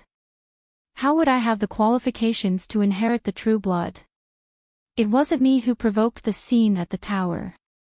The gold-winged old man seemed to ignore Han Li's words and smiled, saying, "There is no need for Brother Han to shirk this away. A true spirit projection had appeared from your body. Those of us from the tower had clearly seen it. We weren't mistaken. Brother Han must see the elders. Being able to become a holy disciple is a matter of the utmost importance." Han Li inwardly cursed and looked around. He saw the Tianping beings looking at him with excitement and determination. "I truly am not any holy disciple. It's fine if you don't believe me. However, I have important matters to attend to, so I must bid farewell." Han Li resolved himself and quickly uttered a few words before vanishing in a blur. He flapped his wings, wanting to use his abilities to fly a distance away, but at that moment, he heard a woman's voice. "Outsider, wait. Do you truly plan to leave? If you do, hand over your wings to us." The voice wasn't loud but soft and sweet. When Han Li heard it, he felt as if his spiritual sense shook with astonishing thunder and his face turned unsightly. As soon as those words were uttered, a nearby space fluctuated and a slender figure silently appeared 10 meters above him. It was a white-robed woman with golden wings. Han Li stared at her and felt his blood run cold. She had an ordinary appearance, but a glistening light was roaming across her body. From her aura, he felt that her cultivation was unfathomably deep. She was a mid-stage body integration grade presence. Han Li widely opened his eyes. "We pay our respects to the Grand Elder." The deity transformation grade Tianping beings respectfully saluted the young woman as soon as she appeared. This woman was actually the Tianping race's Grand Elder. Han Li felt his mouth dry up. The woman calmly commanded, "Let me deal with this person. You should return to the tower and strengthen the seal, pacifying the holy Kuanping spirit in turn." "As you command." As a clear display of their respect, they immediately followed their orders and returned. The young woman then turned her sights on Han Li.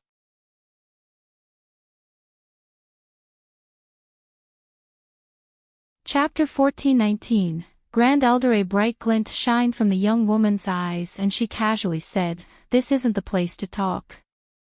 Follow me." She then turned around and slowly flew off. Han Li's expression wavered for a moment, but he decided to honestly follow her. Facing a fearsome existence like a mid-body integration stage being and finding him in the holy city of a foreign race, Han Li didn't have any opportunity to escape. And when she hadn't turned hostile, he could only comply with her words. The young woman appeared calm like a gentle wind as if she didn't possess an ounce of anger, but she flew at an immense speed. Han Li had to use a majority of his strength to follow her.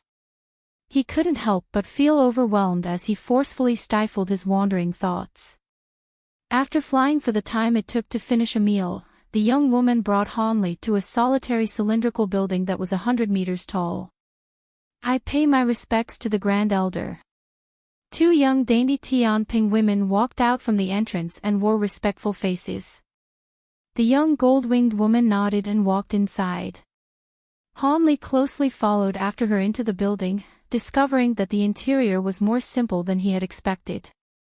Apart from a stone table and a few stone chairs, there was nothing else. The young woman waved her hand and the two maids withdrew. Then, she took a seat and faintly moved her lips, uttering, "Sit down. I have questions to ask." "How could I take a seat in front of Senior?" "I will listen to you with complete attention," Han Li calmly said. "Do as you wish," the woman indifferently replied. Han Li then remained standing stiff and straight. After a moment of thought, she asked, "Are you a human cultivator?" Startled by her question, Han Li carefully asked, "You've visited humans before?" With fluent human language, she said, "Of course, I've even visited one of your 3 sovereigns, the Spirit Sovereign. I held his superb attainments in puppet techniques in great admiration. In truth, there have been many powerful existences in the Flying Spirit tribe that have visited the humans. With regards to the friendly relations between our races, I will answer your questions. But I will expect you to answer my questions as well. Otherwise." When Han Li heard her threat, his calm expression broke for just a moment. "How did Senior see through my disguise?" "Regardless of anything else, I've refined my thunderstorm wings to completion. I've even altered its aura with secret techniques to match your kin. So long as something on Senior's level doesn't touch me or examine my true essence, they shouldn't be able to discover anything wrong. Otherwise, I wouldn't have dared to enter the clan." This question had left him perplexed. The young woman smiled and answered, "Your transformation is entirely complete. The Kuanping Qi on your body allowed you to pass through the holy city's grand restriction undetected. If you encountered the other elders in the clan, you would most likely pass them by if they didn't undergo a deliberate examination. However, I am different. As the Grand Elder, I wield the holy artifact, the symbol of power in the clan. Our Tianpeng's holy artifact can see through all illusions and directly peer into your body's true essence. No matter how impressive your illusions may be, they are no use against me." Han Li suddenly came to a realization, but he soon felt extremely gloomy. Han Li wryly laughed, "You mean, if I went to the other branches of your tribe, I wouldn't have been discovered?" The young woman smirked and indirectly answered, "Of the 72 branches, only the Yushui race's holy artifact has a similar ability." Han Li grew silent for a moment. He eventually asked, "What does the Holy Disciple and the Kuanping True Blood have to do with what is sealed in the Spirit Seal Tower?" The young woman explained, "The Spirit Seal Tower contains the lesser half of a Kuanping True Ancestor's holy soul, which was gathered at astronomical cost during our Golden Age. By relying on the Holy Soul's power, our Tianping race was able to persist until today, but there is no need for you to know the specifics. As for the matter regarding the Holy Disciple, it is quite simple. It is the general title within the tribe for those with the potential to inherit true blood. If a holy disciple is truly capable of inheriting the holy true blood of a race and passes a trial, they could become the race's holy master." Han Li didn't reveal any surprise when he heard this. He had already guessed as much. He was even disinclined to pursue the topic of the holy master any further. The young woman blinked and asked, "It seems you have no other questions for me, so it should be my turn. The wings on your back should have been refined by something from a Kuanping. It caused the Holy Spirit to struggle free of the Spirit Seal Tower. This is something that rarely occurred since the creation of the tower." Han Li frowned and truthfully answered, "It wasn't anything much. I only refined a remnant fragment of a Kuanping feather." The young woman doubtfully said, "Kuanping feather? That can't be. Even if it was a complete Kuanping feather, it shouldn't have provoked the Holy Spirit to such a degree. I'm not sure about this myself." Han Li shook his head, also confused over the matter. After muttering to herself, she indifferently said, "Hand over the winged treasure over to me for inspection." Han Li's heart sank, but when he met her bright jewel-like eyes, he only hesitated for a second before shaking his shoulder. In a flash of white light, the wings disappeared, only for them to reappear in miniature size in his hands. Han Li raised his hand and presented the small crystalline wings to her. Han Li's unexpected forwardness had surprised the Grand Elder. She looked at Han Li's serene face for a long while and eventually took the wings with a smile. While nothing odd appeared on his face, he could only wry laugh in his mind. If he weren't facing a mid-body integration grade existence, he would have refined the wings into his mind. Even if he was forcibly detained, he'd most likely be able to still use the wing's spatial abilities and directly summon them back. Otherwise, he definitely wouldn't have given them over. The young woman held the thunderstorm wings in hand and closely examined them for a short moment. A curious expression soon appeared on her face. She flicked her finger and sent the wings back in Han Li's direction. Relieved, Han Li had the wings silently disappear in a flash of white light and momentarily reappear on his back. The young woman appeared indifferent at the sight and slowly asked, "In truth, not only do the wings have the true ancestor Kunping feather, but it also has the feature of the heavenly phoenix. I have a rough understanding of how this came to be, but I'd like to hear how you acquired the Kunpeng feather." Han Li was surprised when he heard this, but he didn't conceal anything and described the battle he witnessed between the Kunpeng and the Rahu at the realm boundary. When the young woman finished listening, she appeared pensive. A moment later, she examined Han Li once more and said, "Brother Han, would you be interested in entering our Tianping race and becoming our holy disciple?" Han Li was dumbfounded. Han Li blinked and asked, "Did I hear correctly? Does Senior wish for me to join your race?" "That's right. I have a plan in mind, but the matter is incredibly important. I'll need to discuss the matter with the other elders."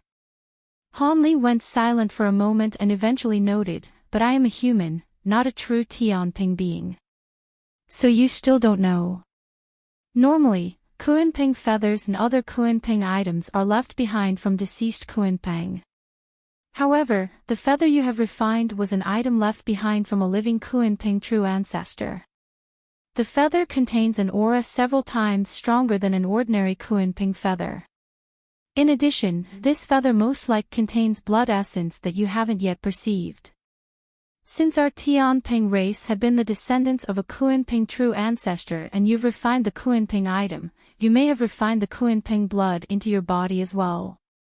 It wouldn't be mistaken to consider you our king."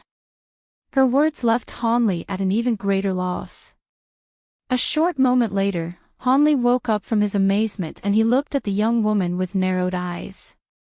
He laughed and said, "I heard that your Tianping race's current holy master has already perished, and now there is no one in your race that can inherit the Kunping true blood. It is also said that the Flying Spirit tribe is possibly removing your race from the 72 branches. Could this be true? How do you know about that?" The young woman's face slightly changed and the image of a golden bird appeared behind her. The phantom simply unfolded its wings, but Han Li felt an immense pressure on his shoulder, and he soon heard his bones begin to crack. With a thud, Han Li's legs sank a half-foot deep in the stone floor. Han Li's complexion also turned incredibly pale. But at that moment, the young woman frowned and the bird phantom disappeared. In the blink of an eye, the young woman restored her calm and said, "I don't know how you came across this information, but I hope you'll keep it secret for the time being. I don't wish for the holy city to fall into chaos. Also, there is a mistake in your words. We do have 2 holy disciples that can inherit the true ancestor blood that we've kept concealed. However, their cultivation is still too low to succeed in the trial placed by the various races. That is why I've invited you to join our clan." After shifting his eyes, a thought quickly went through his mind and he smiled. The Grand Elder means that I'll be standing in the 2 holy disciples' place as their protector.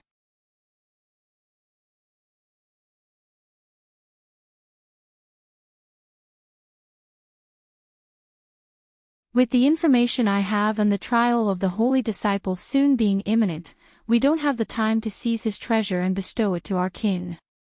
The red-bearded old man shook his head. "So it was like that. But even so, must we hand over the true ancestors' blood to this outsider? This isn't some small matter." A clear glint shined from the young woman's eyes. "Elder Sue, are you confused? If our race doesn't pass the trial of the holy disciple, the entire race will be absorbed by the other branches. Giving him some true blood is minor in comparison. Besides, we can consider other options to prevent this from happening." The dainty middle-aged woman was startled for a moment and smiled. "Hee, the Grand Elder's words are reasonable. After this outsider helps us through this calamity, this spirit general grade existence will be completely at our mercy." Jean Yu coldly glanced at the beautiful woman and emotionlessly said, "We cannot kill him. Even if he is a foreign being, he's fused Kuan-Ping true blood into his body and can be considered half our kin. Our Tianping vows will restrict us. Furthermore, he will be our benefactor if he truly aids us through calamity. If it isn't necessary, we mustn't harm him, but we'll be able to restrict him in other ways. From now on, he won't be able to leave the holy city." The red-bearded old man said, "So that's the case. Should we inform the gatekeepers or send people to follow the outsider in secret to keep him from escaping?" Jean Yu aloofly said, "There is no need for Elder Su to worry. I've performed a small trick on his wings. If he wants to escape the city, I'll immediately know about it." The beautiful woman's eyes brightly lit up and she grinned. "It seems we've been worrying too much." "That isn't so. Our clan has 5 grand elders and only 3 of us are in the present. The matter concerning our clan's existence is something that we must deliberate. I wouldn't have secretly called you over here otherwise. Do either of you have any objections?" "No, the Grand Elder's method is reliable." Both the beautiful woman and the old man readily agreed. The young woman nodded in response. From the very beginning, none of the 3 Tianping elders had even considered that Hanli would refuse. This came as no surprise. After all, Hanli was only a deity transformation grade outsider. How could he refuse their request? At that moment, hundreds of kilometers away, Hanli was flying at a low altitude. Although his expression was ordinary and he appeared at the various buildings below him with interest, he was inwardly pondering about his dilemma. He had carelessly exposed his identity and found himself in a bad situation. With his rich experience, he figured that no matter if he completed the young woman's request, the result definitely wouldn't be good for him. A bold refusal definitely wouldn't be possible. As for immediately escaping, the thought had already surfaced in his mind several times. But after he swept his spiritual sense past his wings, he could only wryly laugh. The Tianping Grand Elder had brazenly placed a marking on the wings. Within a certain area, she'd be able to find him without a doubt. And he wouldn't be able to erase the mark at his current cultivation. At the very least, he'd need to spend many days. The Grand Elder could find him countless times during the duration. It appeared his only option would be to negotiate a few conditions to protect himself. Otherwise, it'd be better to take the risk to flee than to become the holy disciple of foreign race. As for the conditions, he would properly deliberate them once he understood the general circumstances surrounding the Tianping race. Fortunately, he's already encountered danger countless times and managed to keep calm even under such a dilemma.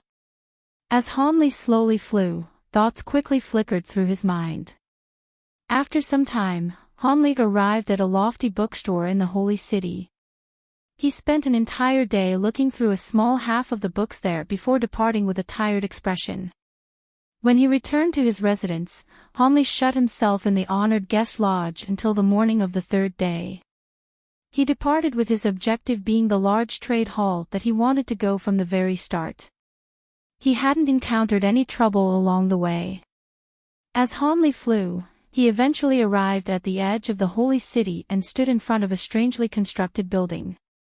The building was constructed next to a 3-kilometer-tall mountain cliff, and in the cliff, a huge rectangular plaza was carved out of it. At the end of the plaza, there was a 300-meter-tall arched gate embedded on top of the mountain wall. To either side of the arch, a dozen armed guards were standing in formation. Between them, countless Tianping beings rushed to and fro the gate. Han Li simply examined them from a distance for a moment. Then, his wings stirred and he flew among them in a ball of azure light. A guard in front of the gate noticed Han Li. His expression faintly changed before he gave Han Li a deep salute. Han Li nodded to him and boldly walked through. He walked through and saw the space before him brightly light up. There seemed to be an entirely different world past the gate. At a glance, he saw long passages that seemingly had no end. There were also lines to lofty buildings that appeared to be walls. Under closer examination, the hall seemed to have over 10 stores, with each story being 100 meters tall. And every 300 meters in width, there would be a 30-meter tall hall entrance. Countless Tianping beings were flying back and forth, up and down. It appeared this was where the Tianping race traded.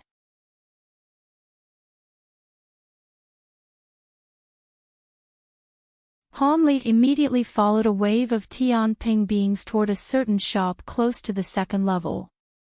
After withdrawing his wings, he entered through the door as if he really were a Tianping being.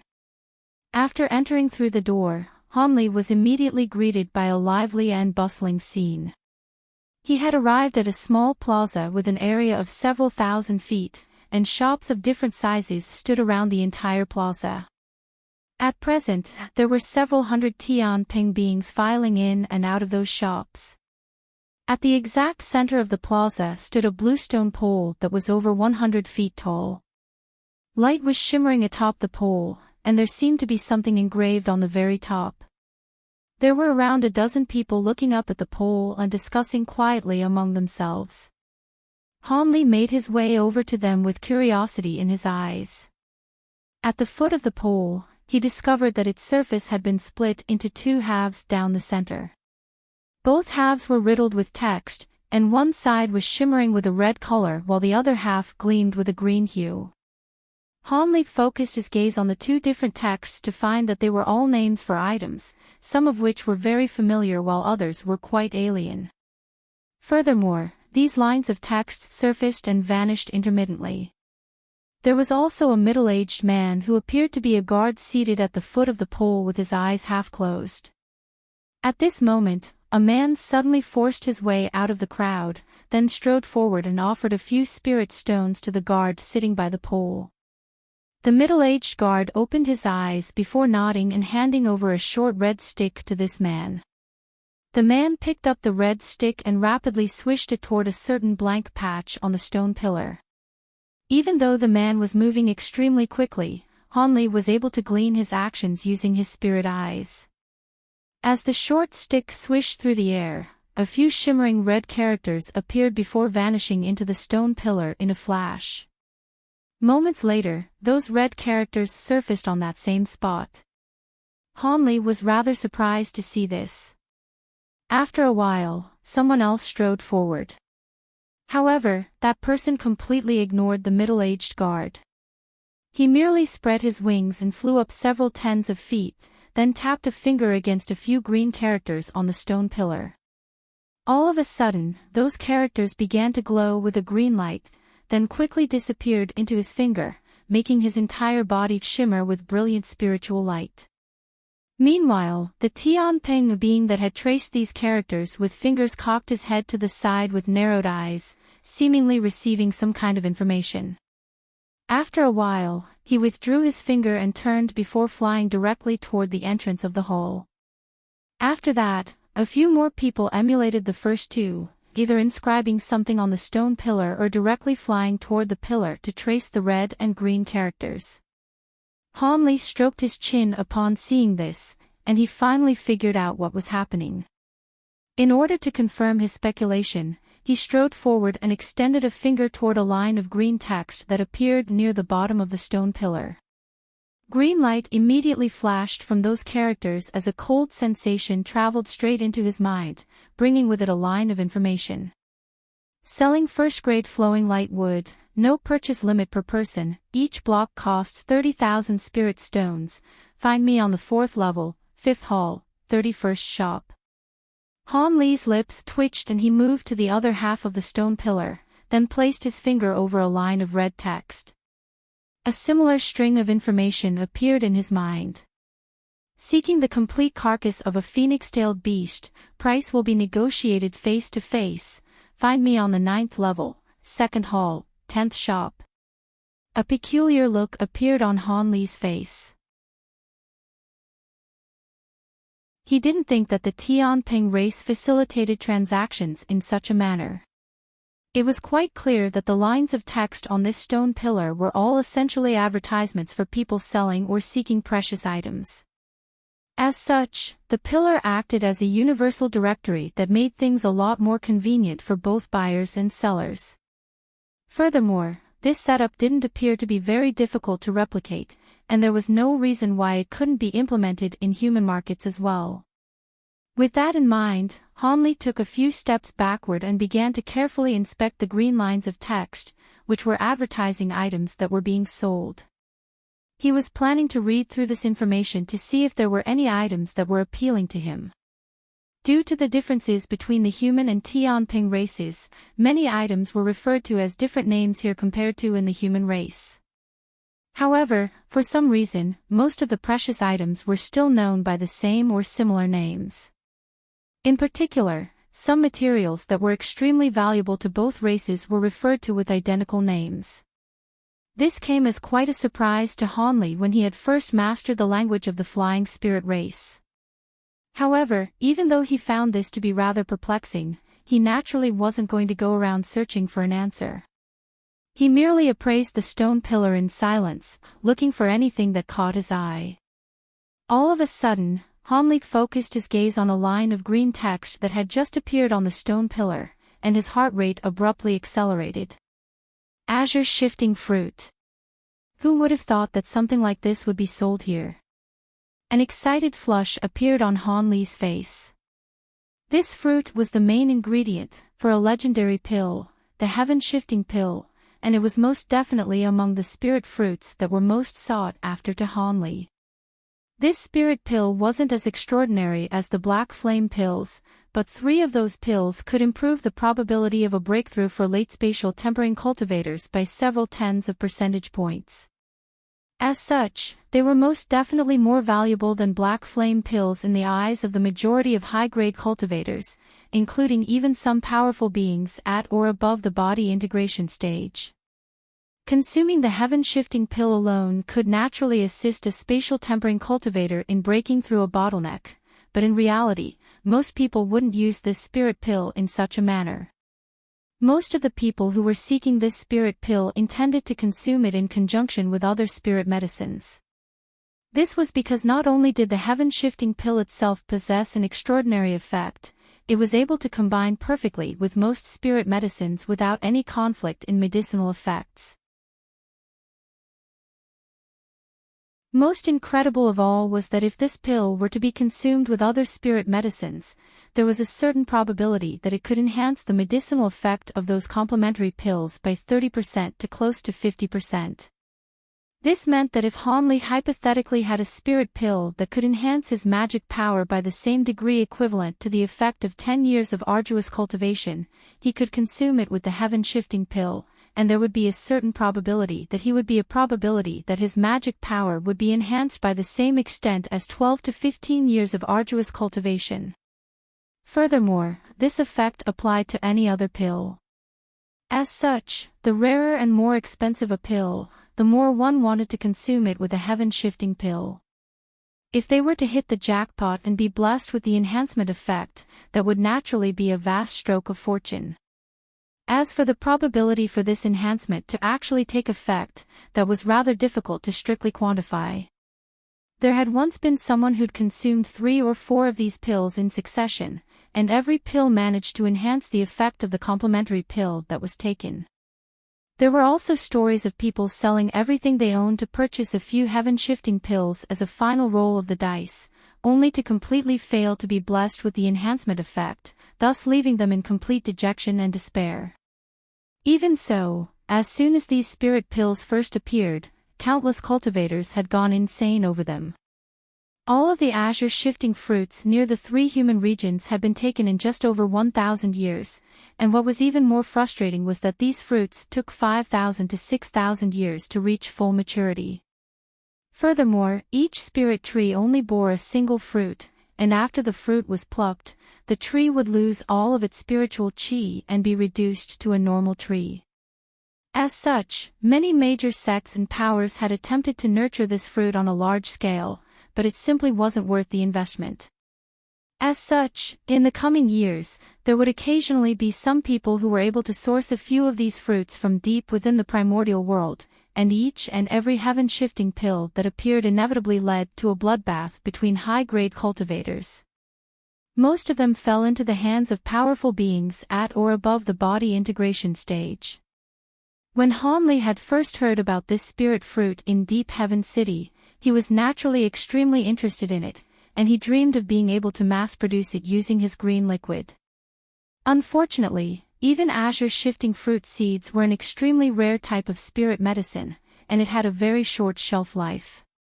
As such, not even a single one of these fruits could be found in the 3 regions and 7 territories. Hence, Hanli could only stifle his excitement and lament his bad luck. However, now that he was seeing this spirit fruit on this stone pillar, he was so excited that he could barely contain himself. He disregarded everything else on the stone pillar as he immediately flapped his wings and rose into the air, reaching the middle of the pillar in a flash before laying a finger on that line of text. Brilliant green light flashed, and a string of information instantly appeared in his mind. However, after assessing the content of this string of information, Hanli's brows furrowed slightly. I have to meet the seller in person. That might be a little troublesome, Hanli murmured to himself as the excitement on his face faded. However, seeing as there was a chance to secure azure-shifting fruits, he naturally couldn't give up regardless of how troublesome the circumstances may be. As such, after a brief pause for contemplation, Hanli flew away as a streak of azure light. After exiting the hall, they flew directly upward, all the way to the 9th level before flying ahead along the passageway. After a while, Hanli glanced at the line of text inscribed above the gates of a certain hall, and he immediately flew in. This hall was identical to the previous one. Both its area and setup were a mirror image of the hall that Hanli had just left.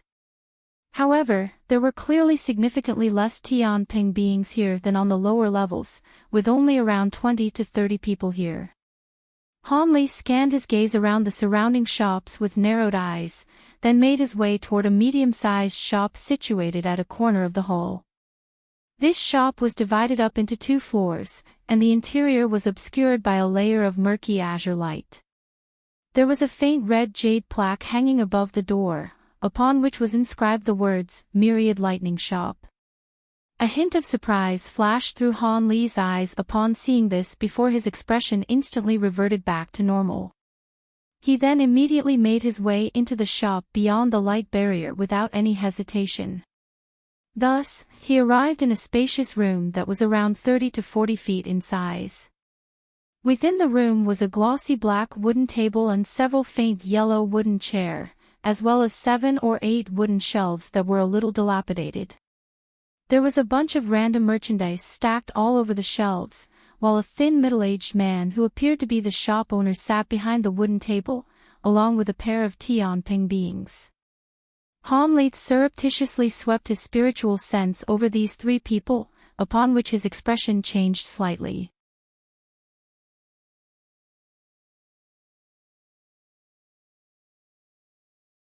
Those 2 middle-aged Tianping beings consisted of a man and a woman, and they appeared to be a couple. They were currently discussing something with the shop owner, and one was an early spatial tempering cultivator while the other was at the mid-spatial tempering stage.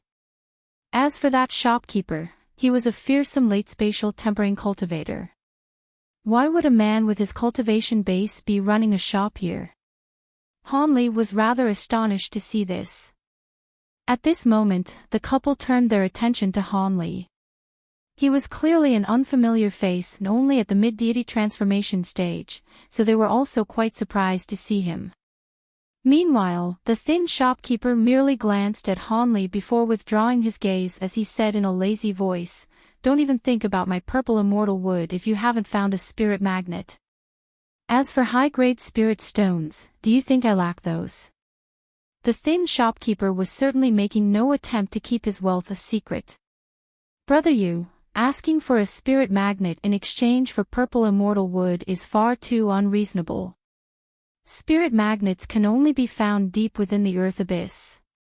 Even the elders of our race wouldn't dare to enter those depths for no good reason, let alone a pair of spatial tempering cultivators like my Tao companion and me," the middle-aged woman argued. "That's not my problem. Do you think I just so happened to stumble across my purple immortal wood? Don't mention this matter to me again unless you secure a spirit magnet," the thin shopkeeper retorted in a cold manner as he rolled his eyes. The couple's expression darkened significantly upon hearing this. However, no matter what they said next, the shopkeeper refused to make any concessions whatsoever. In the end, the couple could only depart in a resigned manner. Throughout this entire process, none of them said so much a single word to Hanli. After the couple had left his shop, the shopkeeper sat down in his chair with an impatient expression, and asked, "What do you want, kid? I heard that you sell azure shifting fruits here, senior. Is that true?" Hanli asked in a calm manner. The middle-aged man faltered upon hearing this before carefully appraising Hanli, then letting loose a cold harumph as he said, "The azure shifting fruit is one of the most precious items in my shop. There's no way a mere flying spirit general like you can afford it. Don't waste my time. How would you know if I can afford this item or not if you don't state your price, senior?" A faint smile appeared on Hanli's face, and he refused to leave. "Humph, looks like you prefer a more violent eviction." The middle-aged flew into a thunderous rage as he abruptly flapped the silver wings on his back toward Hanli. Following a dull thump, a burst of immense power swept toward Hanli, making even the surrounding air tremor and buzz. Hanli's eyelids twitched, but he made no attempt to evade.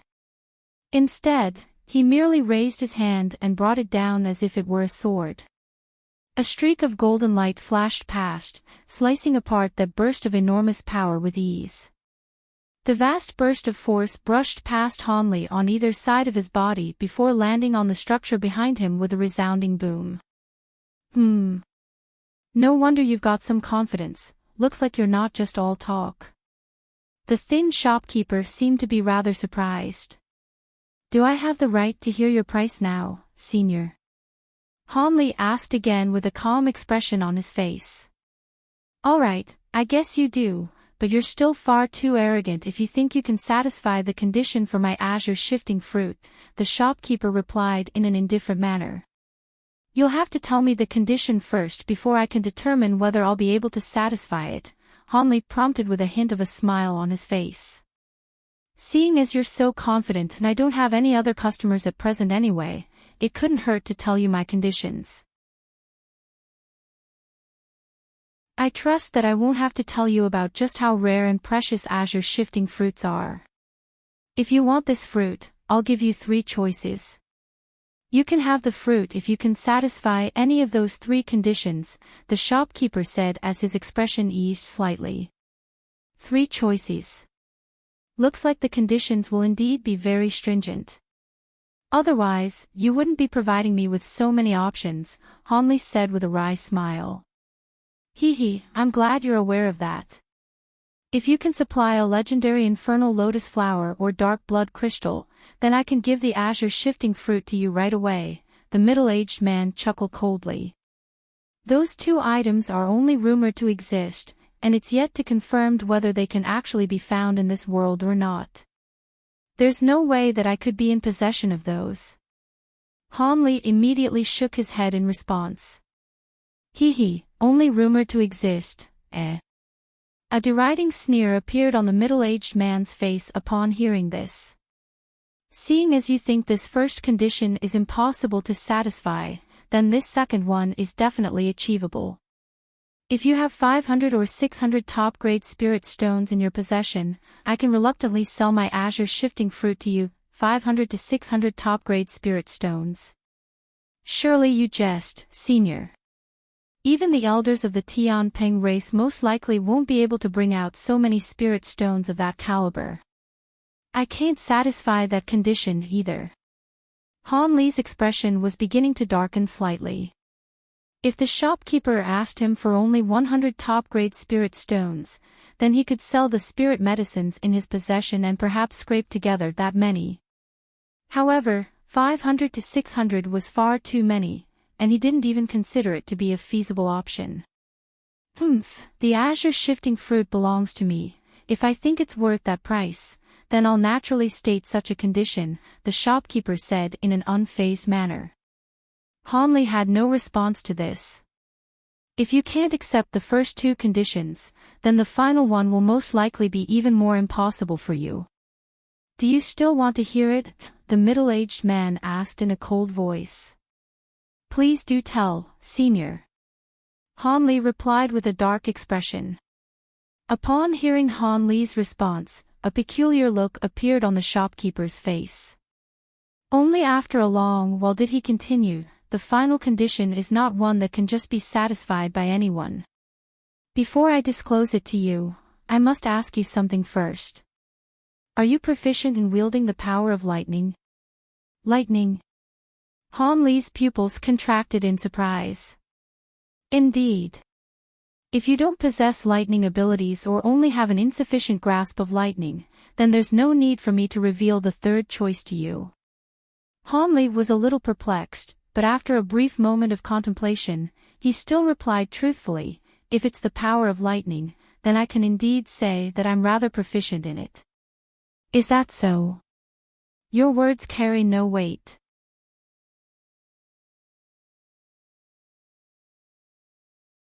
Some of them were tool refinement materials while others consisted of spirit medicines and spirit fruits.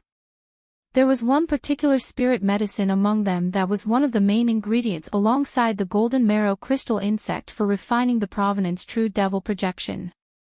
That was naturally a source of elation for Han Li. If he could find the other two spirit medicines required, he'd have all of the ingredients he needed to manifest the true body. With that in mind, Han Li flew into the distance as a streak of azure light. The next day was going to the third day since he made his agreement with the Grand Elder of the Tianping race. However, Han Li wore a faint smile as he flew through the air, seemingly having already forgotten about this agreement.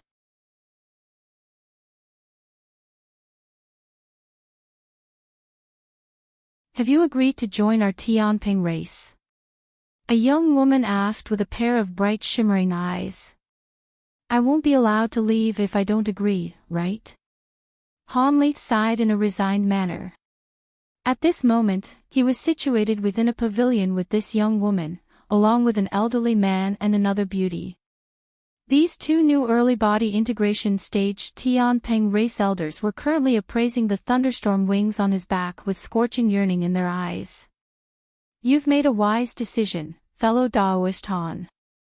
As long as our race's holy disciple can pass the trial, we'll be sure to repay you. The young woman's voice was filled with elation, but her calm tone also suggested that she had already predicted Han Li's answer well in advance. If the trial really is as you describe, then I really haven't offered much assistance here. However, at the same time, I don't want to be completely at your mercy once I've outlived my usefulness, so I have two conditions. I hope you can accept those two conditions so I can assist your race's holy disciple without any qualms or concerns, Han Li suddenly said. Conditions? Go on, then, the elderly man prompted with furrowed brows. I want a Kuanping relic, as well as the right to record my name on the replica scroll of the Tianping vow, Han Li replied with a faint smile. You know of those things.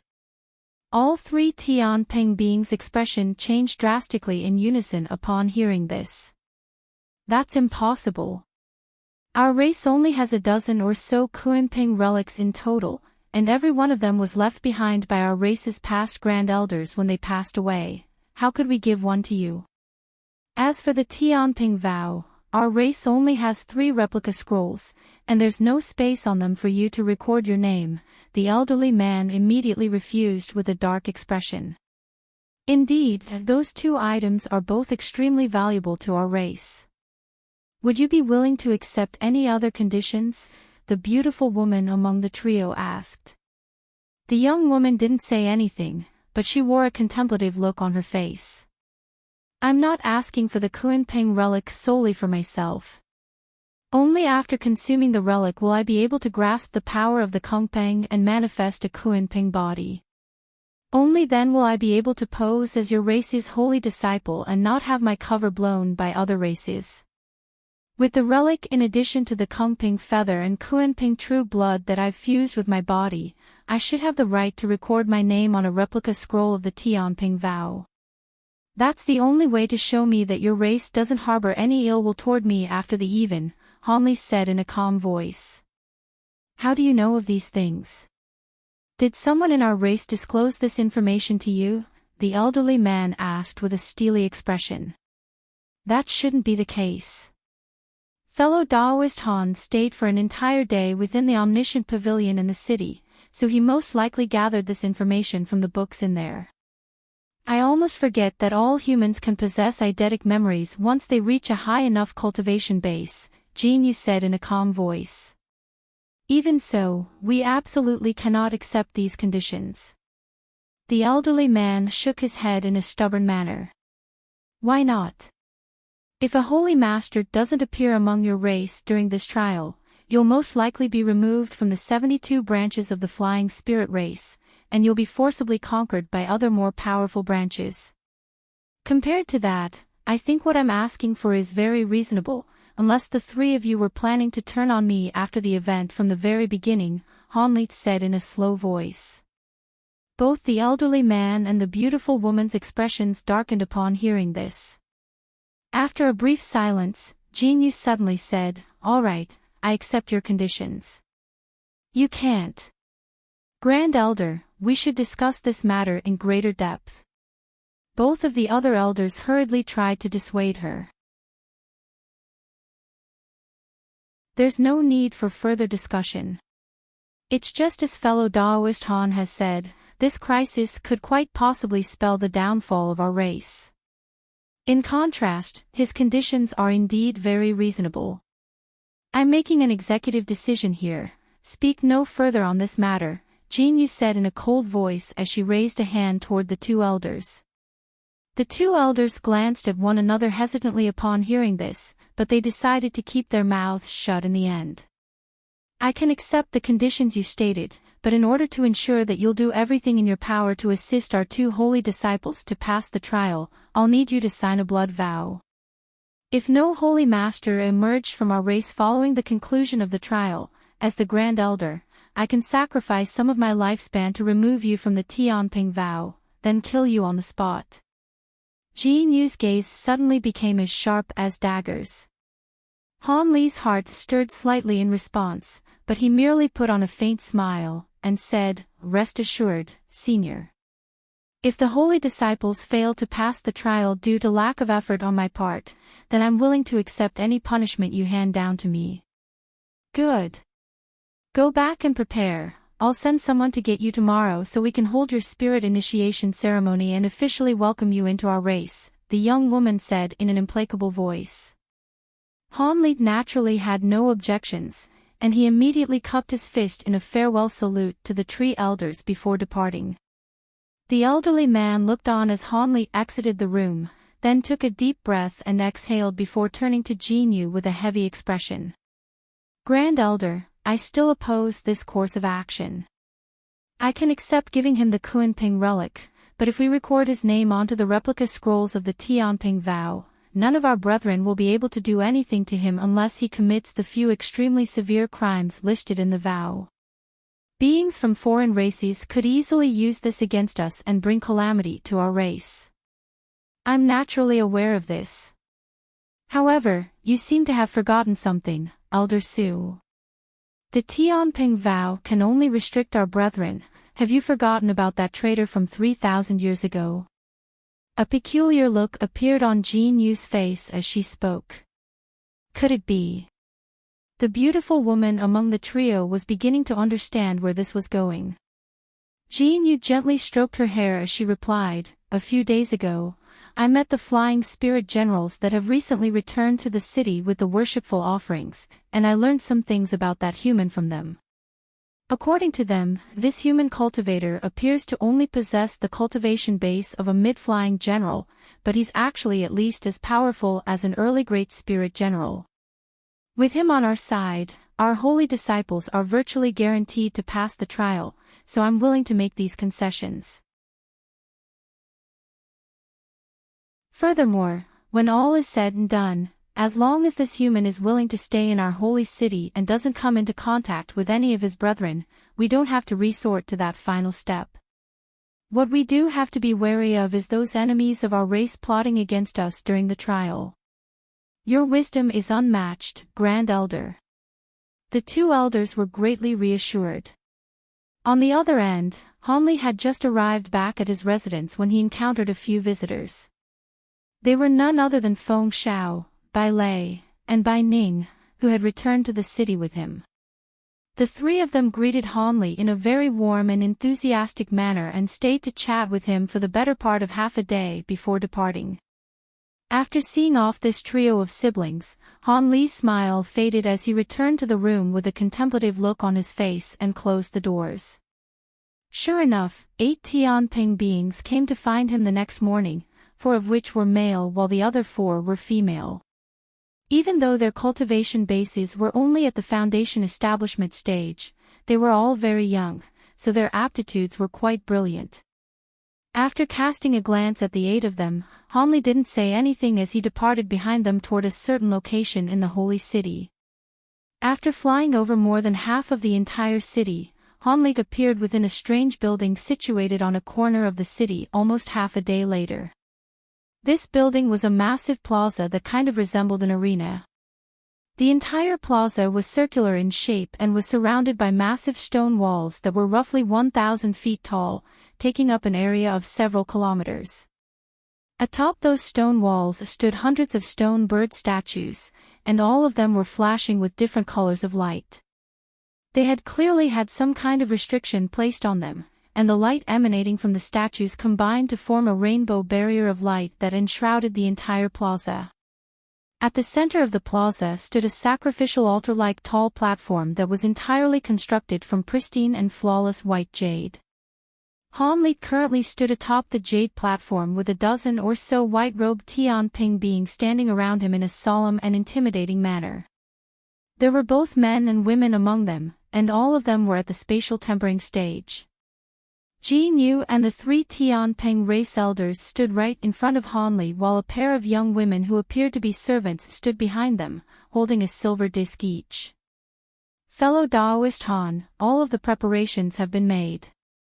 In order to completely activate the power of the Kuanping relic and Kuanping blood within you prior to the commencement of the trial, the 2 elders and I will be unleashing our abilities to assist you in refining those 2 items in a short time. We'll then be bestowing upon you the transformation technique of our Tianping race. I hope you won't disappoint us, fellow Daoist Han, Jin Yu said as she looked directly into Han Li's eyes. Rest assured, Senior. I've already made a promise to all of you, so I'll definitely do everything within my power to assist the holy disciples, Han Li replied in a serious manner. Good. Fuse the Kungping true blood into your body first and Elder Su will activate the power of the spirit blood, to forcibly fuse it with your blood so that they become one and the same. The process will be a little painful, but I'm sure you'll be able to handle it. After that, you can consume the Kuanping relic, and I'll personally assist you in refining the relic. You have to take care during this process not to suffer backlash and go into chi deviation from the power of the relic. After all, "You're not a true Tianping being, so this procedure may be rather perilous," Jin Yu cautioned. Han Li naturally nodded in response. Han Li's willingness to cooperate was very pleasing for Jin Yu, and she also nodded before waving a hand behind her. One of the female servants immediately made her way over to Jin Yu in a respectful manner before offering the silver disc in her hand to the Grand Elder. Jin Yu took an indifferent glance at the silver disc before flicking a slim finger toward the screen of light. White light flashed erratically before disappearing soundlessly to reveal a small thumb-sized azure vial. The vial was rather antiquated and appeared to be made from neither metal nor jade. Jin Yu looked at the small vial as faint silver light flashed from her body, and her expression suddenly became extremely solemn and dignified. Meanwhile, all of the other Tianping beings bowed in unison toward the small vial with expressions of awe and veneration on their faces.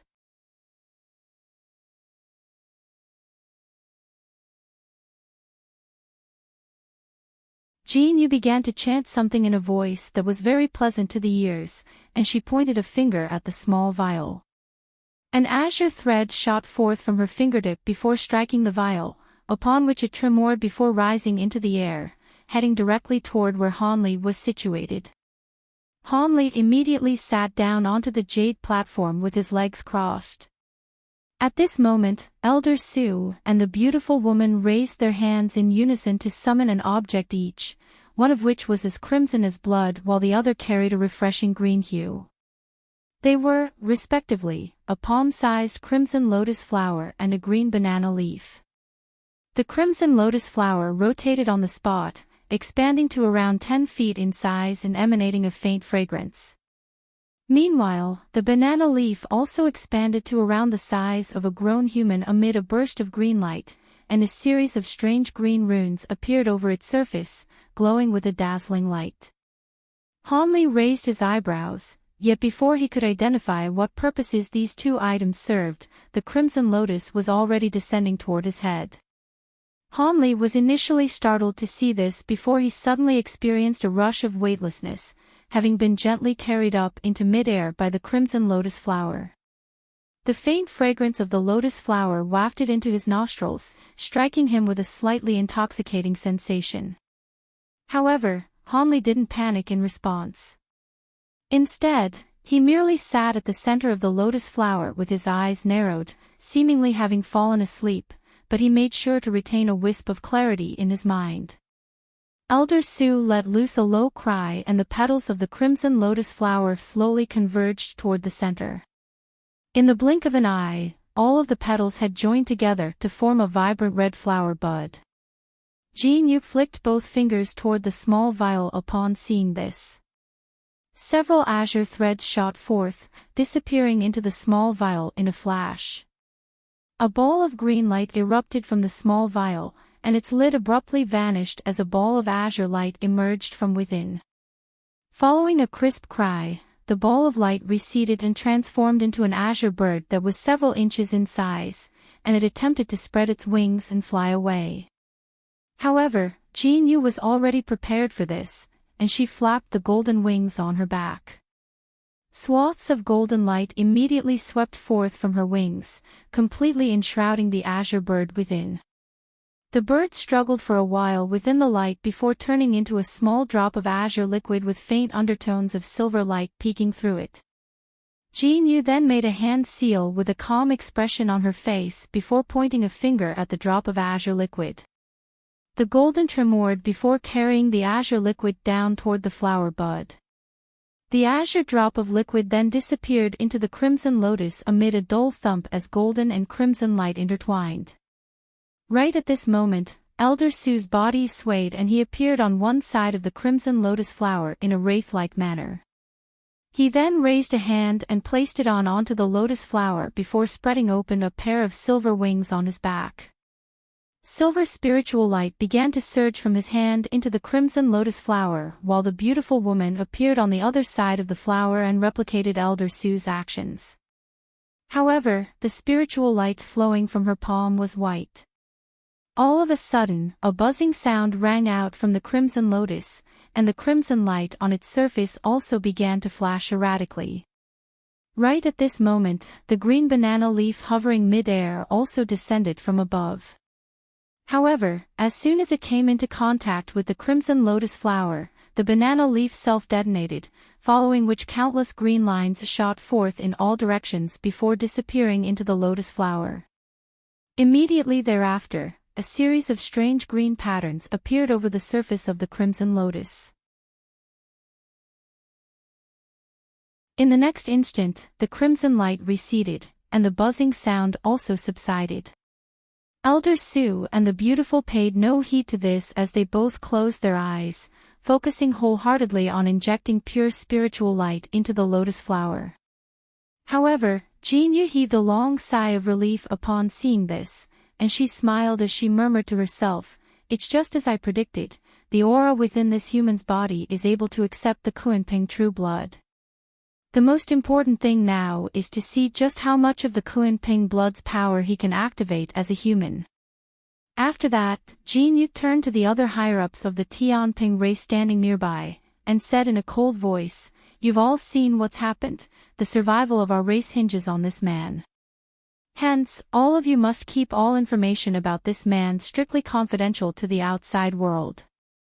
From now on, this man will be known as the third holy disciple that we've been nurturing in secret after sending him far away for cultivation purposes. Understood?"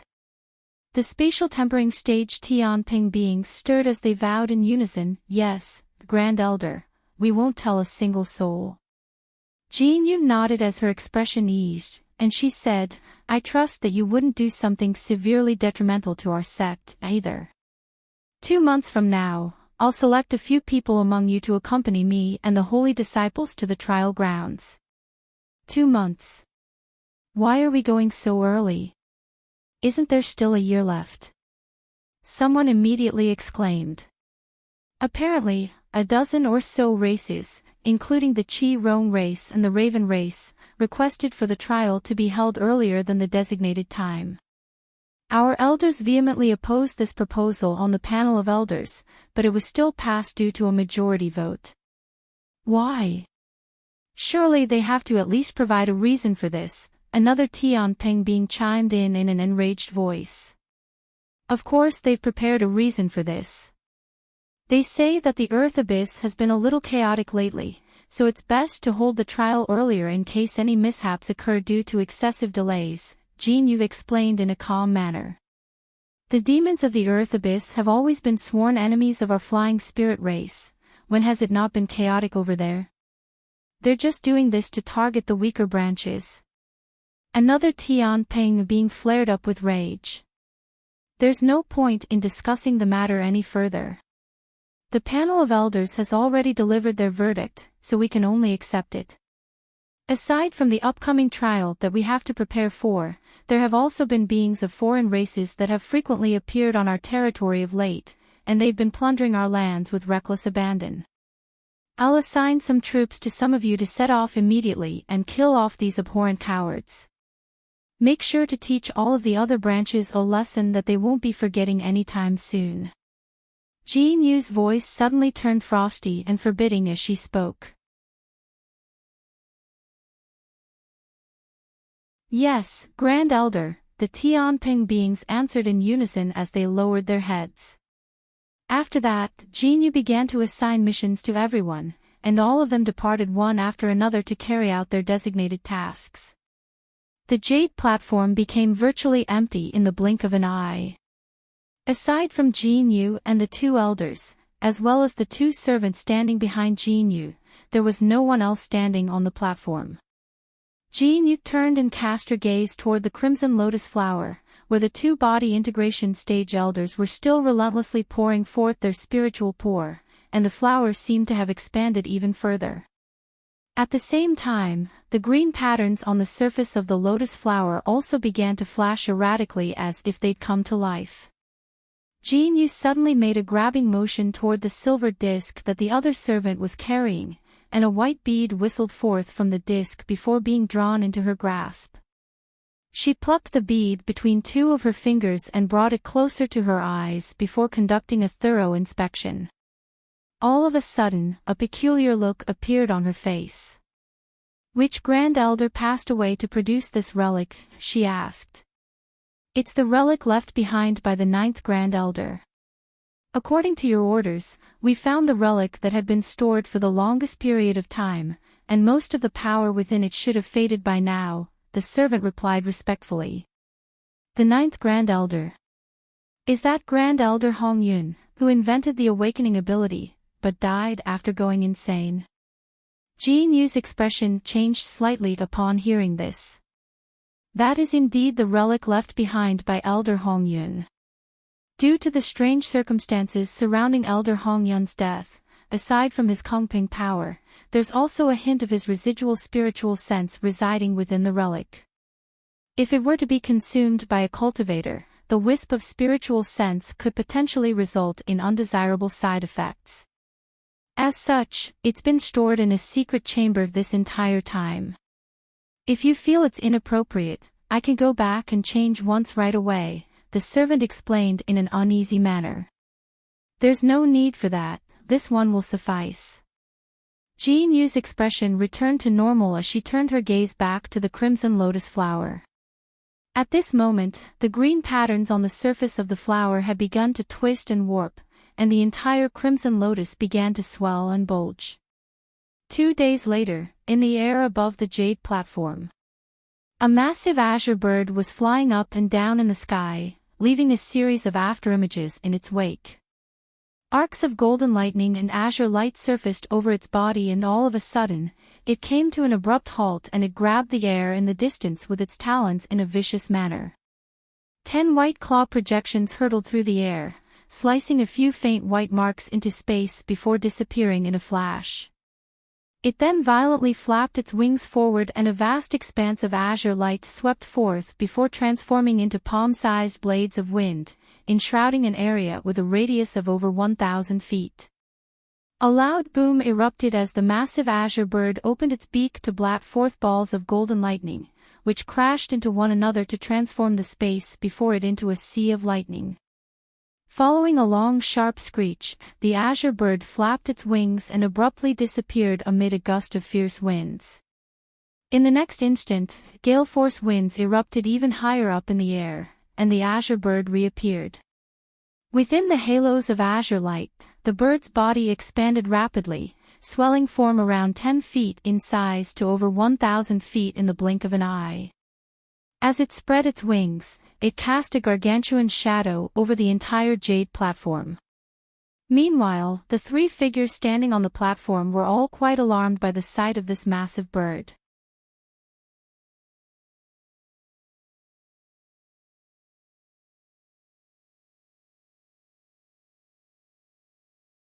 Jin Yu didn't say anything further about this matter as the giant bird in the sky suddenly withdrew its wings, then quickly shrank down to its original size amid a flash of azure light.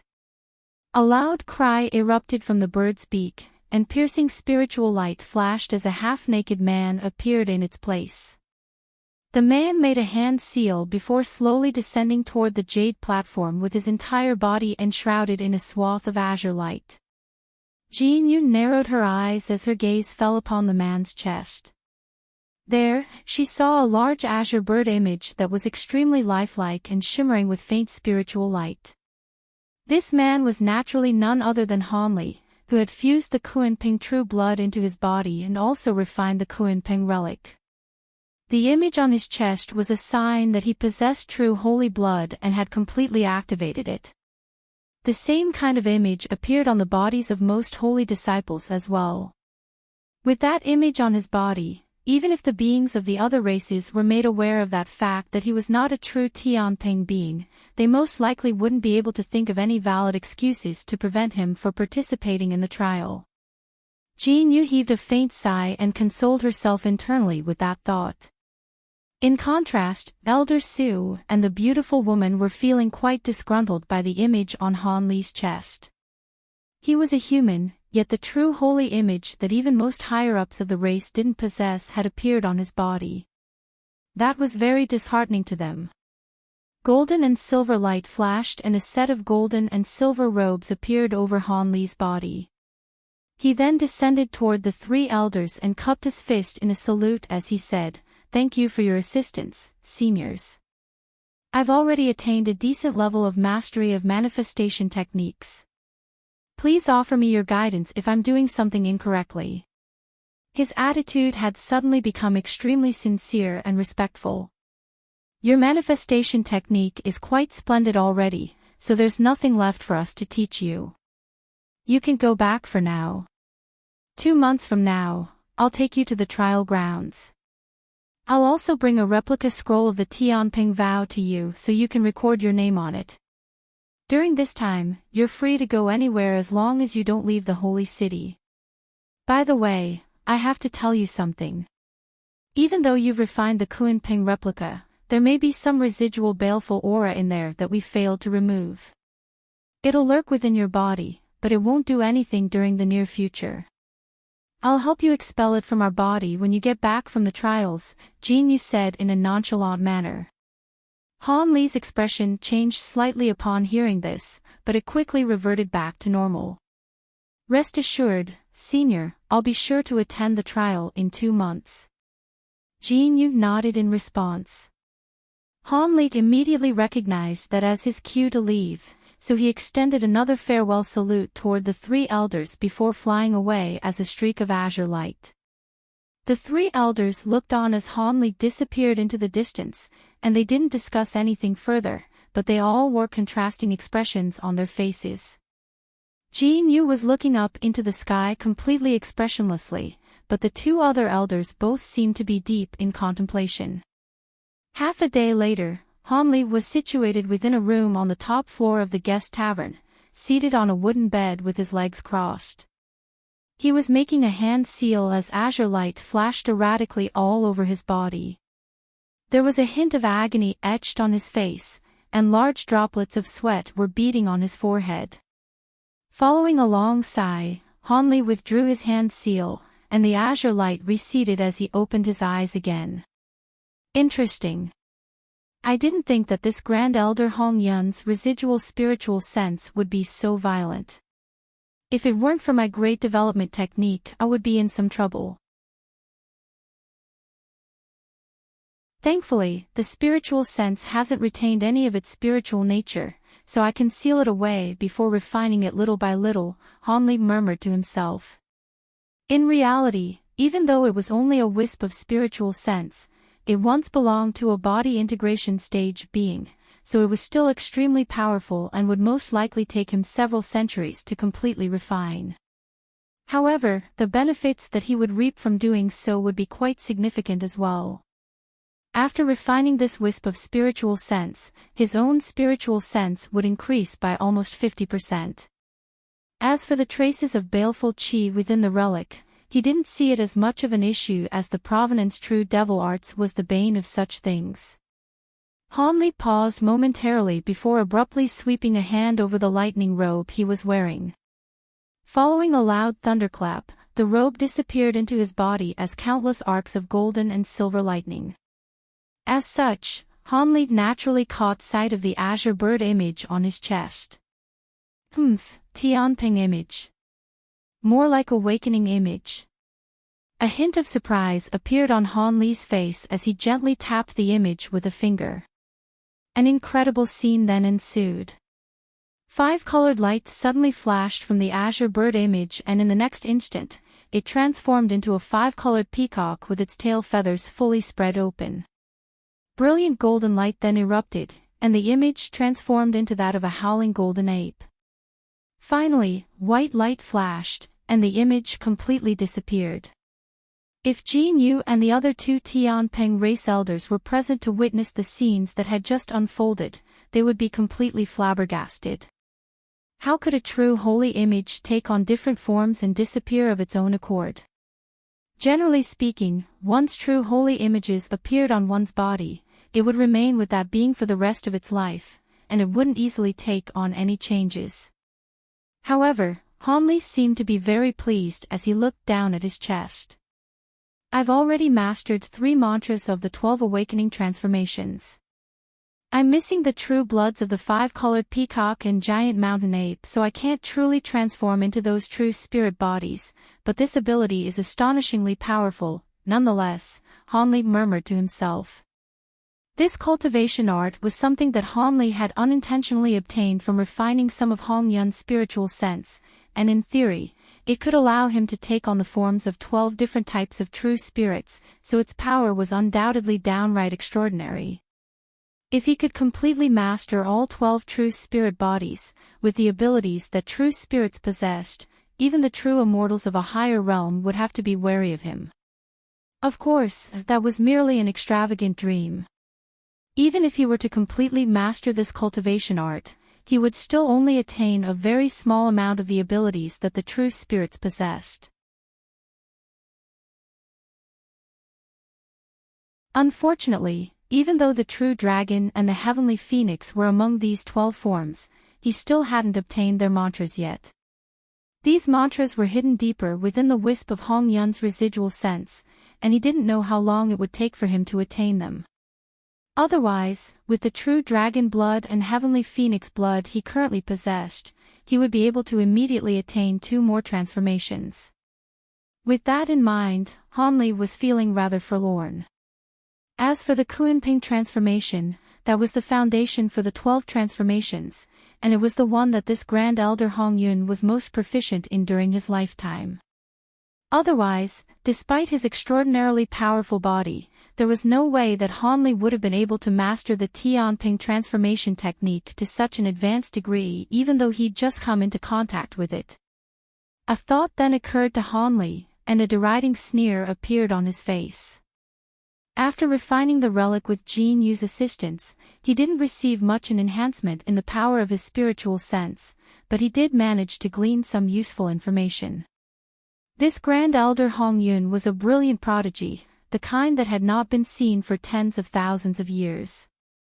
Through his painstaking research of the Tianping transformation, he was able to incorporate many more true spirit transformations into this technique, thereby creating the 12 awakening transformations. Unfortunately, even as a body integration stage being and sourcing many types of true spirit bloods over many years, he was only able to invent 12 transformations. After that, his spiritual sense and physical body were no longer able to cope with the demands placed on them, thereby resulting in him being driven insane and killed by backlash from the true spirit bloods. What was quite strange and perplexing to Hanli was that prior to going insane, this Grand Elder had refrained from leaving his mantras and cultivation arts to the Tianping race. Hanli was naturally unaware that back when this Hong Yun was the Grand Elder, the Tianping race had been at the very height of its power.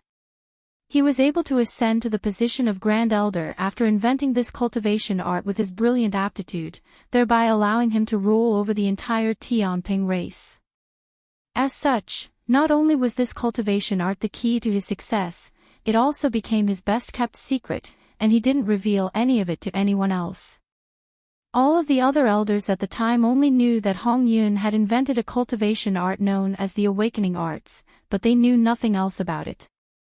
After that, Hong Yun was driven insane due to true spirit blood backlash and passed away, so the contents of his Awakening Arts remained a mystery.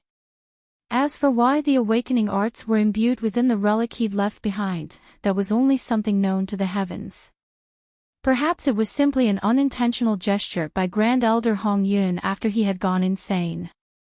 Alternatively, perhaps he had managed to retain a final shred of sanity right before his death and suddenly wanted to leave this cultivation art behind for his race, thereby deciding to infuse it into this relic. Hanli didn't delve too much into this matter. Seeing as this cultivation art had fallen into his hands, he naturally wasn't going to return it to the Tianping race. Otherwise, the first thing those elders would think of was most likely how to kill him to prevent this cultivation art from being leaked rather than how to thank him. Hanli naturally wasn't going to do something so suicidal. A contemplative expression appeared on his face as he carefully pondered the situation. All of a sudden, a hint of a smile appeared on his face again. In reality, aside from fusing the Kuanping true blood with his body and obtaining the awakening arts from the relic, he had also reaped another massive reward that filled him with elation. Due to the stimulation his body had received during this process, he was somehow able to break through his bottleneck, so he was now at the late deity transformation stage. With the assistance of the true toad liquid, his cultivation path would progress without a hitch from here onward. The three Tianping race elders were only astonished by Han Li's exemplary mastery of the Tianping transformation technique, but they spoke nothing of the sudden improvement in his cultivation base. They had most likely noticed this, but for body integration stage beings like them, such a minor improvement in cultivation base simply wasn't noteworthy at all. Han Li narrowed his eyes and considered the situation for a while longer before flipping his hand over to produce a green jade vial, then tipping out a few pills from it. After consuming the pills, he closed his eyes and began to cultivate in a seated meditative state again. Having just advanced to the late deity transformation stage, he had to bolster his cultivation base. A day later, Han Li left his residence in high spirits and headed straight toward the exchange center. This was the date on which he had agreed to meet the shopkeeper of the Myriad Lightning Shop.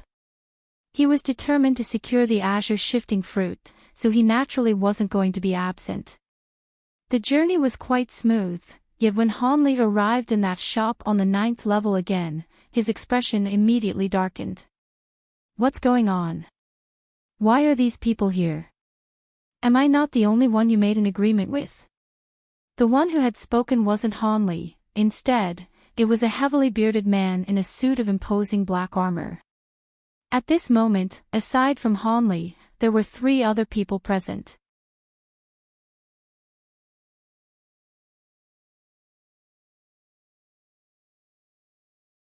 Aside from the thin shopkeeper and the armor-clad man who had just spoken, there was also a young man with a set of delicate facial features present, and he also wore an expression of displeasure on his face. Han Li surreptitiously swept his spiritual sense toward them to find that these two were both early spatial tempering cultivators. I never said that I was only going to bring one person with me to help me tame the spirit beast. If anyone wants to leave, feel free to do so. However, don't even think about my ice heart crystal, purple light iron, and azure shifting fruit. Then, the shopkeeper rolled his eyes with a cold harumph. The young man and the armor-clad man glanced at one another upon hearing this while Han Li stood on the spot with slightly furrowed brows. All right, so be it.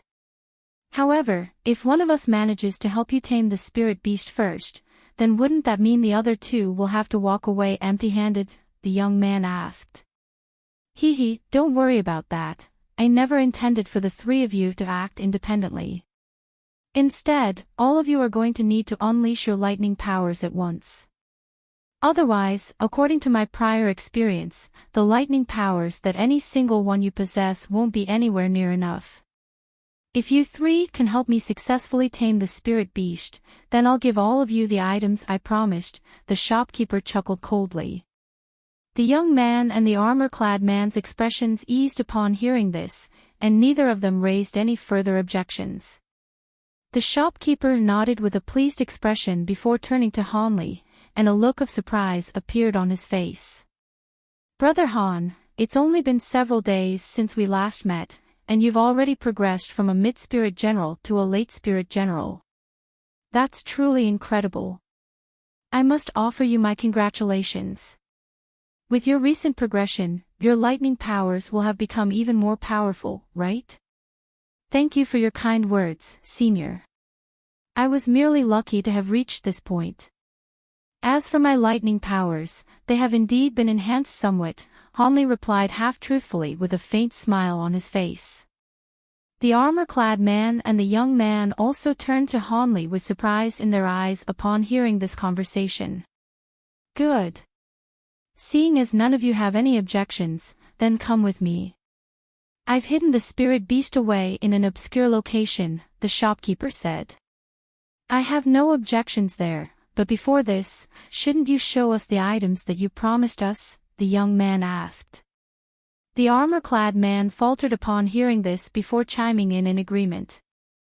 Han Li didn't say anything, but the expression on his face clearly indicated that he also supported this notion. The shopkeeper seemed to have anticipated this request, and he said, "No problem. I've already prepared the items in advance, so I'd be happy to show them to you now."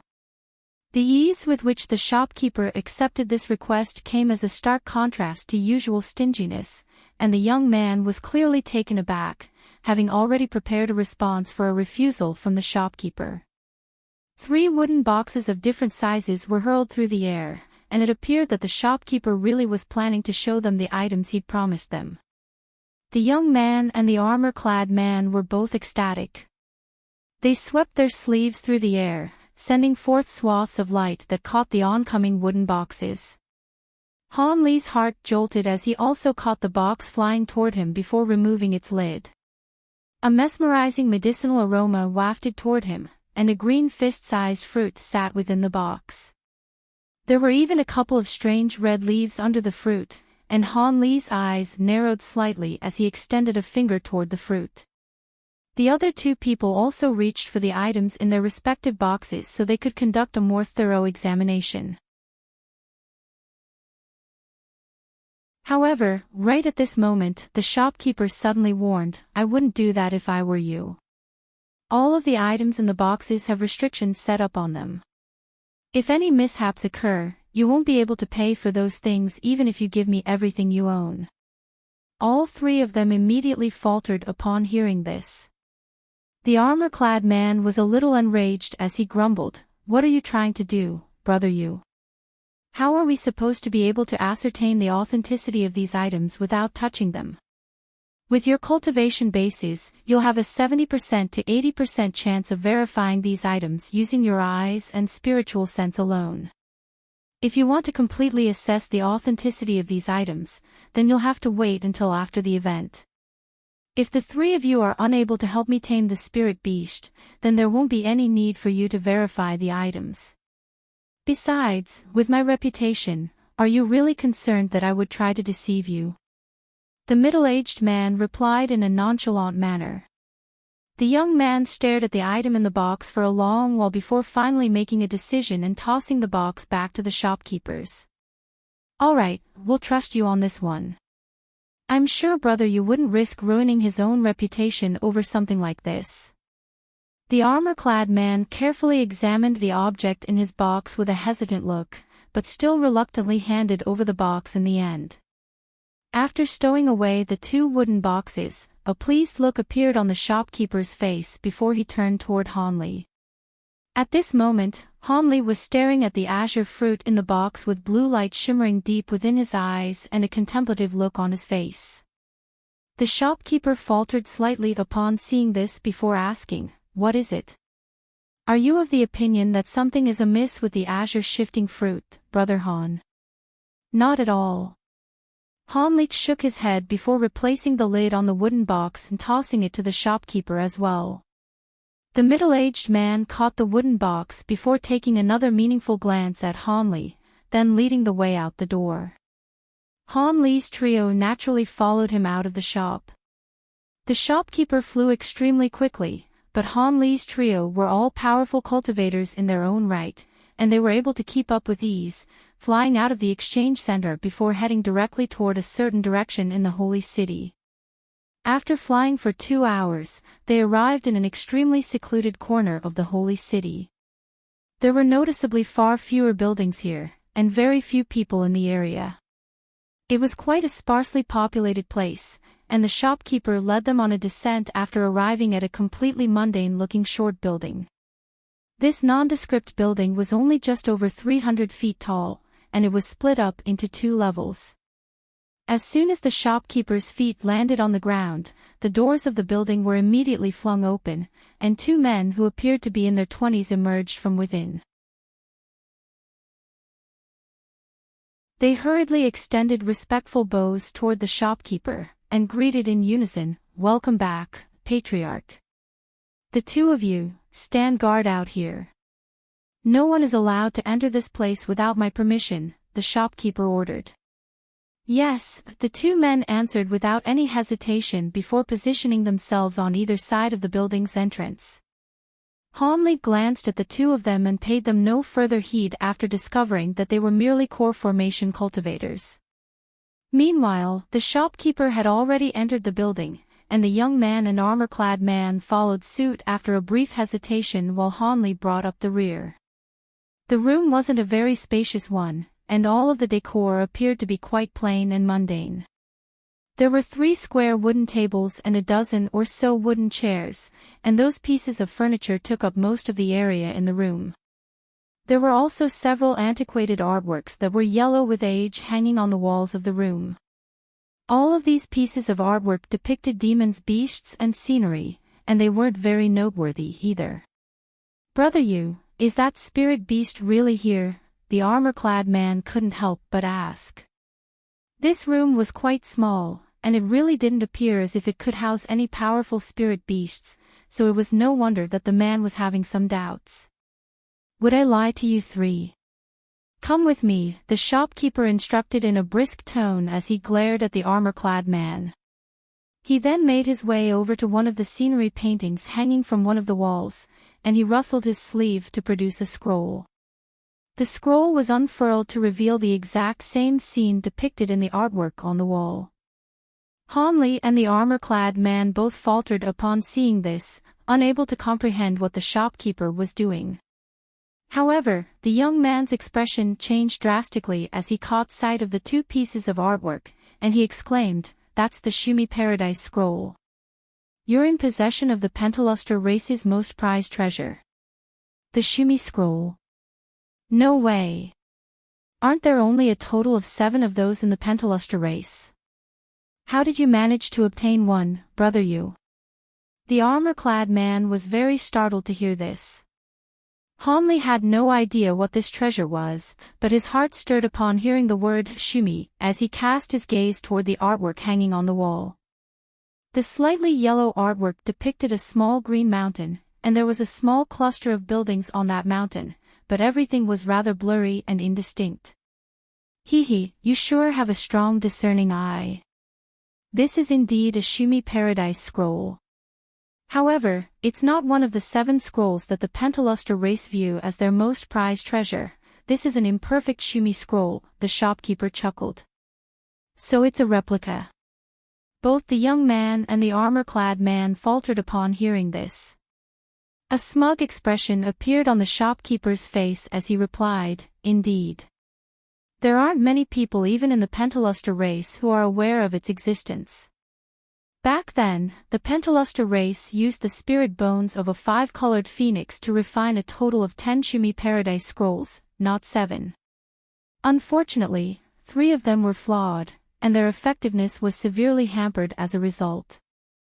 As such, those 3 scrolls were hidden very early on, and their existence wasn't revealed to the rest of the world. Due to various reasons, those 3 scrolls somehow ended up outside of the Pentaluster race and switched hands between several other races. As for how I came about this one, that's not something the 3 of you need to know. Even though it's a flawed scroll, obtaining such a treasure is a vast fortune, Brother Yu," the armor-clad man said with an envious expression. The young man stared at the scroll, and a hint of greed flashed through his eyes. Hanli's expression remained unchanged, but he was also filled with a sense of yearning. Shumi treasures were one of the treasures that he wanted to obtain the most after arriving in this spirit realm. Unlike the false Shumi space refined using spatial rifts in the human world, this was an independent existence, and was a true spatial treasure that could be carried. "Alright, let's go. The spirit beast is in the Shumi Paradise." The smile on the shopkeeper's face suddenly faded as he abruptly rustled his sleeve. An incredible scene then ensued.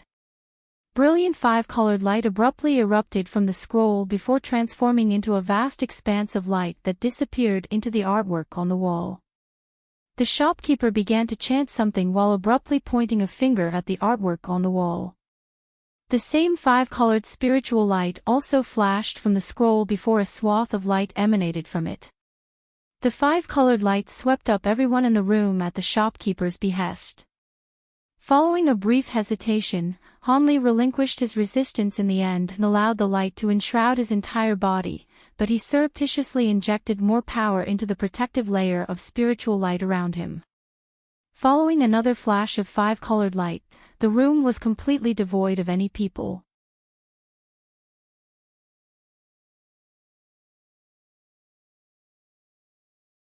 The piercing spiritual light receded, and when Hanli opened his eyes again, he found himself on a bluestone plaza with a series of buildings of different heights not far up ahead.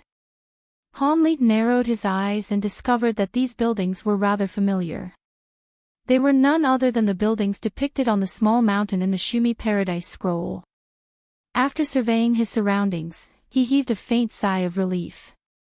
He was currently situated atop a small green mountain with blue skies and a few white clouds up above. As expected, he had arrived in a space that was identical to the image on the Shumi Paradise scroll. This space wasn't very large, looking as if it was only several kilometers in size, but it was surrounded by 5-colored walls of light in all directions. The other 3 people had also arrived in this place not far away from him. Hanli and the other 2 men were looking around with curiosity in their eyes, but the shopkeeper was not in the mood for sightseeing as he hovered directly toward the cluster of buildings up ahead. Hanli's trio also rose up into the air to follow him. "Brother Yu, this Shumi space appears to be completely perfect and intact without anything amiss. What is this flaw you were referring to?" the young man couldn't help but ask. "Hehe, do you think I'll disclose that information to you? It seems to have nothing to do with our deal," the shopkeeper said in a brusque voice as he rolled his eyes. A hint of fury flashed through the young man's eyes upon hearing the shopkeeper's blunt response, but he forced a smile onto his face, and said, "Hehe, I was merely curious and I bear no ill will." The shopkeeper harumphed coldly, but didn't follow up with any further insults, presumably because he still had to enlist the young man's assistance in their upcoming task. After flashing through the air several more times, he appeared before a pavilion over 1,000 feet away before stopping in mid-air with his hands clasped behind his back. The pavilion was over 1,000 feet tall, and was split into 3 levels. The building was rather antiquated with a wide bottom that tapered to a point at the top. "The spirit beast is in this building. Come with me and I'll show you the beast first," the shopkeeper instructed as Hanli's trio gathered around him. The shopkeeper then descended first, and Hanli's trio glanced at one another before following suit. Rather than landing in front of the entrance on the first floor, the shopkeeper drifted over to a window on the second floor before stopping there. Hanli and the others found this to be rather strange, but they also headed to the same spot. After looking in through the window, they were greeted by the sight of a murky silver barrier of light. The entire second floor had been sealed by a restriction. The young man's eyes flashed, yet before he had a chance to say anything, a loud rumbling boom erupted, following which the silver light barrier tremored along with the entire pavilion. Immediately thereafter, a string of thunderclaps erupted within the light barrier in rapid succession. Thunderclaps were the only sounds that the 4 could hear, and they felt as if they were situated in a world of furious lightning, causing their consciousness to drift in an unsettling manner. Hanli was greatly startled by this development, and he immediately activated his great development technique, thereby reinstating his clarity of mind in the blink of an eye. The shopkeeper and the others were all spatial tempering cultivators, so they also quickly recovered after unleashing their respective abilities. Even so, the young man and the armor-clad man's faces had paled significantly. "This is the spirit beast you want to tame, brother Yu?" the armor-clad man asked as he stared intently at the window. "That's right. Rest assured, fellow Taoists, the spirit beast has been sealed, and you won't be in any danger before it's released." The shopkeeper wore a calm expression, but there was excitement shimmering in his eyes. He suddenly flipped over a hand, and a scroll appeared in his grasp following a flash of light. It was none other than that Shumi Paradise scroll. On this occasion, he didn't unfurl the scroll. Instead, he grabbed one end of the scroll while gently tapping the other end toward the light screen. A peculiar turn of events immediately unfolded. The light barrier beyond the wind suddenly shattered like glass before vanishing. The shopkeeper then flapped his wings and entered the pavilion, leaving an afterimage in his wake. The armor-clad man and young man immediately followed suit without any hesitation. Hanli stroked his chin and contemplated the situation for a while before slowly drifting in through the window. The entire pavilion tremored once again amid a resounding boom, and a burst of lightning attribute spiritual pressure swept toward him like a physical wave. Hanli's expression changed slightly, and he was almost unable to repress the urge to evade. However, he remained in the same spot in mid-air and shielded himself using his divine essence fused light in the end. Only then did he get a chance to glean his surroundings. The second floor of the pavilion was far more spacious than he'd imagined.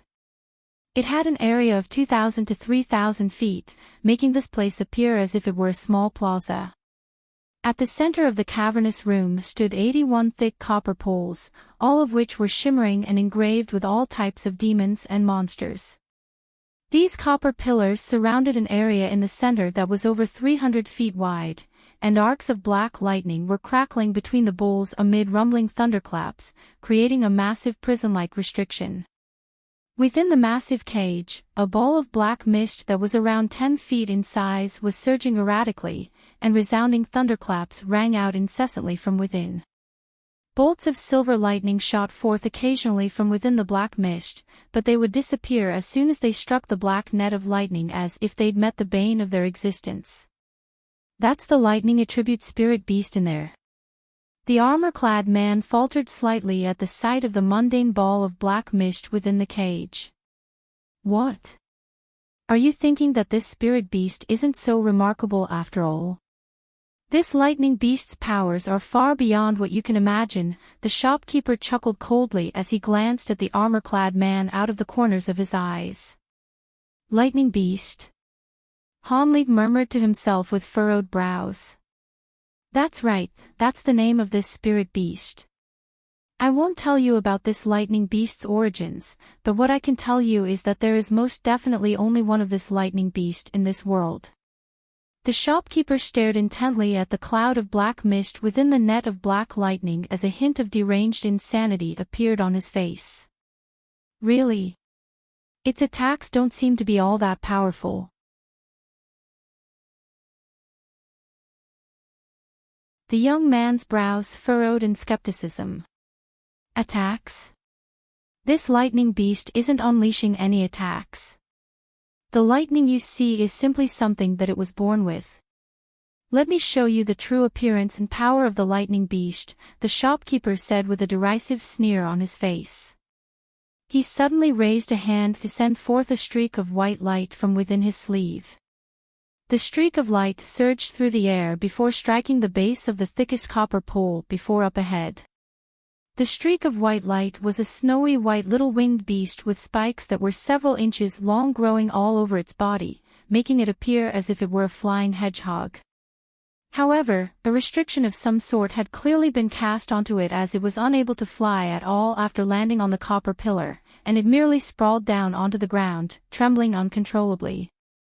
That's an inch-light beast. The armor-clad man and young man immediately identified this vicious beast that was vastly renowned within the flying spirit race, and they were barely able to believe their eyes. These little beasts were extremely ferocious, and they dared to engage even spatial tempering stage beings in direct battle. Even though they were pack-dwelling beasts, all of them were extremely vicious. However, the one on the copper pillar was completely timid and docile, and that came as quite a surprise to the two of them. Just as they were thinking this, a large azure hand suddenly rushed out from within the black mist, reaching toward the inch-light beast like lightning. Before the 5 fingers on the hand had even made contact with the little beast, arcs of silver lightning shot forth through the air. The little beast as completely motionless as it lay on the copper pillar, and as soon as the azure hand struck the black net of lightning, the little beast was sent flying by the force of the impact. A low roar erupted from within the mist, and it was filled with unbridled fury. All of a sudden, a burst of piercing silver light radiated from within the black mist, following which a ball of rapidly expanded within the mist with something inside it. Moments later, all of the black mist had been completely dispelled by lightning, revealing a humanoid bird-like demon within the net of lightning. The creature possessed the head of a dove and had azure skin. There was a pair of blue feathered wings on its back, and its upper body was that of a human while its lower body was that of a bird. A hammer and an awl were present on the respective ends of its arms, and its golden eyes were shimmering with a sinister light. Despite the vast knowledge and experience possessed by Han Li's trio, they still couldn't help but draw a sharp breath upon seeing the true appearance of this lightning beast. Before they had a chance to recover from their shock, the lightning beast suddenly let loose a thunderous roar, following which white light flashed, and countless fist-sized balls of white lightning erupted forth.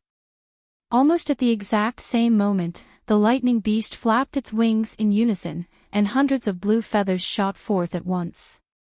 All of them then transformed into arcs of blue lightning that were around a foot in length each. The lightning beast then brought its hammer and all together with a resounding boom, an extremely thick bolt of golden lightning hurtled forth from the pointy end of the awl, transforming into a golden lightning whirm that swept through the air.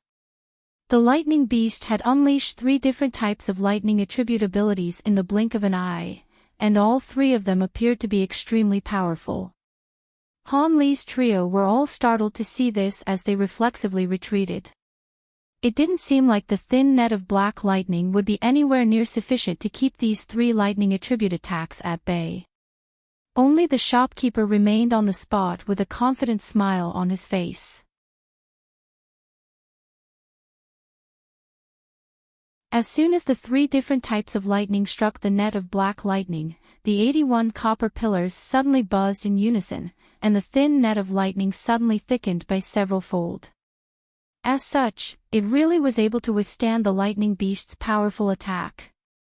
The lightning beast let loose a thunderous roar of rage as its golden eyes stared intently at the inch-light beast, but it seemed to possess some intelligence as it unleashed no further attacks.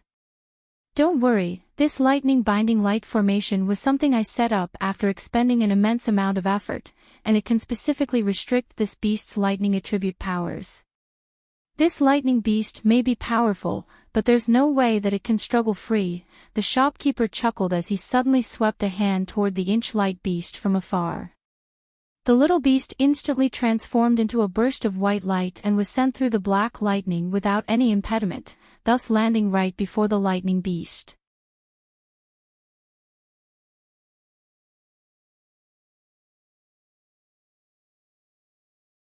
As soon as the inch-light beast appeared before it, the lightning beast opened its beak without any hesitation and swallowed the little beast that was completely powerless to resist. It then let loose a low roar of satisfaction before its body instantly shrank. At the same time, a layer of black mist erupted from nearby to completely obscure it from view. Within the restriction, everything had reverted back to the exact same scene that Han Li and the others had originally witnessed. What kind of spirit beast is this lightning beast? I've read countless ancient tomes, but I've never seen any description of a beast that fits this one, the young man asked with an astonished look in his eyes. Didn't I tell you that this beast's origins are very unique, and that it'd be best if you didn't ask about it? All you have to do is help me tame it. The shopkeeper's words seemed to carry a warning. The young man's expression changed slightly, and he raised no further questions. A hint of a peculiar light flashed through Han Li's eyes as he suddenly said, "You said that this beast is unique in the spirit realm, so can I interpret that as an admission that this beast does not hail from the spirit realm?" The shopkeeper's expression changed drastically upon hearing this, but he immediately forced a smile onto his face as he replied, "What nonsense are you spouting, Brother Han?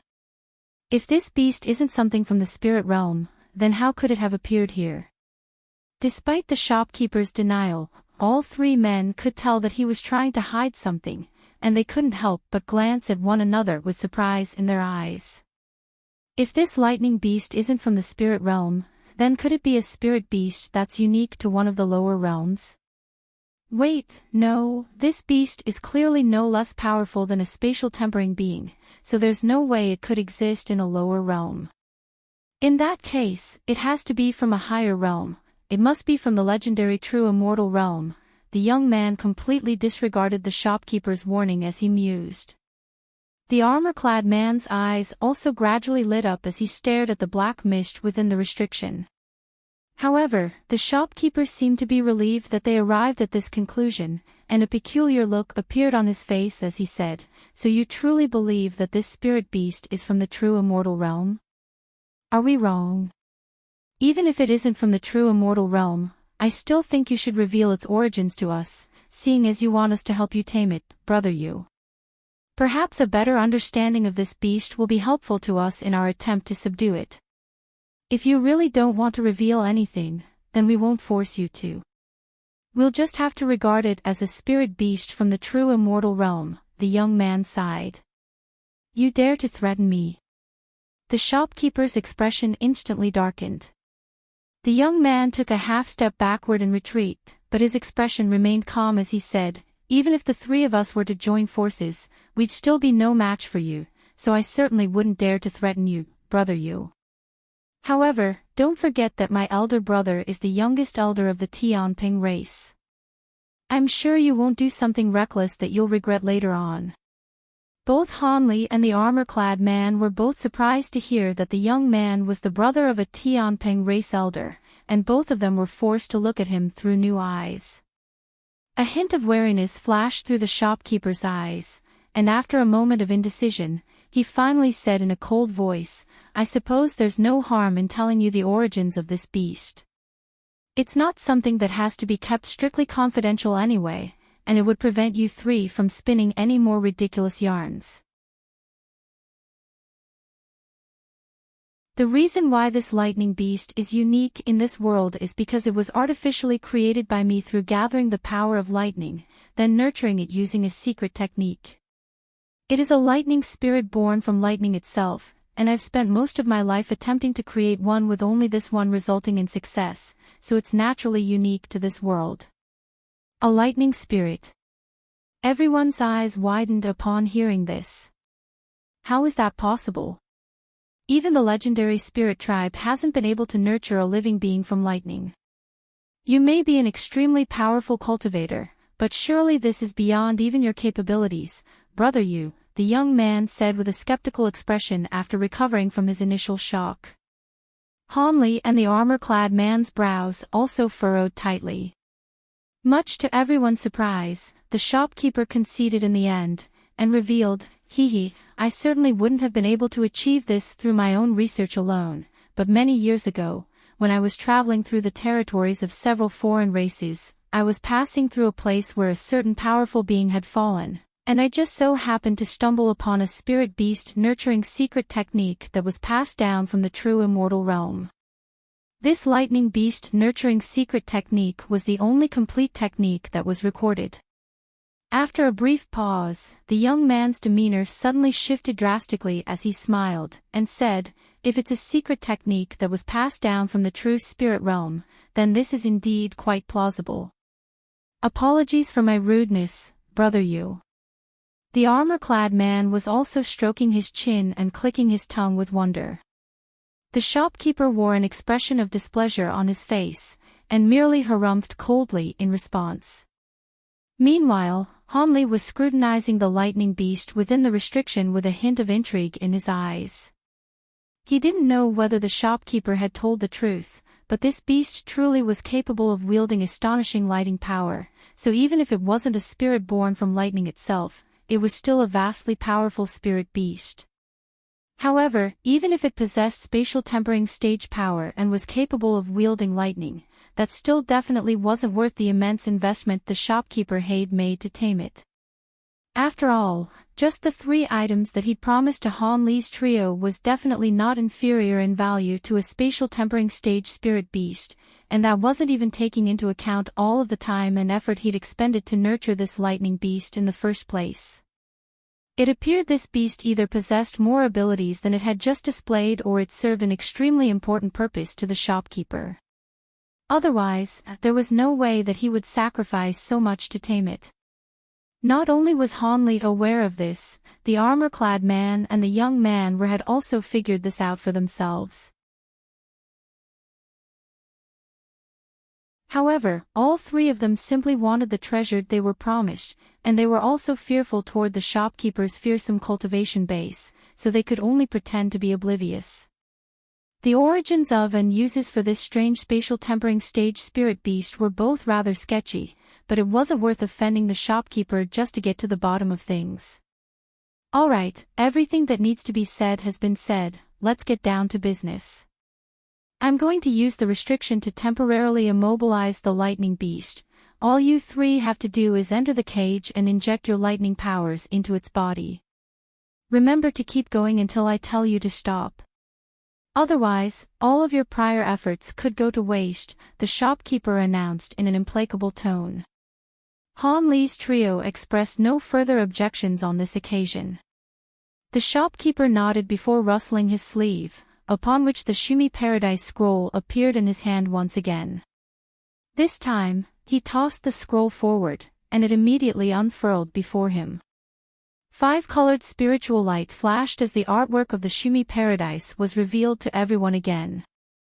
The shopkeeper began to chant something before pointing a finger quickly toward a certain spot on the piece of artwork. Blue light flashed deep within Han Li's eyes, and he was instantly able to glean what the shopkeeper was doing.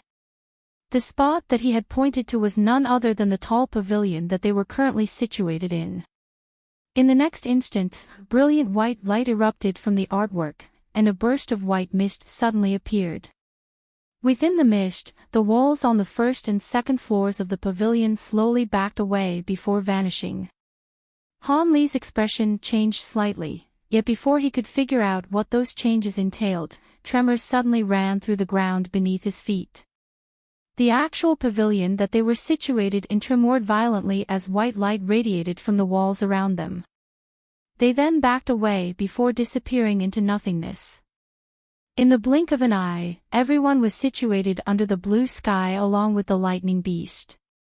The ground of the pavilion underfoot had also been transformed into a bare plaza. The black mist within the restriction surged erratically, clearly indicating that the lightning beast had also been alerted by these changes. Han Li stroked his chin while the young man and the armor-clad man glanced at each with surprise in their eyes. Right at this moment, the shopkeeper let loose a low cry, and a crimson arrow shot forth from within his mouth. The arrow disappeared in a flash into the scroll he was holding, and a loud thunderclap suddenly erupted high up in the sky, following which howling winds were swept up around them. Arcs of silver lightning peeked through the dark clouds amid an incessant burst of rumbling, and it appeared as if a powerful devil were about to descend upon this world.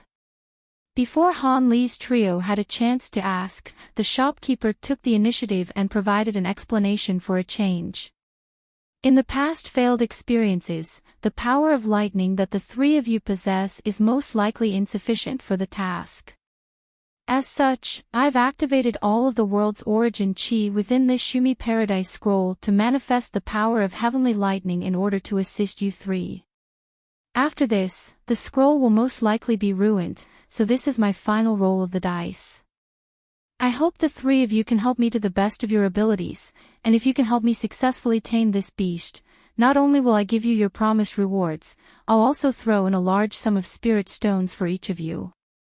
The shopkeeper spoke in a very solemn and serious voice. Han Li's trio was elated to hear this, and all of them expressed their willingness to do everything in their power. The shopkeeper nodded in response before abruptly flapping his wings toward the scroll before him. A swath of white light immediately surged forth, sweeping up the Shumi Paradise scroll within it. The scroll rotated within the white light before countless runes of different colors suddenly appeared on its surface. In the end, following a rumbling boom, it transformed into a 5-colored pillar of light that disappeared into the dark clouds up above. An incredible scene then ensued. After a bout of tumbling and surging, an earth-shattering thunderclap suddenly erupted within the dark clouds. Immediately thereafter, An extremely vibrant bolt of five-colored lightning that was as thick as a large bull shot appeared before flashing through the clouds like a massive five-colored python. "Five-colored heavenly tribulation," the armor-clad man exclaimed in alarm at the sight of this five-colored lightning. "There's no need for panic. This isn't the true five-colored heavenly lightning that appears during a tribulation transcendence for flying spirit true monarchs. It's merely something I've simulated using a wisp of the world's origin chi, and it possesses less than 1,000th of the power of true five-colored heavenly lightning," the shopkeeper consoled in a calm voice. Han Li and the young man also wore horrified looks on their faces, but their expressions eased after hearing this. However, there was still a hint of shock in Han Li's eyes as he looked up at the five-colored lightning in the sky. This five-colored heavenly lightning was rumored to be tribulation lightning for cultivators of at the Grand Ascension stage, and even purple-golden tribulation lightning for body integration cultivators couldn't even hold a candle to its extraordinary power. Even if it possessed only thousandths of the power of actual five-colored heavenly lightning, it could still quite possibly be capable of killing any one of Han Li's trio. At this moment, the shopkeeper could no longer pay any heed to Han Li and the others. He was busy casting incantation seals toward the 81 copper pillars up ahead.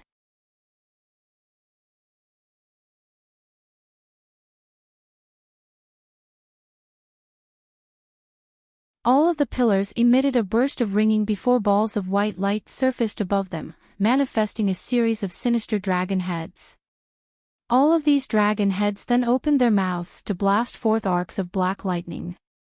A low roar suddenly erupted within the mist as a ball of silver light hurtled forth. Following a flash of light, the lightning beast had appeared in a corner of the net of lightning. However, those black arcs of lightning seemed to have locked onto the lightning beast as they all changed directions to compensate for its movement. The lightning beast let loose a roar of fury, but it was clearly extremely fearful of these arcs of black lightning, as evidenced by the fact that it was desperately attempting to evade them. Thus, a ball of silver light began to spring from one spot in the restriction to another in a wraith-like manner, but the tens of arcs of black lightning followed it relentlessly in hot pursuit. All of a sudden, loud thunderclaps rang out within the restriction, and the shopkeeper also began to chant something again. The black arcs of lightning accelerated even further, leaving trails of afterimages in their wake and enshrouding the entire space within the restriction in black lightning. Han Li looked on with a slightly awestruck expression. He didn't know what kind of lightning ability these black arcs of lightning were, but they were astonishingly fast. If he were trapped within that restriction, he wouldn't be able to evade for long even with his thunderstorm wings. This lightning beast was quite proficient in lightning movement techniques, but it most likely wouldn't be able to last much longer either. Just as he'd expected, only a short while had passed by before the ball of silver light was struck by several arcs of black lightning at once. The lightning beast's body was forcibly revealed in mid-air amid a howl of anguish, and it was convulsing spasmodically. As such, all of the other arcs of black lightning also converged and struck it as well. A thunderous roar of rage erupted from the lightning beast's beak as crimson, white, blue, and golden lightning erupted from its body at once in a desperate attempt to keep the black lightning at bay. The shopkeeper's eyes lit up upon seeing this, and he took a deep breath before striding forward, then slamming his palm into a copper pillar in front of him. All of a sudden, bursts of white spiritual power flowed from his palm into the copper pillar in a frenzy. The thin arcs of lightning being blasted from the dragon heads up above immediately thickened by around twofold amid a rumbling boom. On the other end, the lightning beast was finally unable to resist any longer in the face of the fearsome black lightning, and it plummeted toward the ground as the 4 different types of lightning around its body became extremely dull and lusterless. Meanwhile, the black arcs of lightning in the sky formed a series of black chains that bound the lightning beast tightly, thereby completely immobilizing it. "All right, you can all go in now, fellow Taoists," the shopkeeper announced. He then immediately withdrew his palm from the copper pillar before casting an incantation seal onto it. The copper pillar tremored before the massive net of lightning crumbled and vanished. Han Li's trio glanced at one another before flying into the cage as streaks of spiritual light without any hesitation. The three of them situated themselves around 10 feet away from the bound lightning beast, not daring to get too close to it. Meanwhile, the shopkeeper himself also appeared beside Han Li and the others in a flash. I'm going to use a secret technique to lock away the source of lightning within this beast's body. The three of you, listen for my signal, then inject your powers of lightning into the beast's body, the shopkeeper quickly instructed. He then flipped his hand over to produce 5 pitch-black daggers. The daggers were very light, as if they had been made from wood. However, both the armor-clad man and the young man's expressions changed drastically upon seeing this. Black Star daggers. Despite their obvious astonishment, neither of them asked any questions this time, and the shopkeeper didn't provide any explanation either, so Han Li was left wondering what these daggers could be. Several streaks of black light flashed through the air, and the 5 daggers embedded themselves into the lightning beast's limbs and heart. The lightning beast let loose an earth-shattering roar as it thrashed violently within the black chains. Not a single drop of blood seeped out of its stab wounds. Spiritual light swirled around the 5 daggers, following which the lightning beast's eyes glazed over, and the 4 types of lightning around its body finally disappeared. The shopkeeper blasted forth another ball of white light from his mouth upon seeing this.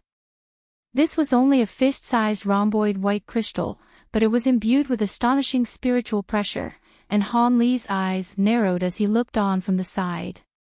In contrast with high-grade cultivators of the human race, high-grade beings of the flying spirit race didn't have nascent souls.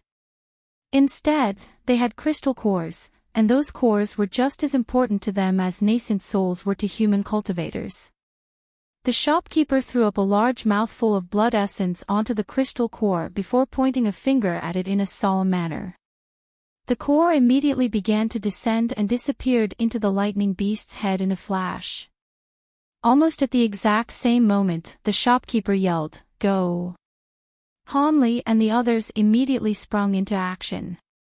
Han Li rubbed his hands together, and arcs of golden lightning surfaced between his palms. The armor-clad man opened his mouth, and white lightning could be seen shimmering within.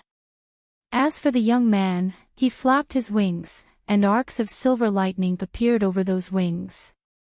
A resounding boom erupted as all 3 types of lightning struck the lightning beast's body in unison. A peculiar scene unfolded. Han Li's divine Devilbane lightning and the lightning unleashed by the other 2 cultivators were all drawn into the 5 black daggers upon coming into contact with the lightning beast's body. Layers of black light then appeared over the 5 daggers before transforming into arcs of black lightning that disappeared soundlessly into the lightning beast's body. The young man and the armor-clad man both faltered upon seeing this, but their lightning output did not cease. Thus, the black light shimmering from the 5 daggers became more and more piercing, and the daggers themselves began to tremor slightly. Han Li cast his glance toward the shopkeeper to find that he was seated off to the side with his legs crossed and his eyes closed while making a strange hand seal, seemingly unleashing some kind of secret technique.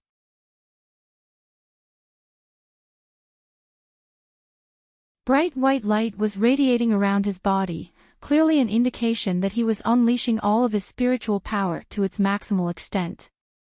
Han Li couldn't ascertain what he was doing, so he withdrew his gaze and focused on maintaining his divine Devilbane lightning output. After a while, the daggers had absorbed a vast amount of lightning, but they did nothing other than continue to tremor. However, the shopkeeper's face had become extremely pale, and sweat had begun to bead on his forehead. Furthermore, veins were bulging on his forehead as well as on his neck, making it appear as if he were going through intense exertion. Even the spiritual light around his body had dimmed slightly. Meanwhile, the projection of a fist-sized white crystal had appeared on his glabella. The projection was flashing erratically, and it was none other than his crystal core. After some more time had passed, all of the color had drained from the shopkeeper's face, and he suddenly rasped, increase your lightning output. Han Li's trio were all rather disgruntled by this instruction. This prolonged period of lightning output had exhausted close to half of their lightning power. If they were to increase their output, they wouldn't be able to last very long. However, they could all hear the resolute and implacable tone in the shopkeeper's voice, so all of them did as they were instructed after only a brief hesitation. Thus, loud thunderclaps erupted as the three different types of lightning virtually inundated the lightning beast's entire body. Through their increased lightning output, the 5 daggers embedded within the lightning beast's body finally began to display some changes. The daggers gradually turned a shade of vibrant red, as if they were sucking blood. At this moment, the projection of the crystal core on the shopkeeper's glabella also took on a crimson hue, and it also began to expand and shrink in an erratic manner. After letting loose a low cry, the shopkeeper abruptly opened his eyes to blast forth another item from his mouth. It was a green wooden badge with layers of complex patterns all over its surface, giving it a rather mysterious appearance. As soon as the wooden badge appeared, it flashed over to the lightning beast's head. A plume of thin green threads shot forth from within the badge before disappearing into the lightning beast's head in a flash. The unconscious lightning beast shuddered, and as the wooden badge buzzed gently, a portion of a miniature green lightning beast projection was drawn out of the lightning beast's body by the countless green threads. An elated look appeared on the shopkeeper's face, and he began to make hand seals while chanting something in a soundless manner at the same time. The buzzing from the wooden badge intensified as the lightning beast projection continued to be forcibly dragged out of its body little by little. All of a sudden, golden light flashed within the lightning beast's lustreless eyes. An explosive thunderclap erupted from its body, and the 5 black daggers were almost completely extricated amid a loud boom. The 4 different types of lightning surfaced over the lightning beast's body again. The shopkeeper's heart jolted with shock, yet before he had a chance to do anything else, piercing green light erupted from the projection of the lightning beast as it disappeared into its body again. At the same time, the lightning beast let loose another thunderous roar, and the arcs of lighting all over its body intensified in power as it struggled and thrashed with all its might. An expression of shock and fury appeared on the shopkeeper's face as he hurriedly turned to Han Li's trio, and asked, "Can you increase your lightning output any further?" "No, I'm already at my limit." The young man's face was also rather pale. "I won't be able to, either." The armor-clad man appeared to be in slightly better condition, but he also expressed an inability to offer any further output.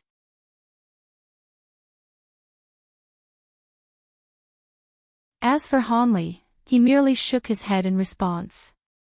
The shopkeeper was slightly disappointed to hear this, but he then immediately gritted his teeth as he said, "All right, looks like we'll have to take the risk, then. Maintain your current lightning output, and I'll bring the 5-colored lightning down on this beast. With its power, we have a very good chance at success." Han Li and the others' expressions changed slightly upon hearing this, but none of them objected to this course of action in the end. Thus, the shopkeeper paid no further heed to the struggling lightning beast as he flapped his wings and slowly rose up into the air.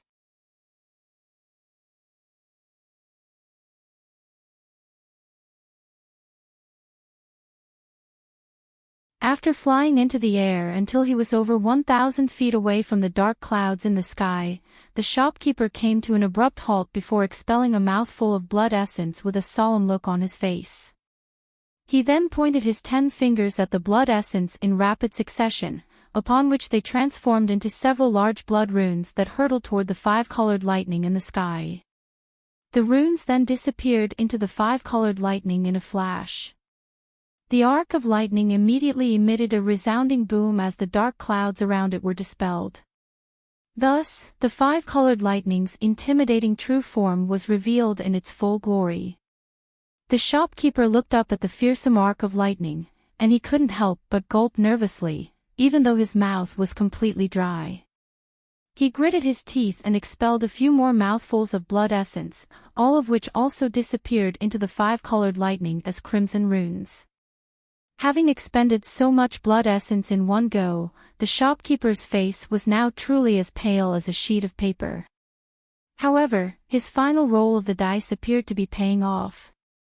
Following the injection of the blood runes, the five-colored lightning in the sky finally settled down.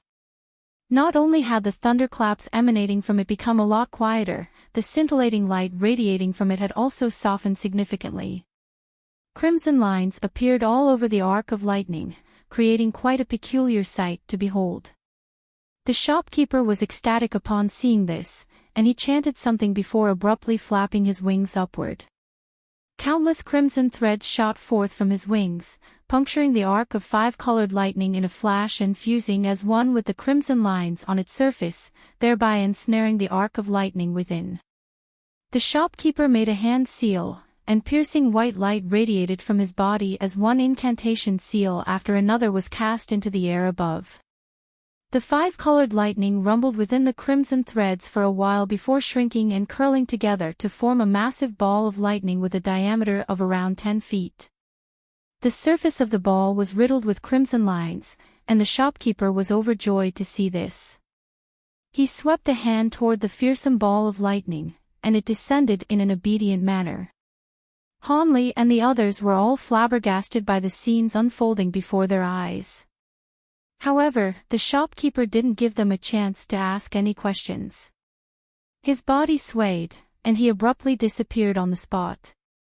In the next instant, spatial fluctuations erupted as the shopkeeper appeared beside the lightning beast. He quickly raised both hands into the air, and two thick pillars of light immediately shot forth, disappearing into a massive ball of lightning, which was currently only several hundred feet away from the ground. As a result, the ball of lightning paused in mid-air. At such close quarters, Hanli's trio could sense the terrifying power imbued within the ball of five-colored lightning, and their expressions changed drastically. Thankfully, the ball of lightning had been stabilized in mid-air by the shopkeeper. Otherwise, all three of them would have immediately fled the scene. They certainly weren't going to stand still and allow themselves to be killed. The shopkeeper had no spare capacity to pay any heed to what Hanli and the others were thinking.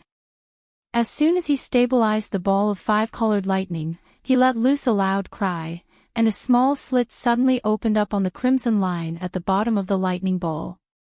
Following a dull thunderclap, a thin bolt of five-colored lightning shot forth, heading directly toward the lightning beast down below.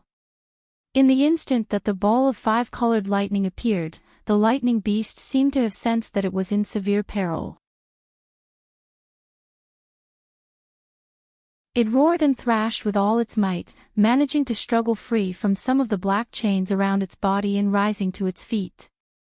However, before it had a chance to do anything else, the five-colored arc of lightning struck the top of its head with unerring accuracy. The lightning beast was floored before it could utter even a single sound. The shopkeeper was ecstatic to see this. One bolt of five-colored lightning fell after another at his behest. At the same time, he made a hand seal, and the green wooden badge above the lightning beast blasted forth another plume of green threads. On this occasion, with the combined powers of Hanli's trio along with the arcs of five-colored lightning, the miniature lightning beast projection was drawn out of the beast's body again in a fit of shock and fury.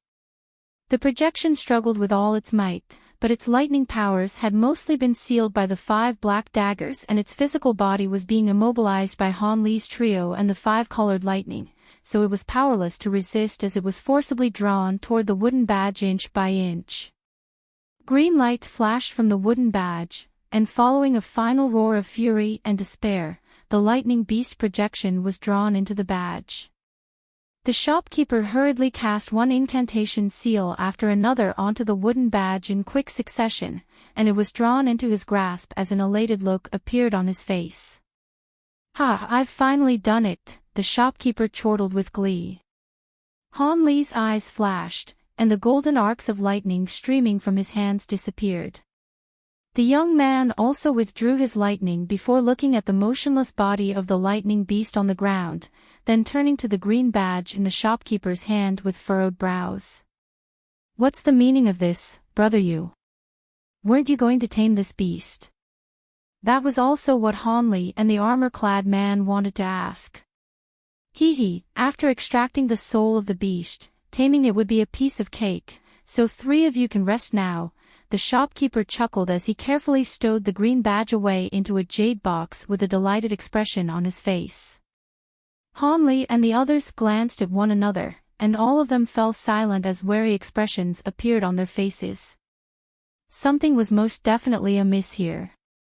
Rest assured, seeing as you 3 assisted me greatly in this endeavor, I'll be delivering the rewards I promised you now, the shopkeeper said with a smile before sweeping a sleeve through the air. 3 streaks of white light shot forth toward Hanli's trio, and they were none other than the 3 wooden boxes from earlier. The young man and the armor-clad man were still a little perplexed, but they were overjoyed to see their promised rewards being delivered. As such, they immediately cast aside their concerns and reached out for their respective wooden box. However, piercing blue light suddenly flashed from Hanli's eyes upon seeing this. Immediately thereafter, a set of golden and silver robes appeared over his body before enshrouding the oncoming wooden box within. Meanwhile, Hanli himself hurtled back in retreat. The young man's expression changed slightly upon seeing Hanli's actions, and he immediately realized that something was wrong. However, it was already too late. White light flashed and the wooden box in his hand suddenly crumbled like a sandcastle, revealing a translucent thumb-sized bead. "Lightning drawing bead," the young man exclaimed in alarm before attempting to fling it away. However, a thunderclap erupted before he could do so, and a ball of piercing white light appeared amid a loud explosion. There was still a small portion of the 5-colored ball of lightning hovering in mid-air, and as soon as the white light appeared, it split up into 3 arcs of lightning that crashed down from above. The lightning was far too fast to evade, and the young man, as well as the armor-clad man, were instantly struck by the 5-colored lightning and white light. The 2 powers combined as one, and when the light receded, the 2 were revealed with smoke billowing from their bodies, and it was unknown whether they were dead or alive. As for Hanli, his lightning robes had enshrouded the lightning-drawing bead before the bead exploded, following which the white light was absorbed into the robe, then flung away into the distance. As such, the bolt of 5-colored lightning was diverted away, and struck the ground around 10 feet away from its original target. The entire ground tremored, and a crater with a radius of several tens of feet was left on the ground in the wake of the lightning strike.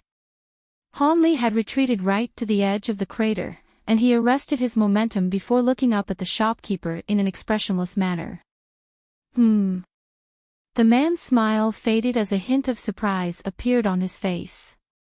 However, his surprised expression was then immediately replaced by a deriding sneer. Hanli's eyes flashed, and he suddenly flapped his thunderstorm wings before disappearing into space as an arc of azure and white lightning. Almost at the exact same moment, a pair of green claws swiped past the spot where Hanli had just been standing, unleashing crimson arcs of lightning that flashed through the air. The physical body of the lightning beast that had been bound by the black chains had sprung into action, and attempted to launch a sneak attack against Hanli from behind. The only difference was that the lightning beast now had a pair of gleaming black eyes that were filled with intelligence. A hint of surprise reappeared on the shopkeeper's face upon witnessing the failure of the lightning beast's sneak attack. However, his body then swayed as he made a soundless retreat.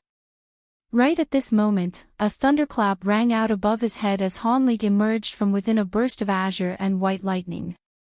As soon as he appeared, he swept a sleeve toward the nearby copper pillars. Several streaks of piercing golden light shot forth, slicing a few pillars into several segments and destroying the entire restriction. The shopkeeper's retreating figure instantly faltered in mid-air as he looked on with a dark expression. Hanli crossed his arms and also hovered in mid-air in silence. At this moment, the lightning beast appeared expressionless behind Hanli with 4-colored lightning crackling around its body, sandwiching Hanli between itself the shopkeeper. "I don't care what your intentions are. I don't care whether you actually wanted to tame this beast or whether you were only interested in its soul. As long as you give me what I want, I can pretend that I saw nothing here, Hanli said in a calm voice. You're just a mere flying spirit general. Do you think you have the right to negotiate terms with me? The shopkeeper asked in a sinister voice. If you were at full health, then perhaps I wouldn't be able to do anything. However, after expelling so many mouthfuls of blood essence in succession earlier, you'd be lucky to have retained even a small half of your cultivation base. Do you really think a spirit beast that's yet to reach full maturity can keep me here? Hanli said in a nonchalant voice as he suddenly swept a hand over his wrist. A streak of black light immediately shot forth, spiraling through the air before transforming into a small monkey.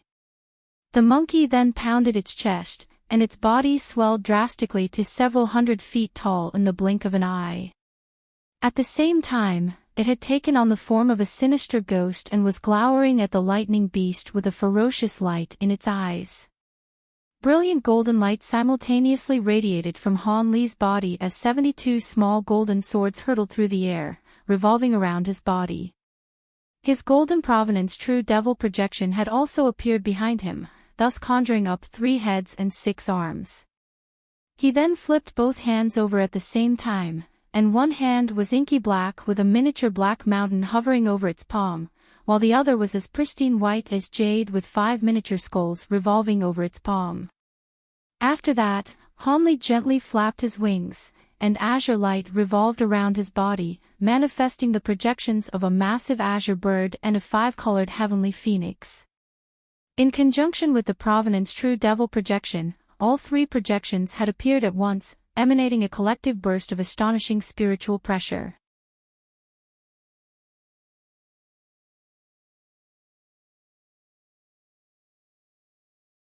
The cold smirk on the shopkeeper's face vastly changed. With his cultivation, he was able to sense the immense power of the projections behind him as well as the incisiveness of the glowing treasures. The weeping soul beast's sinister ghost form was a clear threat as well from its huge size and appearance. After a moment of silence, the shopkeeper harshly shouted, "Who are you?"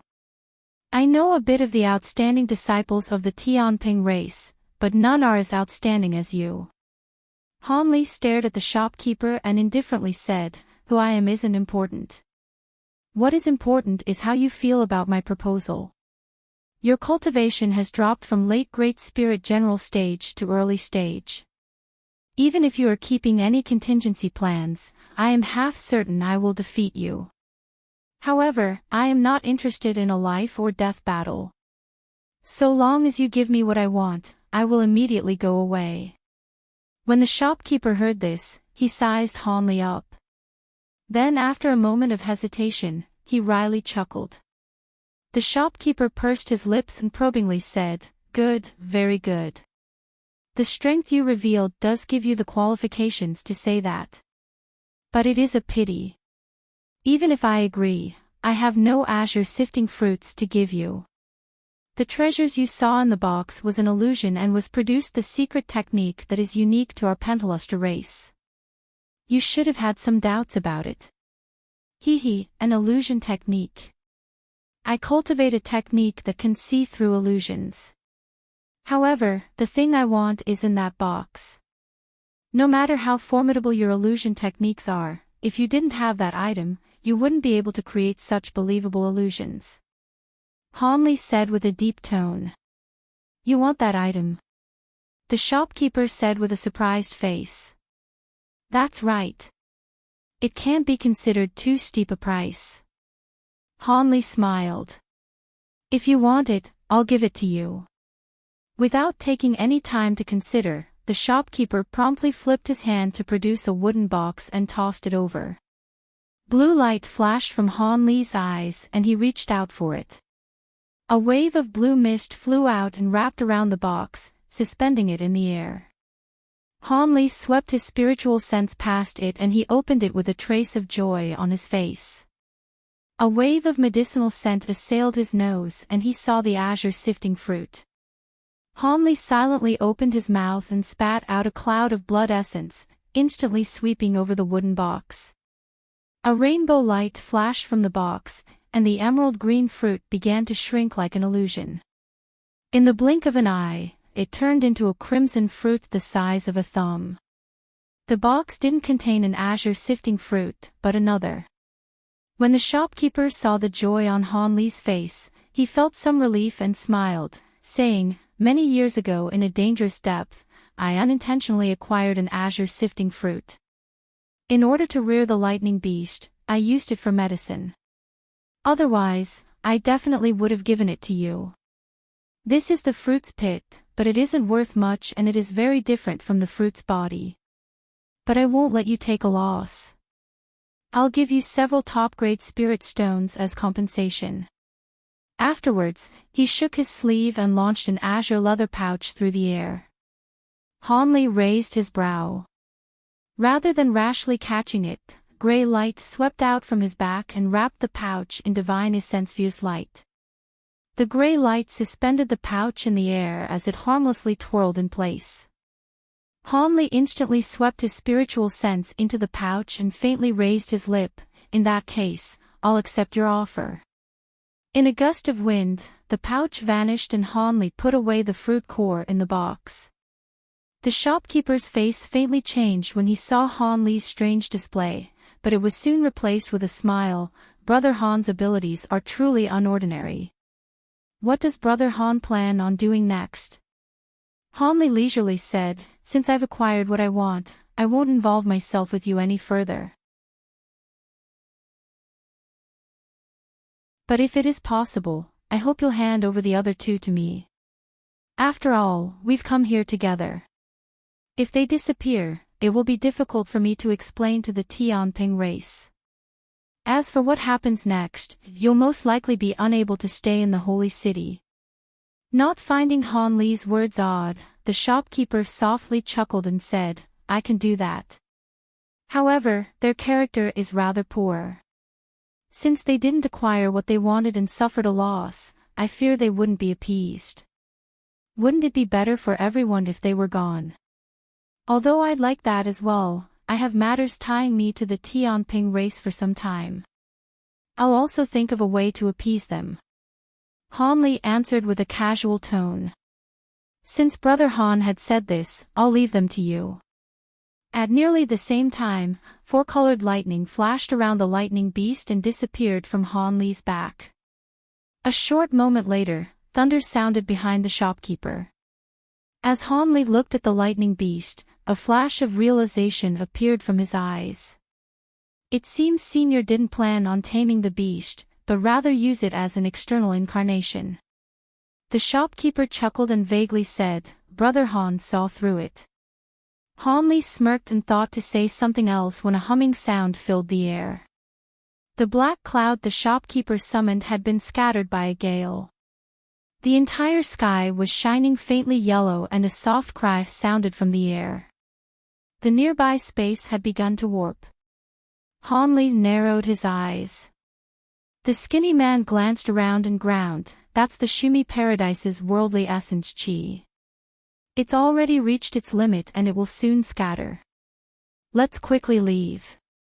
"Yes, I'll have to trouble Senior Yu to open the way." Han Li promptly agreed. "Hee, you flatter," the shopkeeper ironically said. He swept his eyes past the rainbow phoenix on Han Li's back.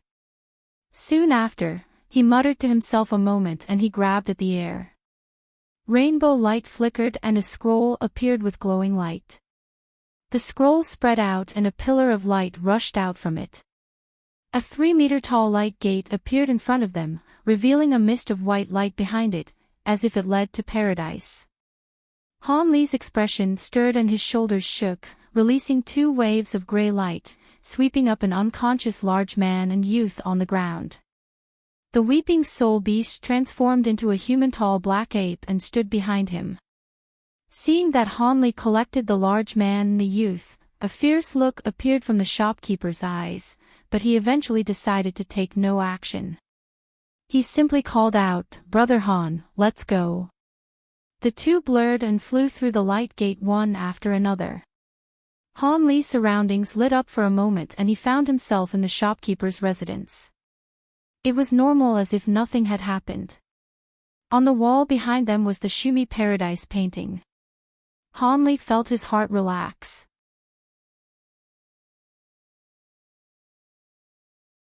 With his abilities, he had nothing to truly fear from the shopkeeper, but he was no ordinary Great Spirit general grade being.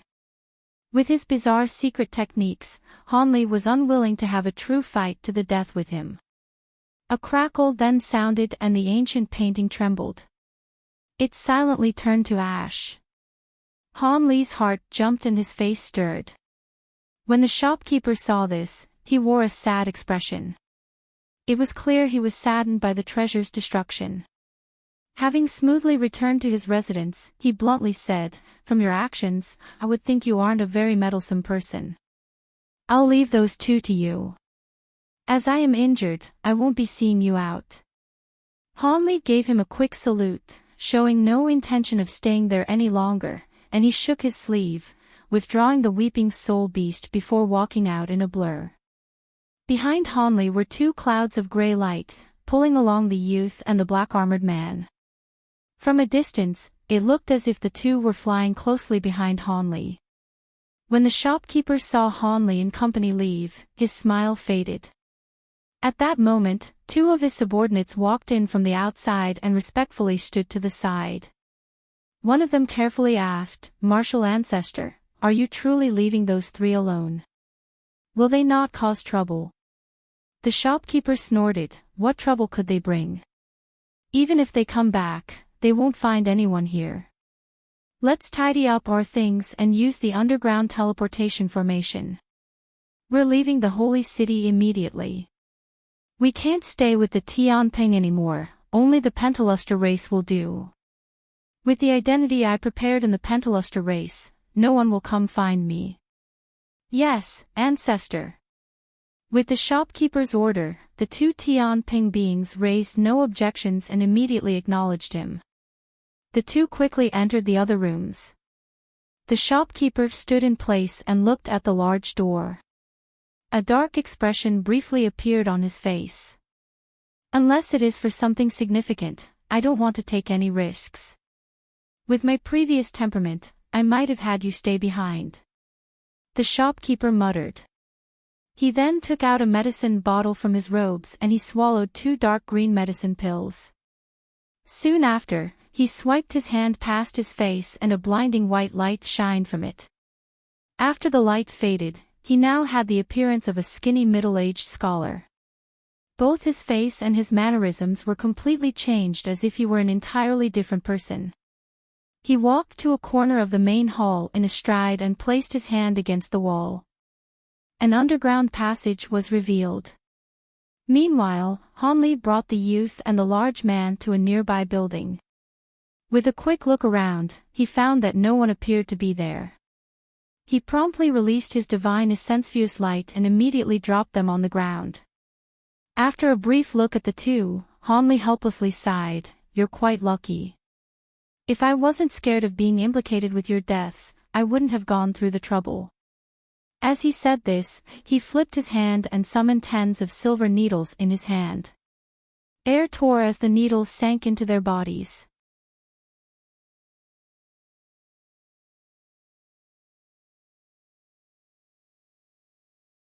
After an unknown time had passed, the gentle young man woke up with a splitting headache.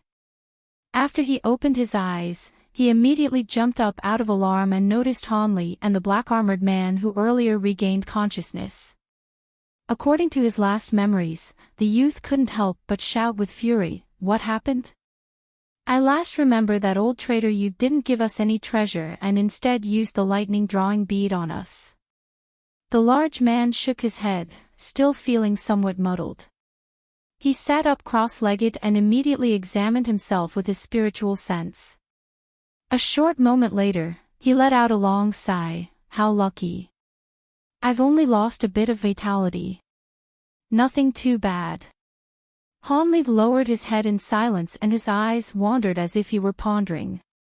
The gentle youth looked at Han Li and the large man and said, "Do you two know what happened afterwards?" The large man wryly laughed, not much. When I was hit by that rainbow lightning, my soul was shaken and I lost consciousness. The youth turned to Han Li and said, Brother Han, I recall that you've discovered that traitor's scheme and didn't fall into the lightning drawing bead. Han Li sighed and said, as a mere flying spirit general, how could I truly escape? Although I dodged the rainbow lightning, the lightning beast attacked me and was knocked out like you too. You were attacked by the lightning beast. That's right, the beast should have been possessed by the traitor with the crystal core. He definitely would have been able to control its body for a short amount of time. The black-armored man said with an odd expression, the strange part is why would the traitor leave us here when he turned hostile? That is strange. Most likely, the traitor saw that we succeeded and didn't want to give anything. I found it strange that he would trade such rare items for subjugating a spirit beast. He originally planned on denying us from the start. Fancy that his myriad lightning shop was so famous in the holy city. Han Li nodded, if he only wished to deny us treasure, it isn't necessary to kill us. However, while we were unconscious, he escaped. When the large man heard this, he grew pensive and accepted this idea. A cold glint flashed from the youth's eyes and he resentfully said, we cannot allow that traitor to escape. Let's go to his residence, even if he managed to get away. We might be able to get some clues. The black-armored man hesitated before agreeing, but Han Li shook his head, my cultivation is too low. It is fortunate that we still have our lives. I don't want to investigate the matter further, so I'll be bidding you two seniors farewell. The large man and the youth couldn't help but glance at each other in surprise. The young man gritted his teeth and said, Brother Han, are you really going to use that gun when that traitor played us? Your lightning techniques are quite unordinary, so you should be someone of significant background. Even if the traitor's cultivation is far beyond ours, his vitality must have been greatly damaged when he extracted the soul of the lightning beast. If we joined hands, we have nothing to fear. And if that won't do, we can make a report to the elders. Although he possesses some cultivation, would he dare to resist the clan elders? The large black-armored man said, the clan elders. There is no need to alarm them. Let's deal with the matter ourselves. Han Li calmly shook his head, forget about it. I have other important matters in the holy city. I may as well take care of both matters while I'm there. Since this matter can't be changed, I won't be paying much attention to it. Seniors, I will bid you farewell. He then saluted the two and soared to the sky with the wings on his back, taking off in an azure streak. The young man looked at Han Li flying away with a sullen expression and turned to the large man, he can't recognize the kindness of others.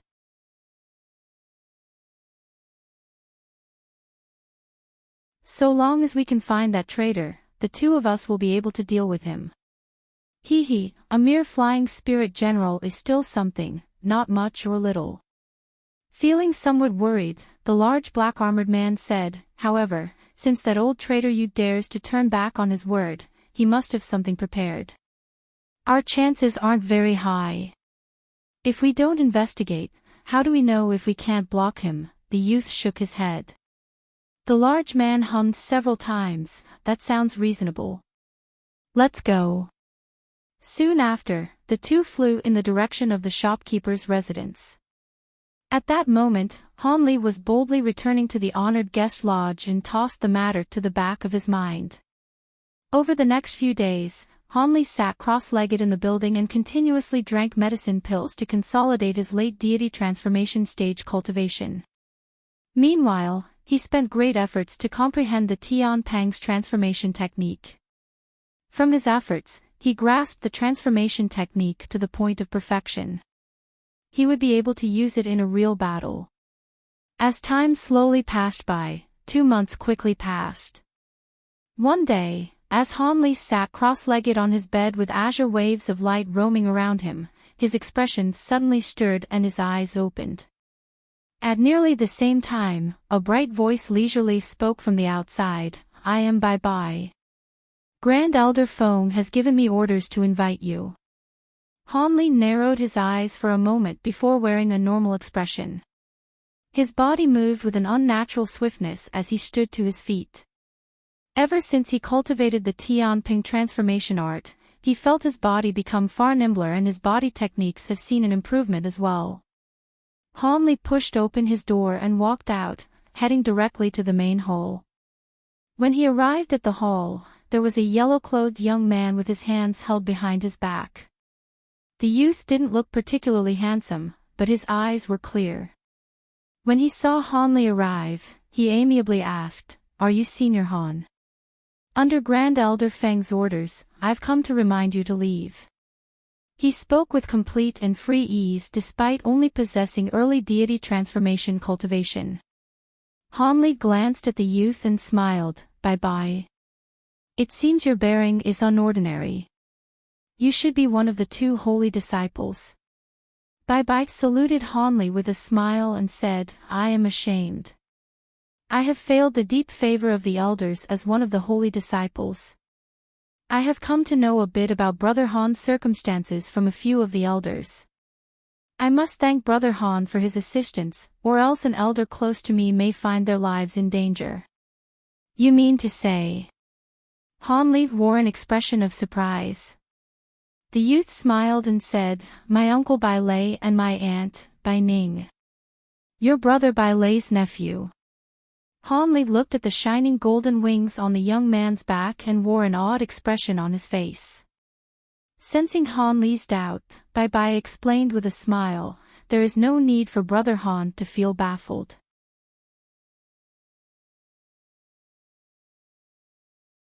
It was only after I came of age did I arouse the Kuan-Ping true bloodline hidden in my body. That is why my wings changed color. So it was like that." "Your luck must have been quite good," Han Li chuckled. Soon after, he followed the Tianping holy disciple away from the residence. 4 hours later, Han Li arrived at an imposing hall made of white stone. The hall was serene and had a white stone table and a row of 5 stone chairs to either side of it.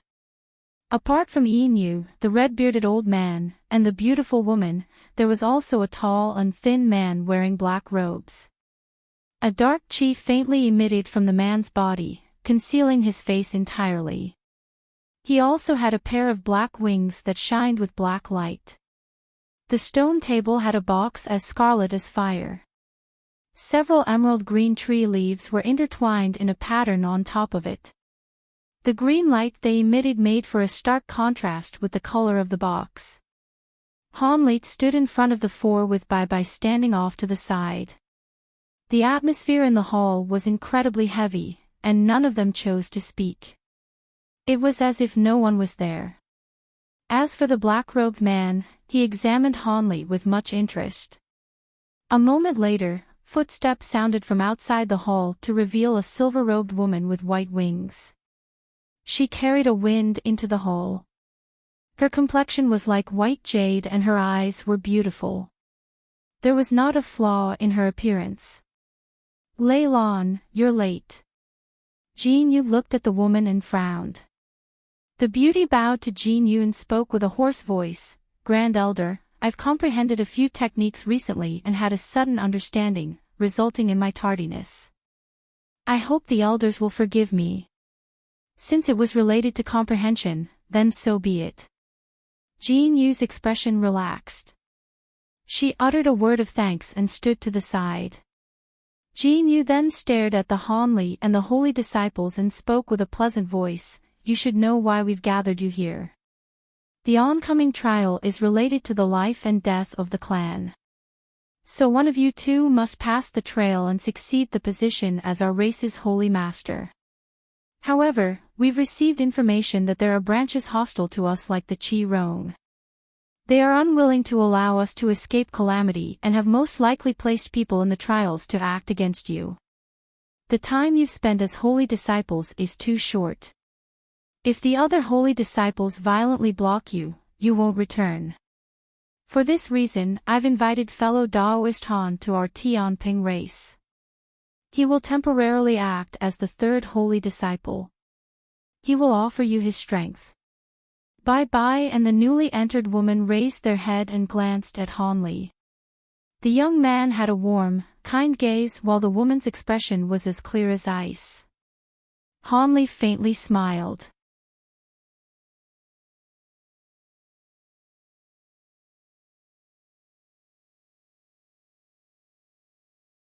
The young woman Jin Yu warned, fellow Daoist Han already refined a Kuan-Ping feather.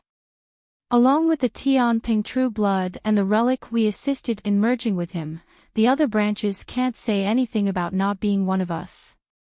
But that stands to mention, we'll be avoiding speaking of fellow Daoist Han's circumstances to the outside to avoid unnecessary complications. We'll simply say that he was a clan member that was nurtured overseas. We'll do as you say. The two holy disciples nodded in agreement. Jin Yu nodded with satisfaction and turned to Hanli, solemnly saying, fellow Daoist Han, I've already called for the scroll containing the Tian-Ping vow to be brought out. Furthermore, Elder Shi has also returned. He will participate in dispelling the seal on the scroll. Prepare to sign your name on it. Elder Shi seemed to be the black-robed man standing at the side. I'll have to trouble you, elders. Hanli agreed without any reservations. His eyes then dropped on the wooden box on the table. When Jin Yu saw this, she beckoned to the wooden box. In a brush of wind, the box directly sucked into her grasp and dropped into the young woman's hand. In that next moment, the others also focused their attention there. Jin Yu's expression remained calm as he brushed her fingers past the green leaves on the box. Suddenly, green light shined brilliantly and she nimbly took the leaves off the box. Without any of the pressure emitting from the leaves, the crimson box ignited into a ball of scarlet fire. Jin Yu grabbed the fire and gave it a nonchalant shake. The flames were immediately extinguished to reveal a half-foot-long scarlet scroll. There were an azure and a red ghost head biting down on either end of it, both appearing true to life. After uttering a brief incantation, she tossed the scroll in front of her where it suspended itself at a low height. The young woman then unfolded only one of her wings, which soon glistened with golden light. In a flash, the light wrapped around the box. With that done, she turned to the black-robed man and said, Elder Shi, help me dissolve the seal. As the matter concerns the existence of the clan, I will do my utmost, the black-robed man said with a smile. Then one of his wings released a streak of black light which entered the scroll. As for the red-bearded old man and the beautiful woman, they performed a similar action. With the feathers of the 4 Tian-Ping elders absorbed by the scroll, space began to warp. Red light flashed from the entire scroll and expanded several times in size. Both of the ghost heads on either end of it simultaneously opened and revealed blood-red eyes. It was then that they released their grip on the scroll and allowed it to unfold. Red mist flickered from the above of the scroll, condensing into countless roiling talisman characters. A blue light flickered from Han Li's eyes, allowing him to see the scroll's contents clearly. The red light was densely filled with small characters. Most of them appeared to be names. At the very top of the scroll, Tian-Ping Vow was written in large golden characters of the Flying Spirit tribe. Afterwards, it listed faint silver characters with contents that appeared similar to a few Tian-Ping records. Then, it listed rows of dark azure names. Han Li carefully swept his spiritual sense through the scroll. When he made contact with the red list, long clear cries began to sound from it. Soon, the light mist roiled and revealed a mythical bird phantom. As soon as it appeared, it was only a foot tall, but as it brilliantly glowed, it turned the size of a hill, filling most of the hall and completely submerging Han Li and company in it. Han Li and the holy disciples were alarmed, but Jin Yu and the other elders were completely calm. Move back. Jin Yu raised her hand and waved an azure copper mirror at the bird image. The phantom suddenly let out a cry and immediately shattered into tiny fragments that were swept into the scroll in an azure wave. Jin Yu withdrew the mirror and spoke to Hanli with a deep tone, use your blood essence to sign the scroll. You must use your true name, or there is no saving you from the vow's backlash. Hanli trembled.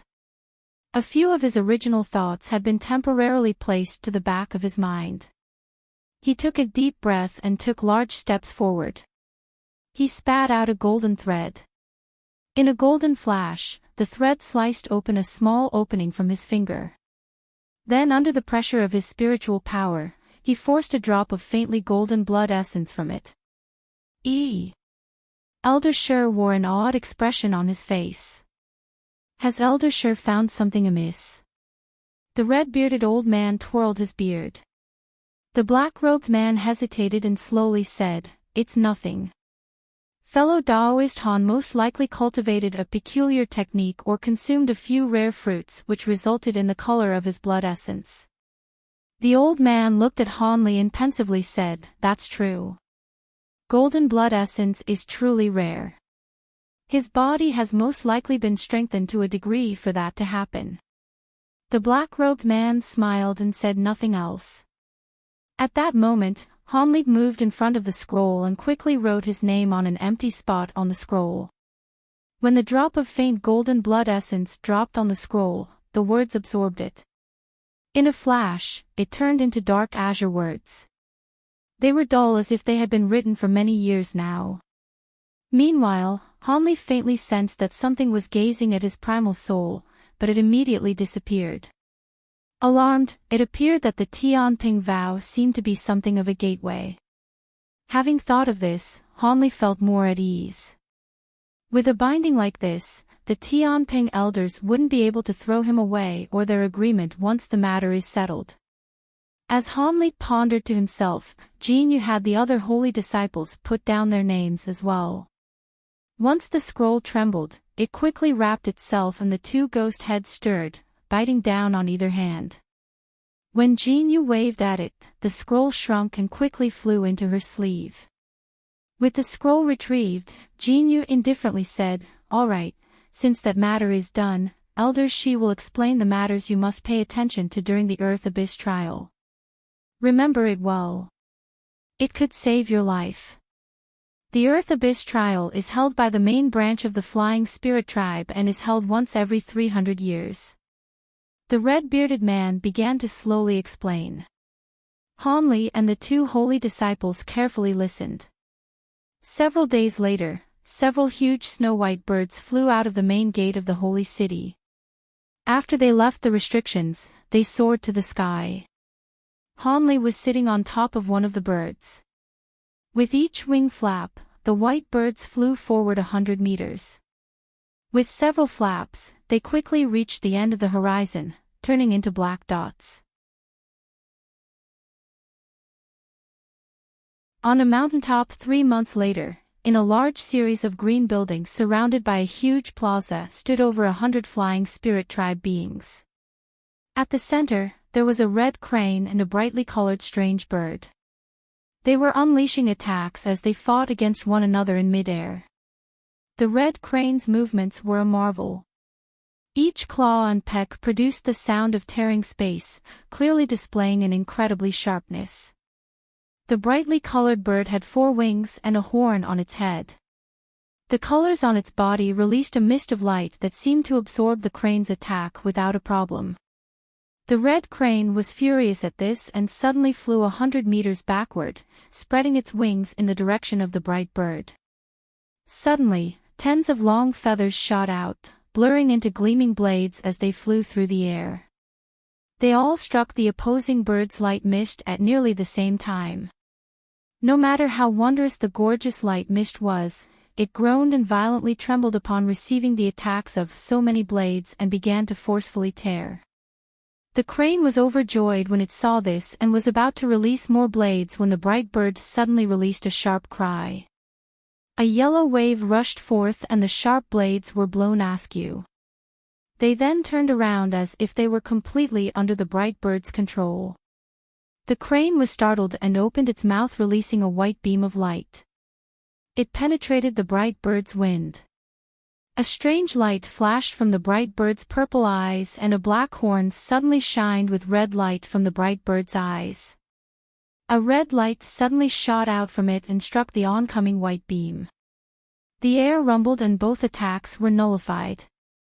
"Brother Sun, what other abilities do you have?" "I've already fully used all of mine. If you have no others, I am going to attack." The bright bird spoke with a man's voice. A cold snort sounded from the crane. "Your horned vulture tribe only has their many abilities. How could they deal with me?" "Good, then I'll let you witness them. This is my newly cultivated ability," the bright bird strangely said. The right bird's 4 wings flapped, releasing a wave of bright light.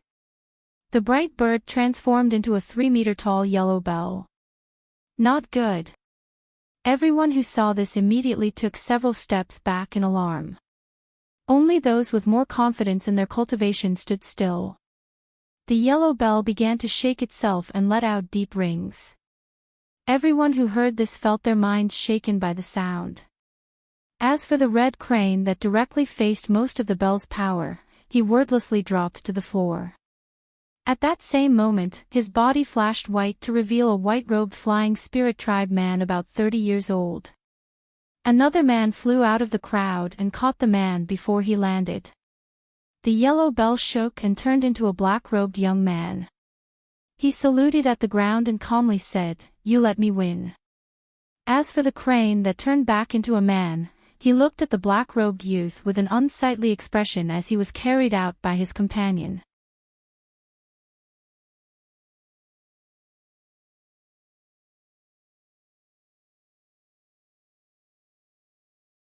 Under close examination, the man that had the form of a red crane appeared very different from an ordinary human. His face was close enough, but his ears were sharp and there was a round red bulge from the top of his head. As for the black-robed youth, there was a small black horn on his head and his mouth had a pair of sharp fangs several inches long. As for the surrounding 100 flying spirit tribe beings, most of them appeared different from humans, but they only had a few aspects that were different. But what was most different from all of them was the large variety in the color and length of their wings. These people were all from the flying spirit tribe. The horned vulture race's devil-suppressing bell is truly powerful. I've received much experience. The defeated white-robed man uttered these words resentfully before being half carried away. Are there any others that wish to learn a thing or two? The black-robed youth said calmly, looking down at the crowd as he uttered a word of challenge. The crowd became restless, but for a time no one stepped forward. When the youth saw this, he sneered, but just as he thought to say something, someone spoke from a distance, "Quickly look, holy disciples of the westmost branches, the Pentaluster, Tianpeng, and Chi Rong races have arrived." When the crowd heard this, they began to speak as if it were a race. Those that were curious turned around, flying a distance away. In the blink of an eye, the crowd shrank by a small half. When the black-robed youth heard this, his face slightly changed and he silently descended from the sky. Meanwhile, in an area over 50 kilometers away from the huge mountain, apart from tens of various huge birds, there was also a 60-meter-long crimson flying scorpion that was flying through to the mountain. Among the huge birds, there were several with pure white bodies with various men and women riding them. They were the Tianpeng race. Hanli was riding on top of one of the huge birds. In the Tianpeng's party, Jin Yu and the mysterious elder Shi rode alongside the holy disciples. The red-bearded old man and the beautiful woman remained on guard at the holy city. At that moment, they were together with 2 different groups. One of the groups had purple hair and red skin. As for the other group, they had smaller wings and gorgeous robes. They were respectively the Chi Rong and the Pentaluster race. However, the meager 5 people of the Tianping race were clearly fewer than the other 2 groups. The gorgeous young female holy disciple smiled and said, "Elder Jean, it appears that Jade Emperor Peak's elders knew we were coming and lit up the welcoming fires. In a distance away above the huge mountain, there was a large rainbow flame burning, filling the air with a gorgeous glow. The astonishing scene could be clearly seen by those 50 kilometers away. It seems we weren't the first to arrive. Time truly passes quickly. In the blink of an eye, 300 years already passed. Jin Yu turned to an old man with fire-red skin and said, "Brother Zhu, what do you think about this place? What impression is there to be had?" The old man expression asked, "Unless we cultivate a true spirit body or to soaring true immortal stage, we'll just be mounds of earth in tens of thousands of years. The prosperities of the tribe are replaced in turn. Has Elder Jean considered the matter I spoke a few days ago?" A bright glint flashed from the young woman's eyes and she indifferently replied, "Our Tianping race has truly become much weaker, but we've survived since ancient times. We are the longest living branch of the tribe. We won't easily discard our legacy and throw ourselves into the embrace of another tribe. I've put much thought into Brother Zhu's proposal to merge, but I can only refuse you." Old man Zhu coldly smiled and said, "Is that so? If I remember correction, from ancient times, your esteemed elder Shi came from the Black Feather tribe, a branch that was annexed during your golden age. Now that your own tribe has been weakened, merging with a stronger tribe and handing over the master's position is a natural position. How can this matter relate to the Black Feather tribe? At the time, the Black Feather tribe weren't only lacking a holy master, but it also faced powerful enemies and took the initiative to merge with our tribe. We hadn't forced them," the young woman said with a casual tone. Old man Zhu chuckled and said, "Those matters happened so long ago, who truly knows what actually happened? Since you've rejected my clan's kind intentions, we'll have to see if your clan's holy disciples can make it through the Earth Abyss trial. If they fail, don't blame me if several branches form a council of elders and discuss the proposal to dismantle your clan. Don't forget that our Qi Rong race isn't the only one interested in your clan." A charming young woman looked over to them with a sweet smile and said, "Brother Zhu, your esteemed clan has become amongst the top 3 in strength among the 72 branches. There is no need to be so overbearing in your pursuit to consume the Tianping race. Could it be you rush to forcefully contend with the Zhou race? Lady Ke, don't speak such rubbish. When did anybody from my clan say that?" When the old man heard her, his face greatly changed. Elder Ke smiled and thought to say more when heavenly music began to play from the direction of the mountain top. The sky's color then flickered and became more gorgeous. They hastily shut their mouths and ceased flight as they floated in the air. In the blink of an eye, the 10 variously dressed people, most of aging appearance and venerable bearing, appeared from the slight. "We pay our respects to the elders." When Jin Yu and the others saw these 10 men, they jumped off their birds in alarm and deeply saluted them. An old woman with a cane with a beaming smile and said, "There is no need to regard us as outsiders. You'll join our ranks sooner or later. The other elders are awaiting you on Jade Emperor Peak." Jin Yu's heart stirred and she respectfully asked, "What? Could it be that our 3 branches were the last?" The old woman chuckled and answered, "This is not the case. The northmost Gue Mian and Dujiu branches were busy, so we're able to start the Earth Abyss trial without them. With you 3, we may begin." So it was like that, Jin Yu nodded. Standing behind them, Hanli felt his heart tremble when he saw the 10 that appeared. The 10 were mostly at body integration cultivation. As for the old woman, he wasn't able to see through her cultivation stage. She was most likely the same as Jin Yu, a fearsome existence at body integration stage or higher. This was the so-called Joint Assembly Elders. It was said that elders were originally from various tribes, but when their lifespans were nearing their end, they could join these elders and renounce their affiliation with their original branch, taking on the responsibilities of the entire Flying Spirit tribe. At that moment, old man Zhu and the young woman stepped forward and exchanged pleasantries with the old woman. Soon after, the party flew to the mountain under the guidance of the old woman.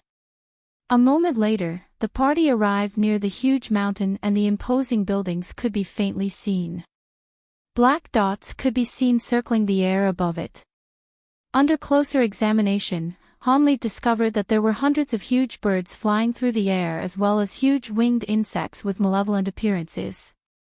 When the mountain appeared to only be a kilometer away, a muffled bang sounded.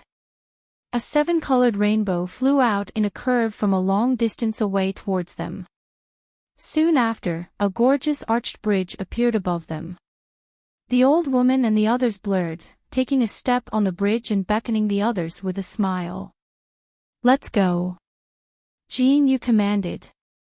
She then stepped off the bird and quickly walked on the bridge. The other parties did the same. When Hanli walked on the bridge, he felt that he was stepping on something completely soft like a thick cushion. Curious, he wanted to take a close look and released his spiritual sense, but he felt the bridge tremble and their surroundings light up, completely enveloping the party. With several shakes, the light brought them to the other end of the bridge. At that moment, Hanli was unable to examine the marvelous display of the bridge as he found himself in front of over 20 flying spirit tribe beings. They were all staring at him. Behind them, there appeared to be a jade-green hall wrapped in white fog. At the very front of this crowd were two people. One of them was a middle-aged man with a large nose and snow-white hair. The other had a wrinkly face and long cheeks, an old man with a black tattoo on his neck. When the old woman saw them, she smiled and she walked towards them. As for the rest of them, they joined the crowd. The tattooed old man waved his hand with a smile. "The elders have brought their holy disciples from a distance away. It must have been tiring. The holy disciples may rest in the side hall for a spell. The elders may accompany us to the main hall for a chat. The other clan elders are waiting for us there." The Qi Rong's elder Zhu rushed to speak, smiling as he said, "Elder Ming is too polite. We'll do as you request." Jin Yu and the young woman from the Pentaluster race raised no objections. With that, Hanli and the others entered the white fog.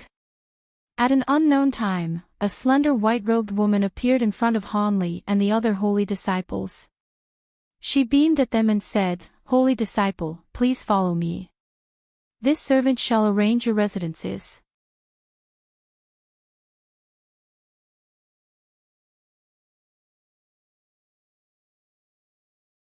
"I must trouble you," one of the Qi Rong holy disciples said with a respectful tone. Although the woman's cultivation wasn't high, he didn't dare to slight her. As there were many in the Qi Rong race, they sent 7 holy disciples. The Pentaluster race sent 5.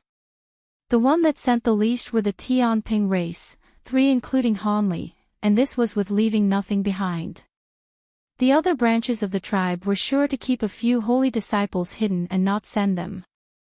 Furthermore, the holy disciples of the other 2 branches were at mid-deity transformation stage at the very least. Bai Bai and Lei Lan were in truth a grade lower. From this, it could be seen how weak the Tianping race was when compared to the other branches. It was no wonder the higher echelon of the Tianping race had used such effort to rope him in. It would be a common occurrence for stronger branches to target them. The strong preying on the weak was the rule of law in the spirit realm as well. With that in mind, Hanli followed after the Qi Rong disciples along with the Bai Bai, Lei Lan, and the Pentaluster disciples. They all obediently followed after her for a long distance. Of the many Qi Rong holy disciples, the one that caught Hanli's attention the most was a man with a sinister face and hostile eyes. The other Qi Rong holy disciples had about the same cultivation, but only this cultivator gave him a feeling of danger. With that thought, Hanli couldn't help but look at his back with narrowed eyes. A beautiful Pentaluster woman that appeared in her 20s sweetly smiled at Hanli and asked, "What? Could Brother Han be interested in Juinzi?" Although Hanli was only a fake holy disciple, his cultivation was still at high-grade spirit general. Be it the Qi Rong or the Pentaluster race, they all viewed Hanli as the leader of the Tianping holy disciples. And with his unfamiliar face, he should have been a concealed reserve. The other two tribes viewed Hanli with greater attention. During their travels, the holy disciples hadn't spoken to each other as Jin Yu and the other elders were present. Now that they were separated from the elders, the woman decided to open a conversation. Of course, this was also because the Tianping always maintained friendly relations with the Pentaluster race. As for the Qi Rong holy disciples, they decided to ignore Hanli for the time being. Hanli indifferently answered, "It's nothing. Brother Zhu's baleful qi is quite deep. I suspect he has much battle experience. It seems Brother Han's story of cultivating overseas is true. Zhu Yinzi has been resoundingly famous amongst the younger generation. He has entered the earth abyss 7 times already. Although he didn't head deep inside, he killed many demons. He is as famous as the 7 Pass races Ao Qing and the Nanlong races Fei Yi. It is said that their abilities are no lesser than a mid-grade Great Spirit General." The Pentaluster woman replied with a smile. It seemed she didn't care if the Qi Rong disciples heard her. "So it was like that," Hanli answered calmly with a nod. He then said nothing else. When she saw Hanli's indifferent attitude, the Pentaluster woman became somewhat more interested. But before she could say anything, the white-clothed maid arrived in front of several 7-story tall buildings. The maid turned to face the holy disciples and said, "You may choose which building each of your races may occupy. But there is something I must remind you of. On Jade Emperor Peak you may only spar with those from the eastmost branches. You may not fight with anybody from the other areas. Otherwise, there will be grave punishments like the destruction of one's cultivation." The party of cultivators felt their hearts tremble. A handsome Qi Rong man then stepped forward and said, "We understand. Thank you for your trouble." The white-robed young woman smiled and saluted to the holy disciples. "I am called Xiao Zhu.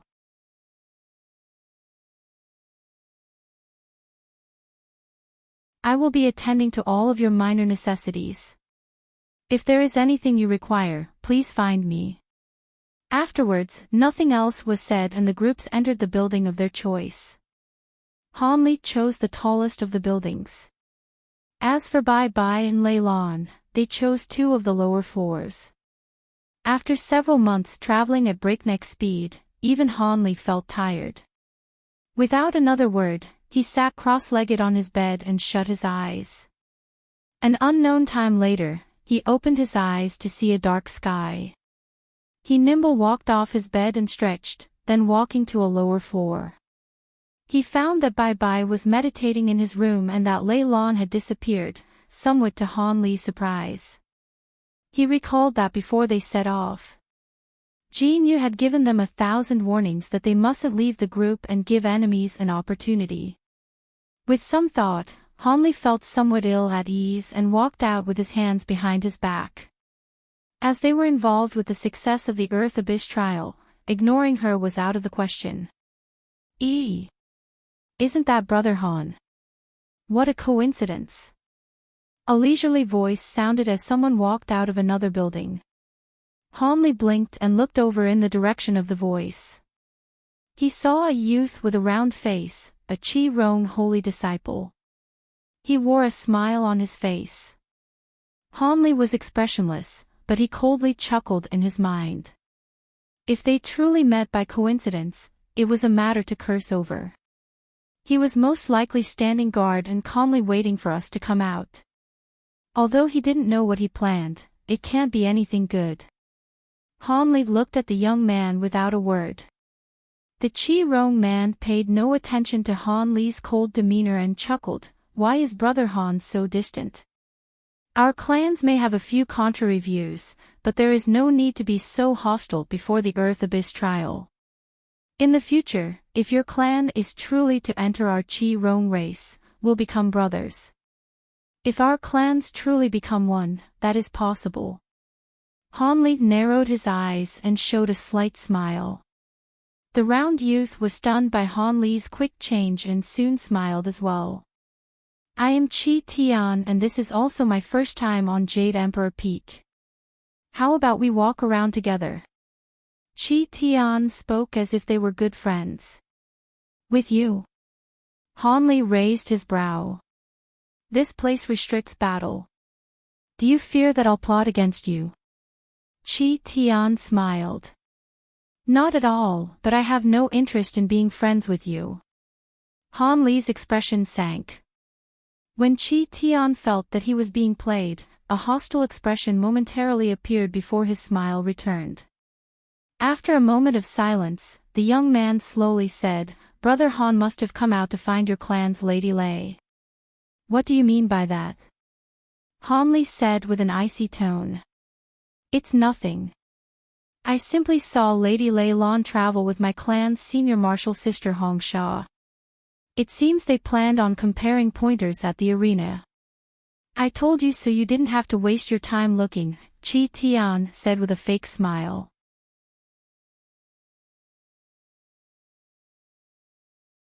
Then I must thank you for your warning. Han Li creased his brow for a moment and saluted the man before flying off. When he saw Han Li was a distance away, Qi Tian sneered. Junior Martial Brother Qi, you've done well. After Han Li vanished down a road, a voice sounded from behind Qi Tian. A figure blurred from the building door. He was a tall skinny man with skin that was a far deeper red than ordinary Qi Rong people. A trace of hostility appeared in his eyes. With a faint change of expression, he respectfully said, Senior Martial Brother Zhu, it was only a small matter. Anybody could have done it. That person may be a high-grade spirit general, but why has Senior Martial Brother taken note of him? We should be able to deal with this person with ease. Junior Martial Brother Qi, your words are mistaken. If that person is who I think he is, all of you wouldn't be a match for him. Senior Martial Brother knows that person. Qi Tian was stunned. Zhu Yinzi suddenly asked, does Junior Martial Brother know how Tian Ming and his subordinates were repelled several months before? After some hesitation, Qi Tian truthfully answered, I have heard about it. It was said that not only did they fail their mission, but they lost a high-grade Qi Ho bird and a fire dragon pearl. Zhu Yinzi licked his lips and wore an odd expression. At that time, this person alone had repelled Tian Ming and killed the Qi Ho bird. He should be this high holy disciple Han. Qi Tian's expression vastly changed and he spoke with a tone of disbelief, that's impossible. Senior Martial Brother Tian Ming was a mid-grade spirit general and the others also had spirit general grade cultivation. The Qi Ho bird also should have been as powerful as a mid-grade spirit general. Zhu Yinzi gloomily said, Tian Ming had personally given me an account. Since the Tian Peng had recalled this holy disciple from overseas, it should be this person. I suspect that he possesses high-grade spirit general cultivation, or else he would have been able to repel Tian Ming and the others. The round youth blinked and hesitantly said, then the Tian Ping race does have a trick up their sleeves. Originally when their holy master perished, it was said they didn't have a single holy disciple and that they'd be annexed into the Qi Rong without a doubt. Now, 3 more holy disciples have appeared and one of them is a high-grade spirit general. This is truly surprising. Zhu Yinzi sullenly said, it's nothing. After all, the Tian Ping race has existed since ancient times. It comes as no surprise if they have some secrets they've still kept hidden. However, the elders have made it clear that we should unite other tribes in dealing with the Tian Ping as we cannot allow them to have another holy master. This one named Han Li most likely is the most hopeful of the Tian Ping race. Before he enters the Earth Abyss, we must verify his true abilities. I don't want to perform something that has no chance of succeeding. Qi Tian said with a beaming smile, Senior Martial Brother's words are reasonable. Let's go to the sparring arena. He must have gone there. Shi Yinzi chuckled, of course. With the few numbers of Tianping holy disciples, he must want to keep an eye on them. If something bad happened to one of them, he'll be taking responsibility. The two immediately soared to the sky and directly flew east. You're tuning into the Journey of the Soul YouTube channel. Don't forget to subscribe and join us on this journey to catch the most captivating stories.